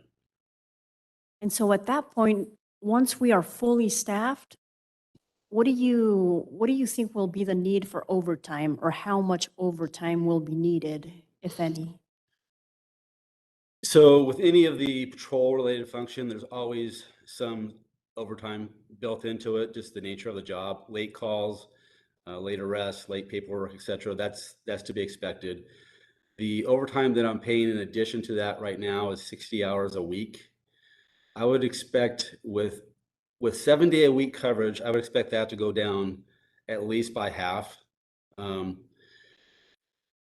As I mentioned earlier, if you have 4 officers working Monday through Thursday, for example, and then 4 working Friday through Monday, you can do a lot of the training, things that would typically take officers off the street. You try to do that on Monday when you have the most staff.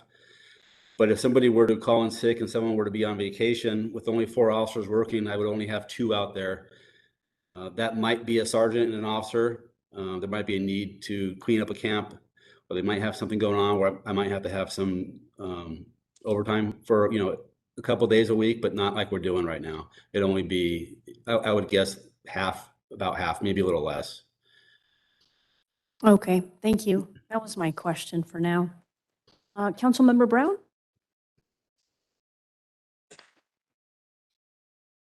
I think my questions were answered. Councilmember Friedman? Thank you, Madam Mayor. Chief, you mentioned if you were staffed to the 8 plus the sergeant. Was that what you were referring to regarding overtime? No, sir. I was referring to 7 and 1 sergeant for a total of 8. Okay. If I was going to answer the same question for the 9 total, the 8 plus a sergeant, the day of overtime that I'm paying for every officer right now would go away completely. That would go to 0. Okay. And again, that was about 150,000? Yes. Those were my rough numbers. On an annual basis, okay. And these are rough numbers, but close enough for now. Thank you, Chief. Appreciate it.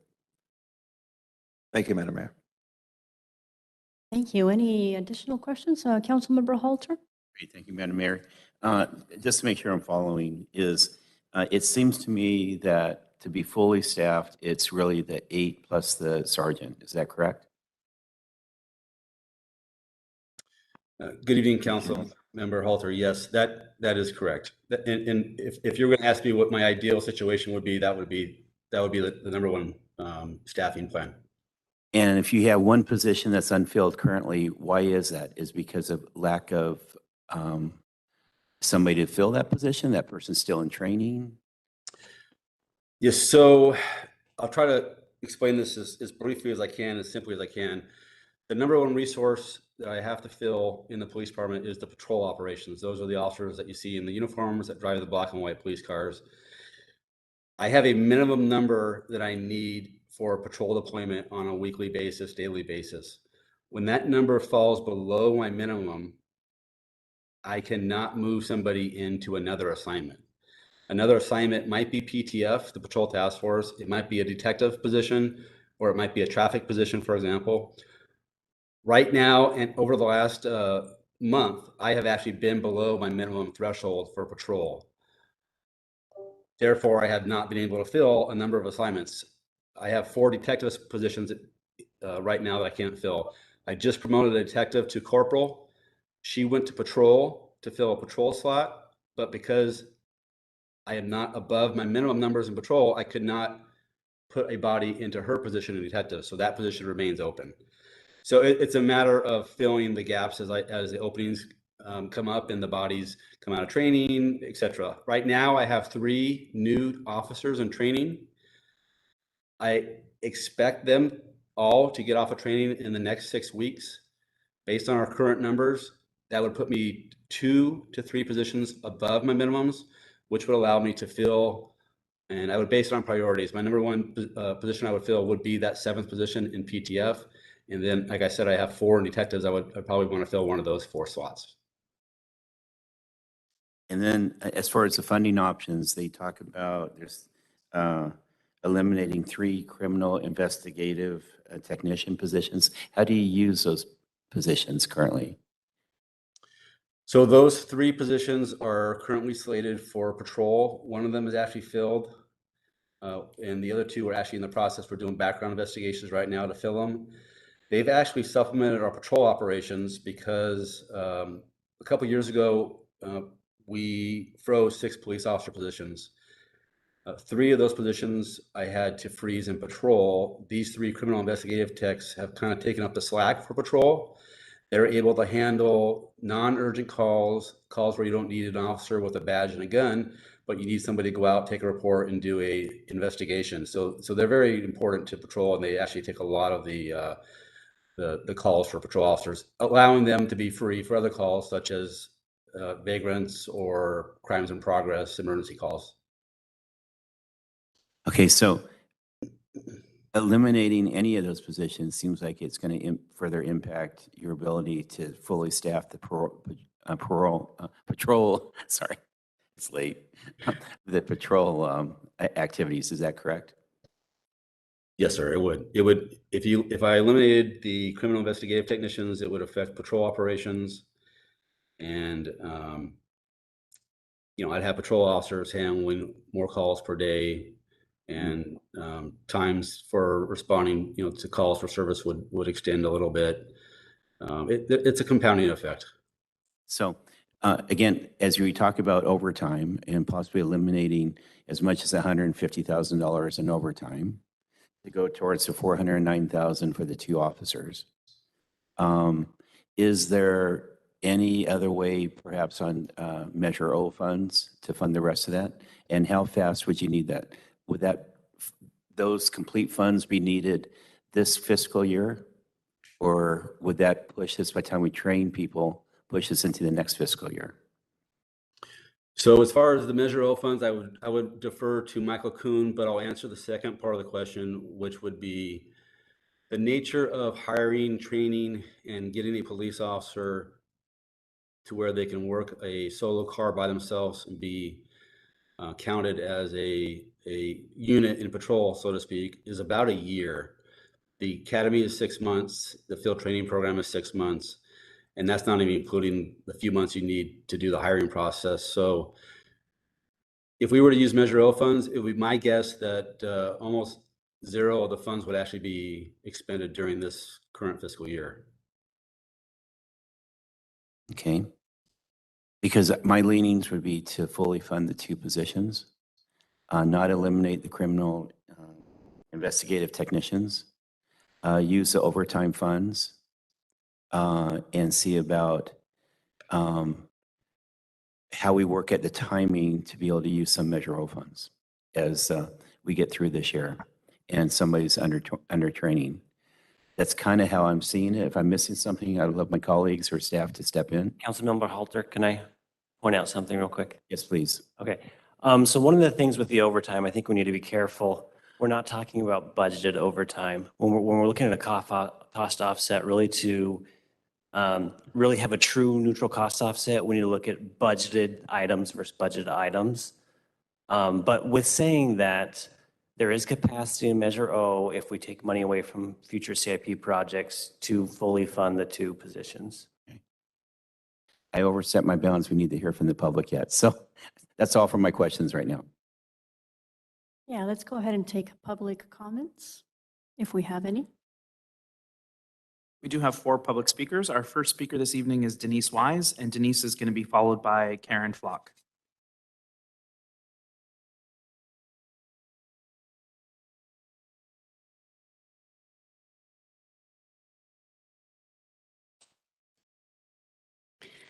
Good evening, Madam Mayor. It's late. Good evening, Madam Mayor, City Council members and staff. My name is Denise Wise, and I'm the Chief Executive Officer for the Housing Authority of the City of San Buenaventura. And I want to first to acknowledge the staff for moving so quickly on the recommendations to allocate the $1.6 million for acquisition of permanent supportive housing. This tells me that staff not only heard the public comment discussion points at the July 25th meeting, but they also synthesized the key elements of the City Council discussion. The only way to solve homelessness is to provide housing. It's the only way. However, housing is not just shade and shelter.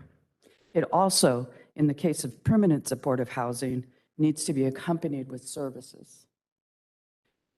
We are currently in preliminary discussions with the city on a possible project. We look forward to those discussions enhancing and partnering with the city on what I think is a forward-thinking housing project.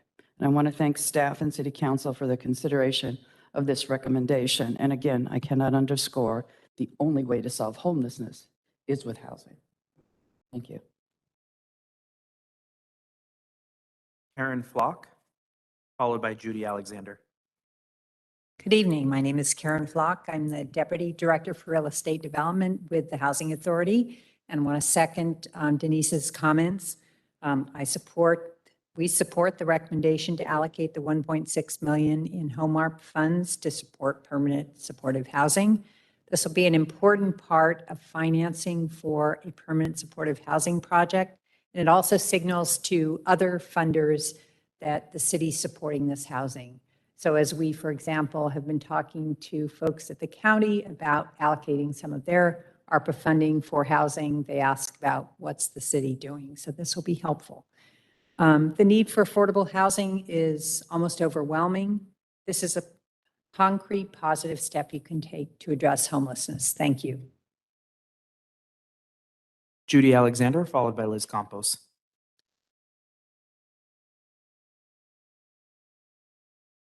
Hi, thank you, Council.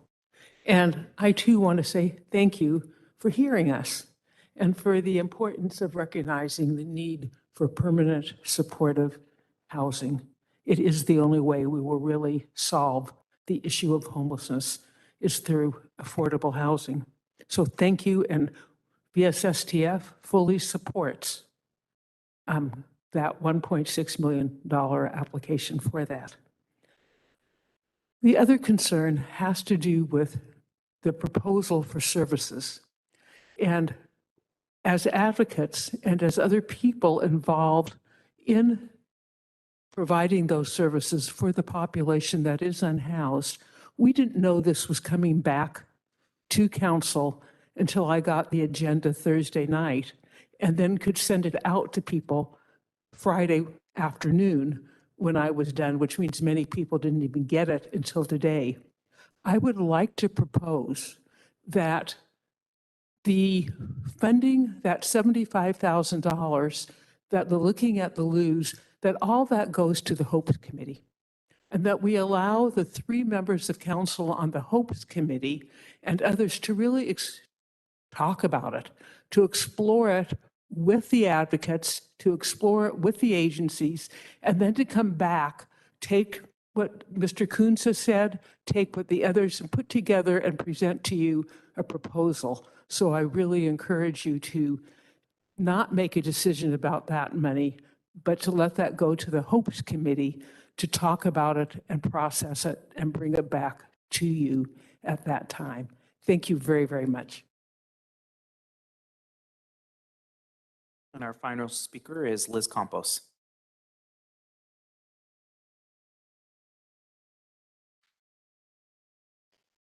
Housing Director Denise Wise just said twice in her comment, the only way to solve homelessness is with housing. Earlier in the evening, you heard from the tenants union that is scrambling because many, many people in town are being evicted. And they're hardworking residents. They're not meth addicts. They're not vagrants in the way that we look at vagrancy. They need housing. I second also Judy Alexander's wonderful request that the Hopes Committee members have access to make decisions with that extra $75,000. And I support the report from the police. Thank you. That concludes public comment on item number 26. Thank you very much. We will turn the conversation back to council, and we have Councilmember Brown, followed by Deputy Mayor Schrader. Thank you, Madam Mayor. Could you, I think I heard you say, and correct me if I'm wrong, the Measure O, if we utilize that, it would be taking funding away from something. I didn't hear what you said. It was. Yeah, so we would just need to restructure the CIP projects coming out of Measure O. So what's CIP specifically projects? Are you talking about the money that, the extra money that we just recently allocated to sidewalk repairs and that sort of thing? Or? So it wouldn't necessarily be kind of the annual ongoing money that was allocated to sidewalk repairs, but we would have to look at the 5-year plan for the CIP And there, as a result, there'd be a couple projects, street sidewalks, things that would need to be bumped. And I say that streets resurfacing is a public safety issue equally as important. So I wouldn't support taking any money away from any of the CIP projects. From a purely budget perspective, I would support the approval of 2 new police positions, but under the caveat that we approve one this year and one the next budget cycle to allow time for training and filling of current vacant positions. I think it's important for the police department to have support for minimum staffing, but also with the fiscal perspective, being prudent of our budget to make sure that we have that money. And maybe by that time, the cannabis business retails will be established and have started generating income, and we can have a better projection of what we could actually afford.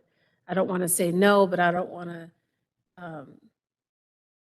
us to come to the next budget cycle and all of a sudden we're having this conversation about what can we slice and dice and cut again. It's a very uncomfortable conversation to have. And I also, I'll leave it there. This is not my policy consideration, so I don't want to make a motion, but whenever the motion is made, if that's agreeable, that's all I have to add to that. Thanks. Deputy Mayor Schrader? If the mayor or my colleagues will give me a little room here, I think we have 2 issues. I think we have a police issue, and I think the issue there is, do we fund 8 or 9 on the PTF, and do we end up with 8 or 9, and do we end up with 2 or 3 in the CIT? That's one. The second part, I think, and it's a little more complicated, and Judy, good idea. My preference would be to take the 1.6 million and all the other items and send that to the Hope Committee, which I think Councilmember Johnson is chairman of, and Doug, I think you're on that, and Jeanette. And let's use our committee process to our advantage. So have that committee work with staff to then come back to us and say, here's the options that we looked at, and here's our recommendations. So that's kind of where I see this, and maybe I'm the only one, but I think we got 2 pieces to this, and I sure would like using our committee structure to our advantage instead of at 11 o'clock at night getting into this discussion. Is it $25,000 for this nonprofit or $50,000 for this? And I think we've got 3 really competent people on that committee. They can work with the management team and come back to us as quickly as they can get together and say, here's where we think you need to allocate.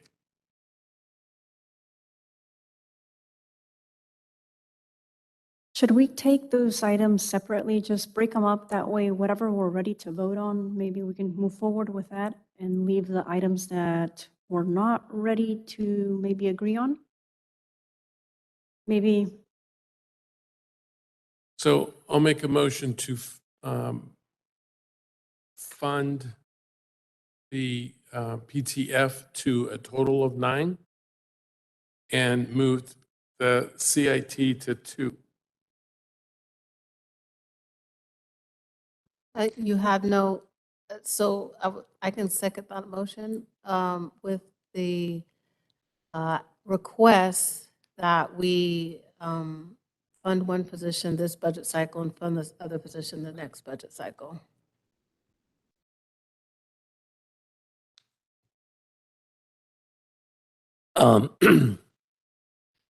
So one thing the chief had said, and Chief, correct me if I misspeak on this, is we will not be able to put these, I'm going to split the baby here, so watch me do this. Sure. So we're not going to be able to put 2 officers into, we'll only be able to put 2 officers into 2 recruits into the academy in April. They won't come out for 6 months, which takes them to through October.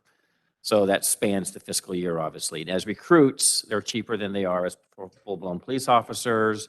What I would suggest is we do an overhire situation where we basically, anticipating the two actually starting in October of 2023, not even boots on the ground, they're still in field training, but at least they're in the process. That's the way we can do it. If there's any money issues, I would suggest looking at Measure O as a means of playing catch up for that 4 months in the current fiscal year that we would have remaining between April and, So it would be 3 one months. time. 3 months in the current fiscal year. And then in the new budget year, Michael and I and the staff can figure out how to build the program that way, if that makes sense. That makes sense. That's fine. As long as that's clarified, can that be clarified in the motion so that 6 months from now that it's in writing? So, Because what I wouldn't want to see is ongoing funding additionally to the Measure O, which would take away from more CIP projects in the future. What I would suggest is we could cross that, yes, and we can cross that bridge in the next budget process as we figure out what our funding systems look like. And if it's, this council and the Saying prior we don't want council, it to be clarified that way in the motion. not in this motion, because next budget, council might have a new idea about how they want to prioritize things. But with that sentiment in mind, I'm sure we can get through the current year. If we need any extra funds to pay for the recruits, we can do so through Measure O. And if there happens to not be enough funding as city manager, where would that put you as far as the budget? Because that was the only reason. Okay, one of the things we shared with the council recently was our tax revenues are performing better than originally anticipated from the last budget. So we're closing the books a little bit stronger than we had anticipated originally. What Michael was suggesting earlier was we don't know exactly how the economy is going to perform, but we did really well last year. So there is some extra monies that we will be taking in that we will be able to put towards reserves. We can take some of those monies and pay for the balance of the current fiscal year for the 2 police officers who will be recruits into the academy. And Darren, did I get that right for timing wise? Yes, sir. The next academy that I would be able to put them in would be April, and they would graduate in October of 23. Mayor, I'm sorry, a point of order.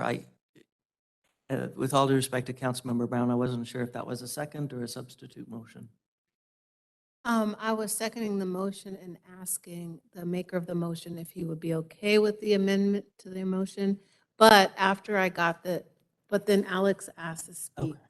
So I let him finish, and then I was going to make a decision and say, okay, I'm just going to leave it as is, because based upon what Alex said, it doesn't sound like it's going to make a difference. I still need clarification because I'm sorry, thank you. Because I'm not in support of taking away technicians. So does the motion include taking away a technician?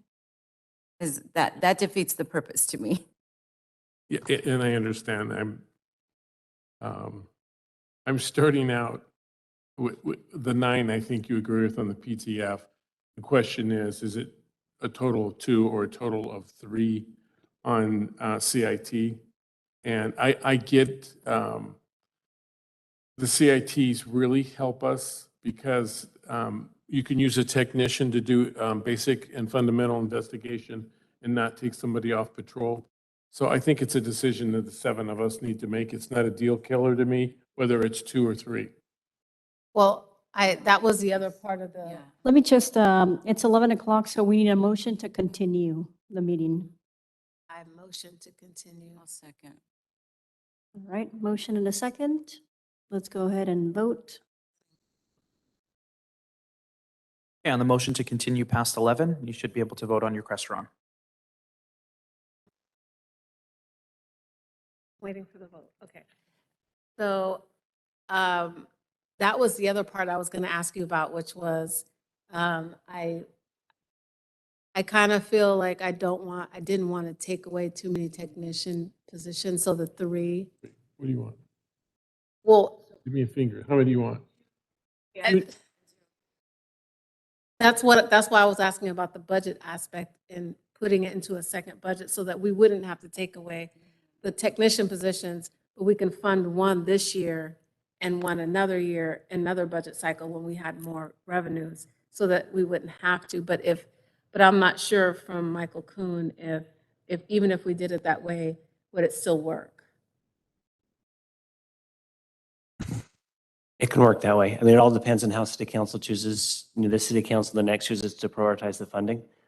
And it's just a matter of what priorities are given to Well, no, what I'm staff to make it asking, work. no, what I'm specifically asking is if we go with the 9 position, which would be the one that's not filled plus the 2, and we only funded one's already in the budget, one, if we approve tonight, would be funded this year, and the third one would be funded the next fiscal year, potentially.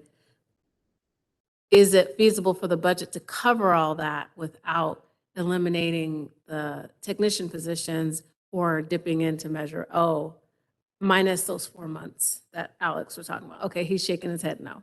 Yeah, so for this year, it can be covered, but we would still have to find something next year. Like I said, there's a lot of commitments that have been made already for next year. Like I said, but once again, it's just a matter of, city council sets the priority and staff will figure out a plan to make it work. But, will there be money? Yes. But there would have to be some prioritization to figure out where that money comes from. Thank you for that. Okay, so there's a motion and a second, Well, I'll second. or no. I already seconded.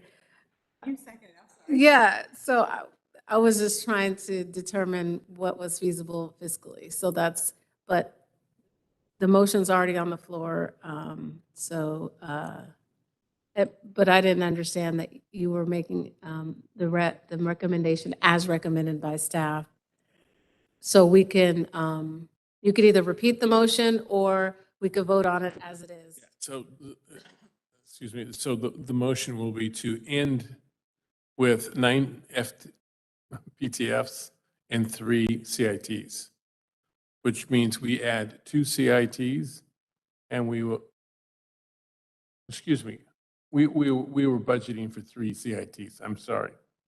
So I saw your face and I knew you were going to correct me. So anyways, we end with 3 CITs and 9 PTFs. Second. okay, so we have a motion and a second for 9 PTFs and 3 CITs. Let's see.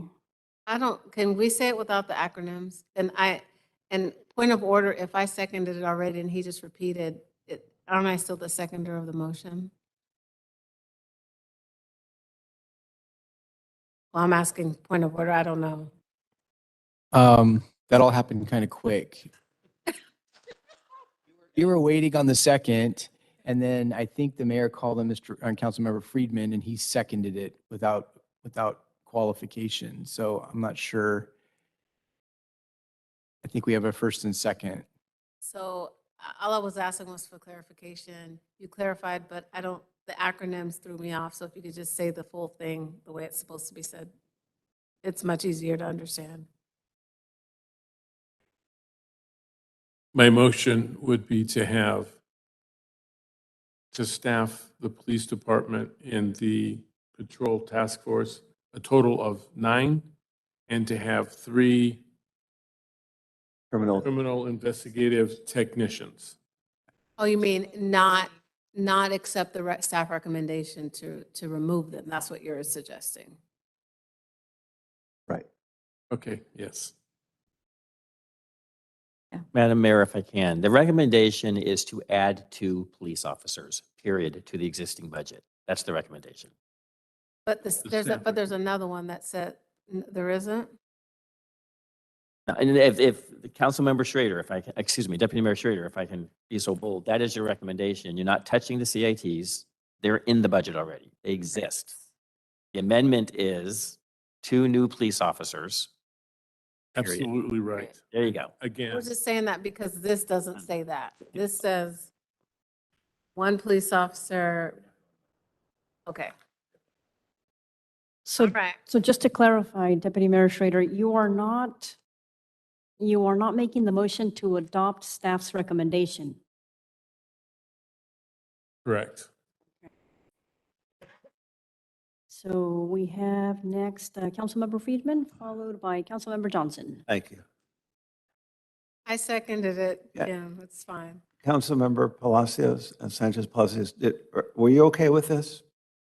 Thank you. Yes, I wanted to make sure, because I wanted to go back to, we're only adding or restoring those 2 positions and not taking away anything. And the reason I seconded it is because the way it was presented the second time around was different from what you were struggling with. And at this hour, I'd just like to move on, quite frankly. So I seconded it to move on. Well, but point of order, I have the floor. I understand. Okay, thank you. So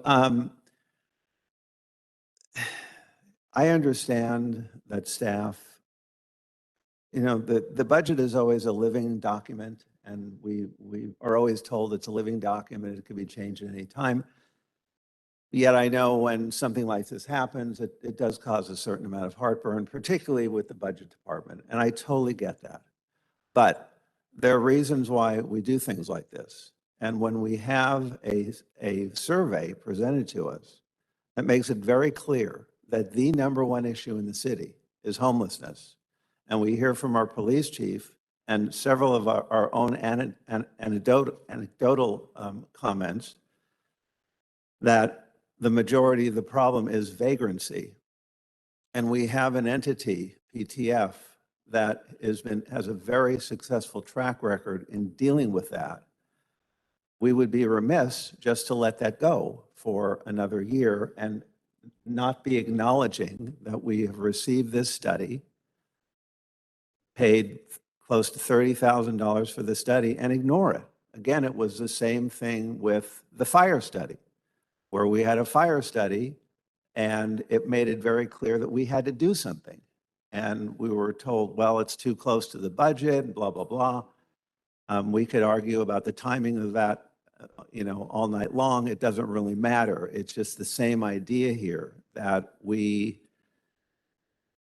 have a problem that's clearly identified by the public, #1 priority. And when Councilmember Palacios, Sanchez Palacios, made the motion a few weeks ago, which I seconded, it made sense to me that we're putting some money where we're putting our money where our mouth is, and we're putting money where we know we have a successful track record. And then I think it goes without saying that if PTF is successful with the amount of employees, that amount of officers they have now, under somewhat stressful conditions, having to be collecting overtime, that if we add the 2 positions to fully staff that with a sergeant, we could even be more effective.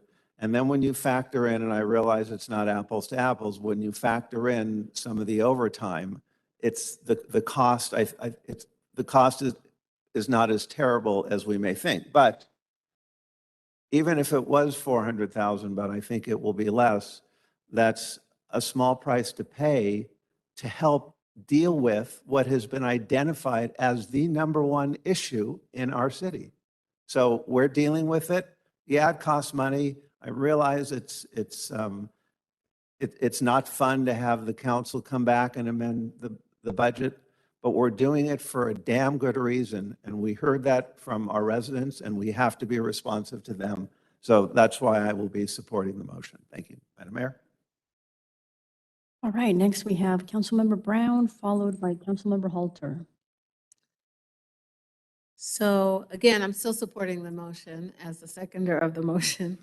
I just wanted to add that in 2020, we had extensive discussions about homelessness, vagrancy, the populations of homelessness, trying to define who those persons are, what their needs were. And I have always been an unequivocal supporter of our public safety departments, whether it's police or fire. The only conversation that we had specific to homelessness was if it was important to have more social workers or mental health professionals to assist with those homeless persons who have those obvious mental issues, who are screaming, as the public one of the public speakers mentioned earlier, that are not maybe on medication, or maybe they're out of their, out of their element because they have substance abuse issues. And those are, although the patrol task force is needed for those situations where they're causing potential danger for residents, I think we, to understand that this issue is multifaceted, and it's not just about necessarily hiring more police officers for dealing with those issues where the police department themselves had already said they arrest them, they put them in jail for a day or two, and they come right back out. They pick them up and they go back right to the same situation, they do the same thing, and they put them back in and they come right back out. So I'm not saying it's not needed. I support it, but I just want to be sure that we understand that it's not necessarily the whole solution. And so every time we are receiving new monies, we just carte blanche saying that the PTF is what's going to solve all the issues. That's not necessarily the case. So that's why I was just trying to be really clear about, I support them, but let's look at the bigger picture and let's make sure that the budget can handle it, and that we're being very thoughtful about how we move forward. So I'm happy to support this motion, and I appreciate Councilmember Sanchez Palacios and Councilmember Friedman for bringing this forward. Thank you. Councilmember Halter? Just quickly that I support everything that Councilmember Friedman had just said regarding the need, the priority, fully staffing the PTF 7 days a week, because that's when we have visitors, we have people here, vagrancy becomes an issue, and we have to keep a handle on that. All these problems are multifaceted. That's why we get paid the big bucks to be here, and that's why we have such good staff to support us. But the one thing that crosses my mind as we look forward to the next year is knowing that I think the PERS numbers came out and it didn't perform nearly as good as we had projected, is what I suspect. And so we got to be careful. I'm worried a little bit about the budget. So, but I fully support this motion. Okay, thank you.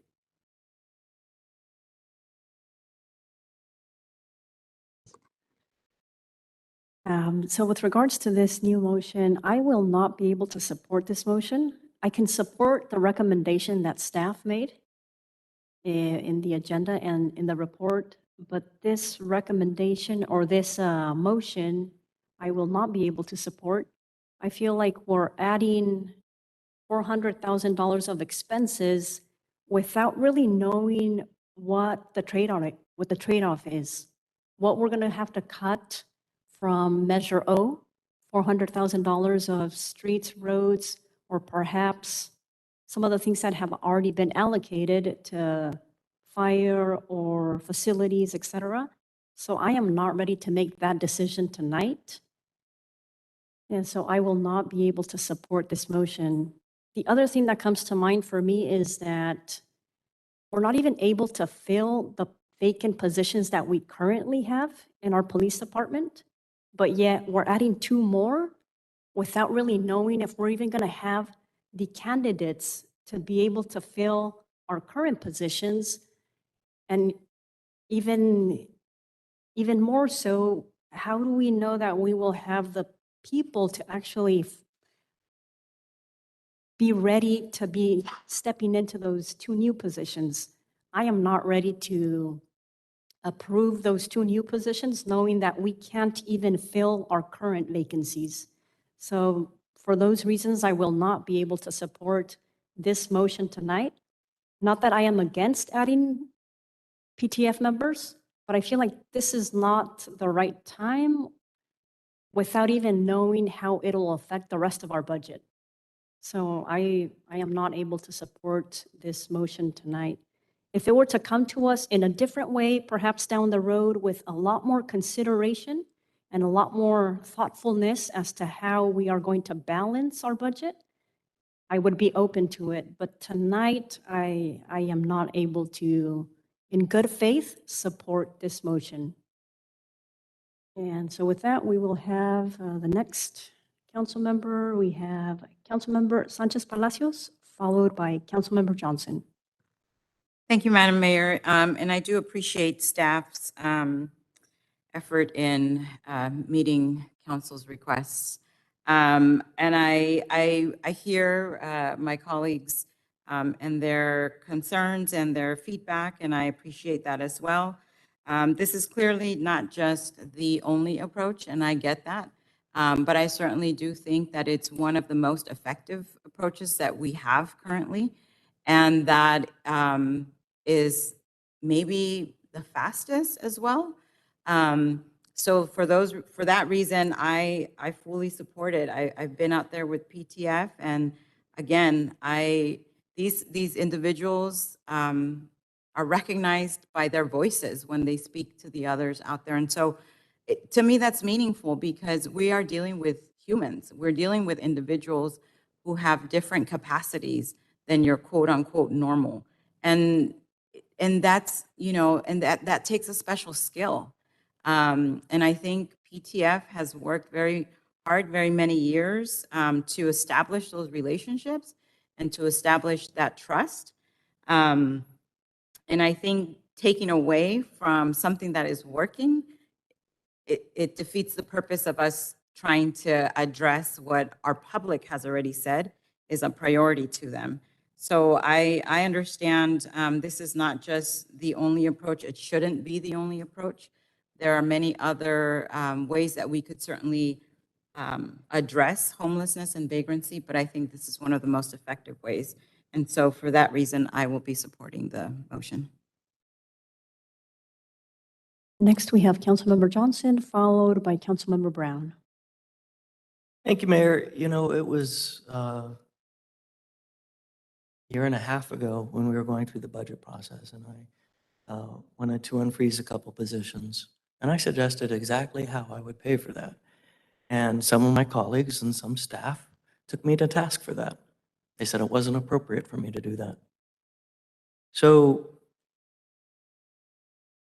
we can't not do things.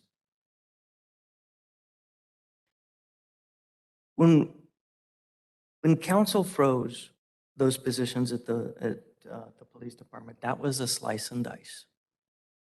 And I think what we have seen is that freezing those positions and then eliminating them turned out to be a mistake. And so I think it's important for council to fix that mistake. As for the concerns about our inability to fill every open position in the police department, that will always be the case. Because there are police that are out. There are officers that are out for injury, for example, and there will be vacancies as people retire.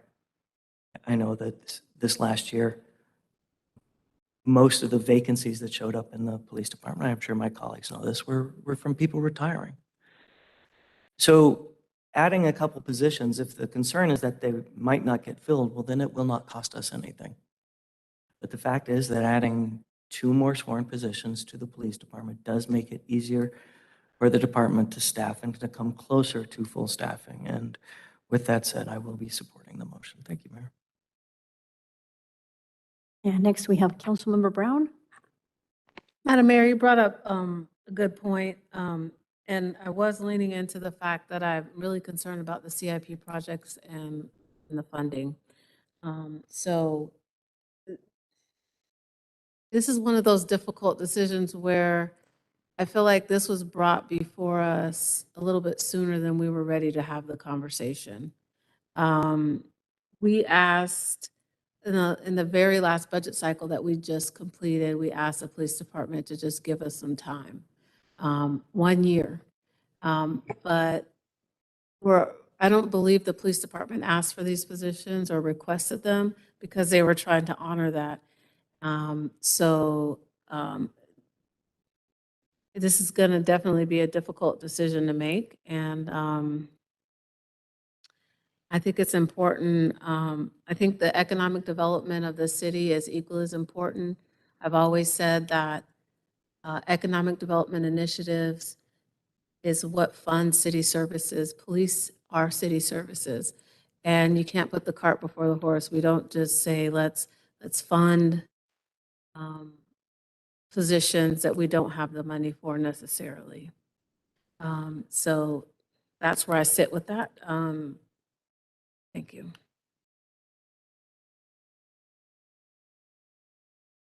So for me, this whole item came about because we were talking about addressing homelessness, which is a very complex issue. And I understand that PTF and of course our police department is a big part of that, but it's not the only part of homelessness, as we have mentioned. And so for me, the question comes up as, is this really the most effective way to address homelessness? What about all of the other aspects of addressing homelessness? What about housing? What about community development? What about safe and clean? What about all of these other social services, even though we don't focus on those things, but what about all of these other things that we could perhaps be using close to $500,000 to be addressing those things? And that to me is the issue. I haven't seen an analysis of what would be the most effective and the most impactful way to use this limited amount of funding to address homelessness. And that's why I would not be supporting this, and I cannot support this tonight. I would like to see some kind of analysis with regards to what would be the most impactful way to use $500,000 to address homelessness and actually have an impact. And I haven't seen that so far. So that's why I would not and will not be able to support this motion. All right, so next we have Councilmember Sanchez Palacios, followed by Councilmember Brown. I'd like to call for a vote. Second. That requires a supermajority to pass. All right, any discussion on the motion itself? No? Okay. I don't, was that a supermajority?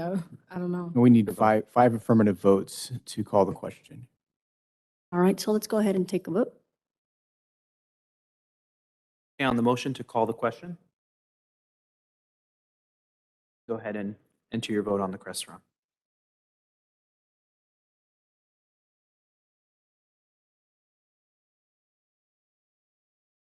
Six ayes, and the motion carries.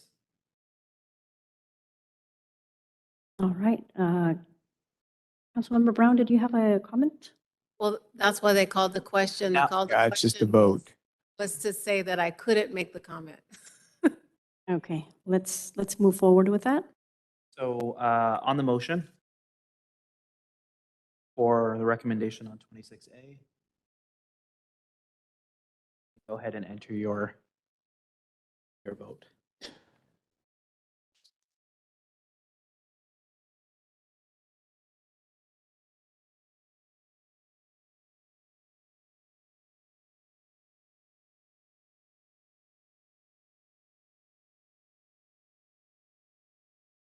Five ayes, and the motion carries.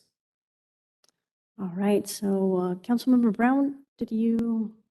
I have a comment now that the vote's made. Thank you.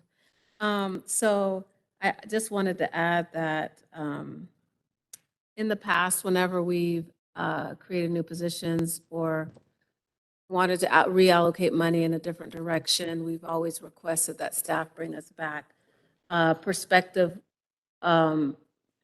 places where that money was going to be taken from so that we could make a reasoned decision about whether or not we felt that that would be the best move forward for the city.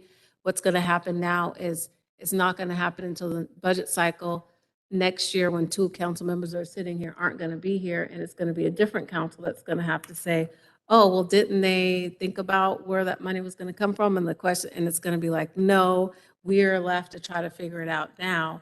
Whereas it's supposed to be, that conversation typically happens at the same time. With the fire budget, we required you all to bring us back where that money would come from, how much it might be, and all those different things. And so I think this was not necessarily as prudent as it could have been. So those are my comments. All right, so now with regards to the rest of the items for this item, is there any thoughts or a motion? Yeah, my motion would be to take what's left, which would be the 1.6 million, the discussion on nonprofit grants, foul weather shelter, permanent housing, and Portland Lou's locations and all that. Send that to the Hope Committee and have them come back to City Council with recommendations. Second. Is that? We have a motion and a second. Councilmember Johnson? Thank you, Mayor. I'll be happy to support the motion. I just want to make sure my colleagues understand that while council directed staff to find $1 million in the budget from the one-time relief money, this other money, home ARP, that's not money we have. This is, instead of going back and finding the money that we have, it's going to be that we are going to apply for a grant. So this is an issue where staff has chosen not to follow the direction of council. With that said, I think we definitely should be applying for this grant. So I'll be happy to support this motion. Thank you, Mayor. Any additional comments? If there are no additional comments, then we will proceed with the vote. Sure. And so for clarity, the recommendation is to move item B and C and refer them to the Hopes Committee. Is that correct? Yes. Okay. On the motion, go ahead and enter your vote into the Crestron.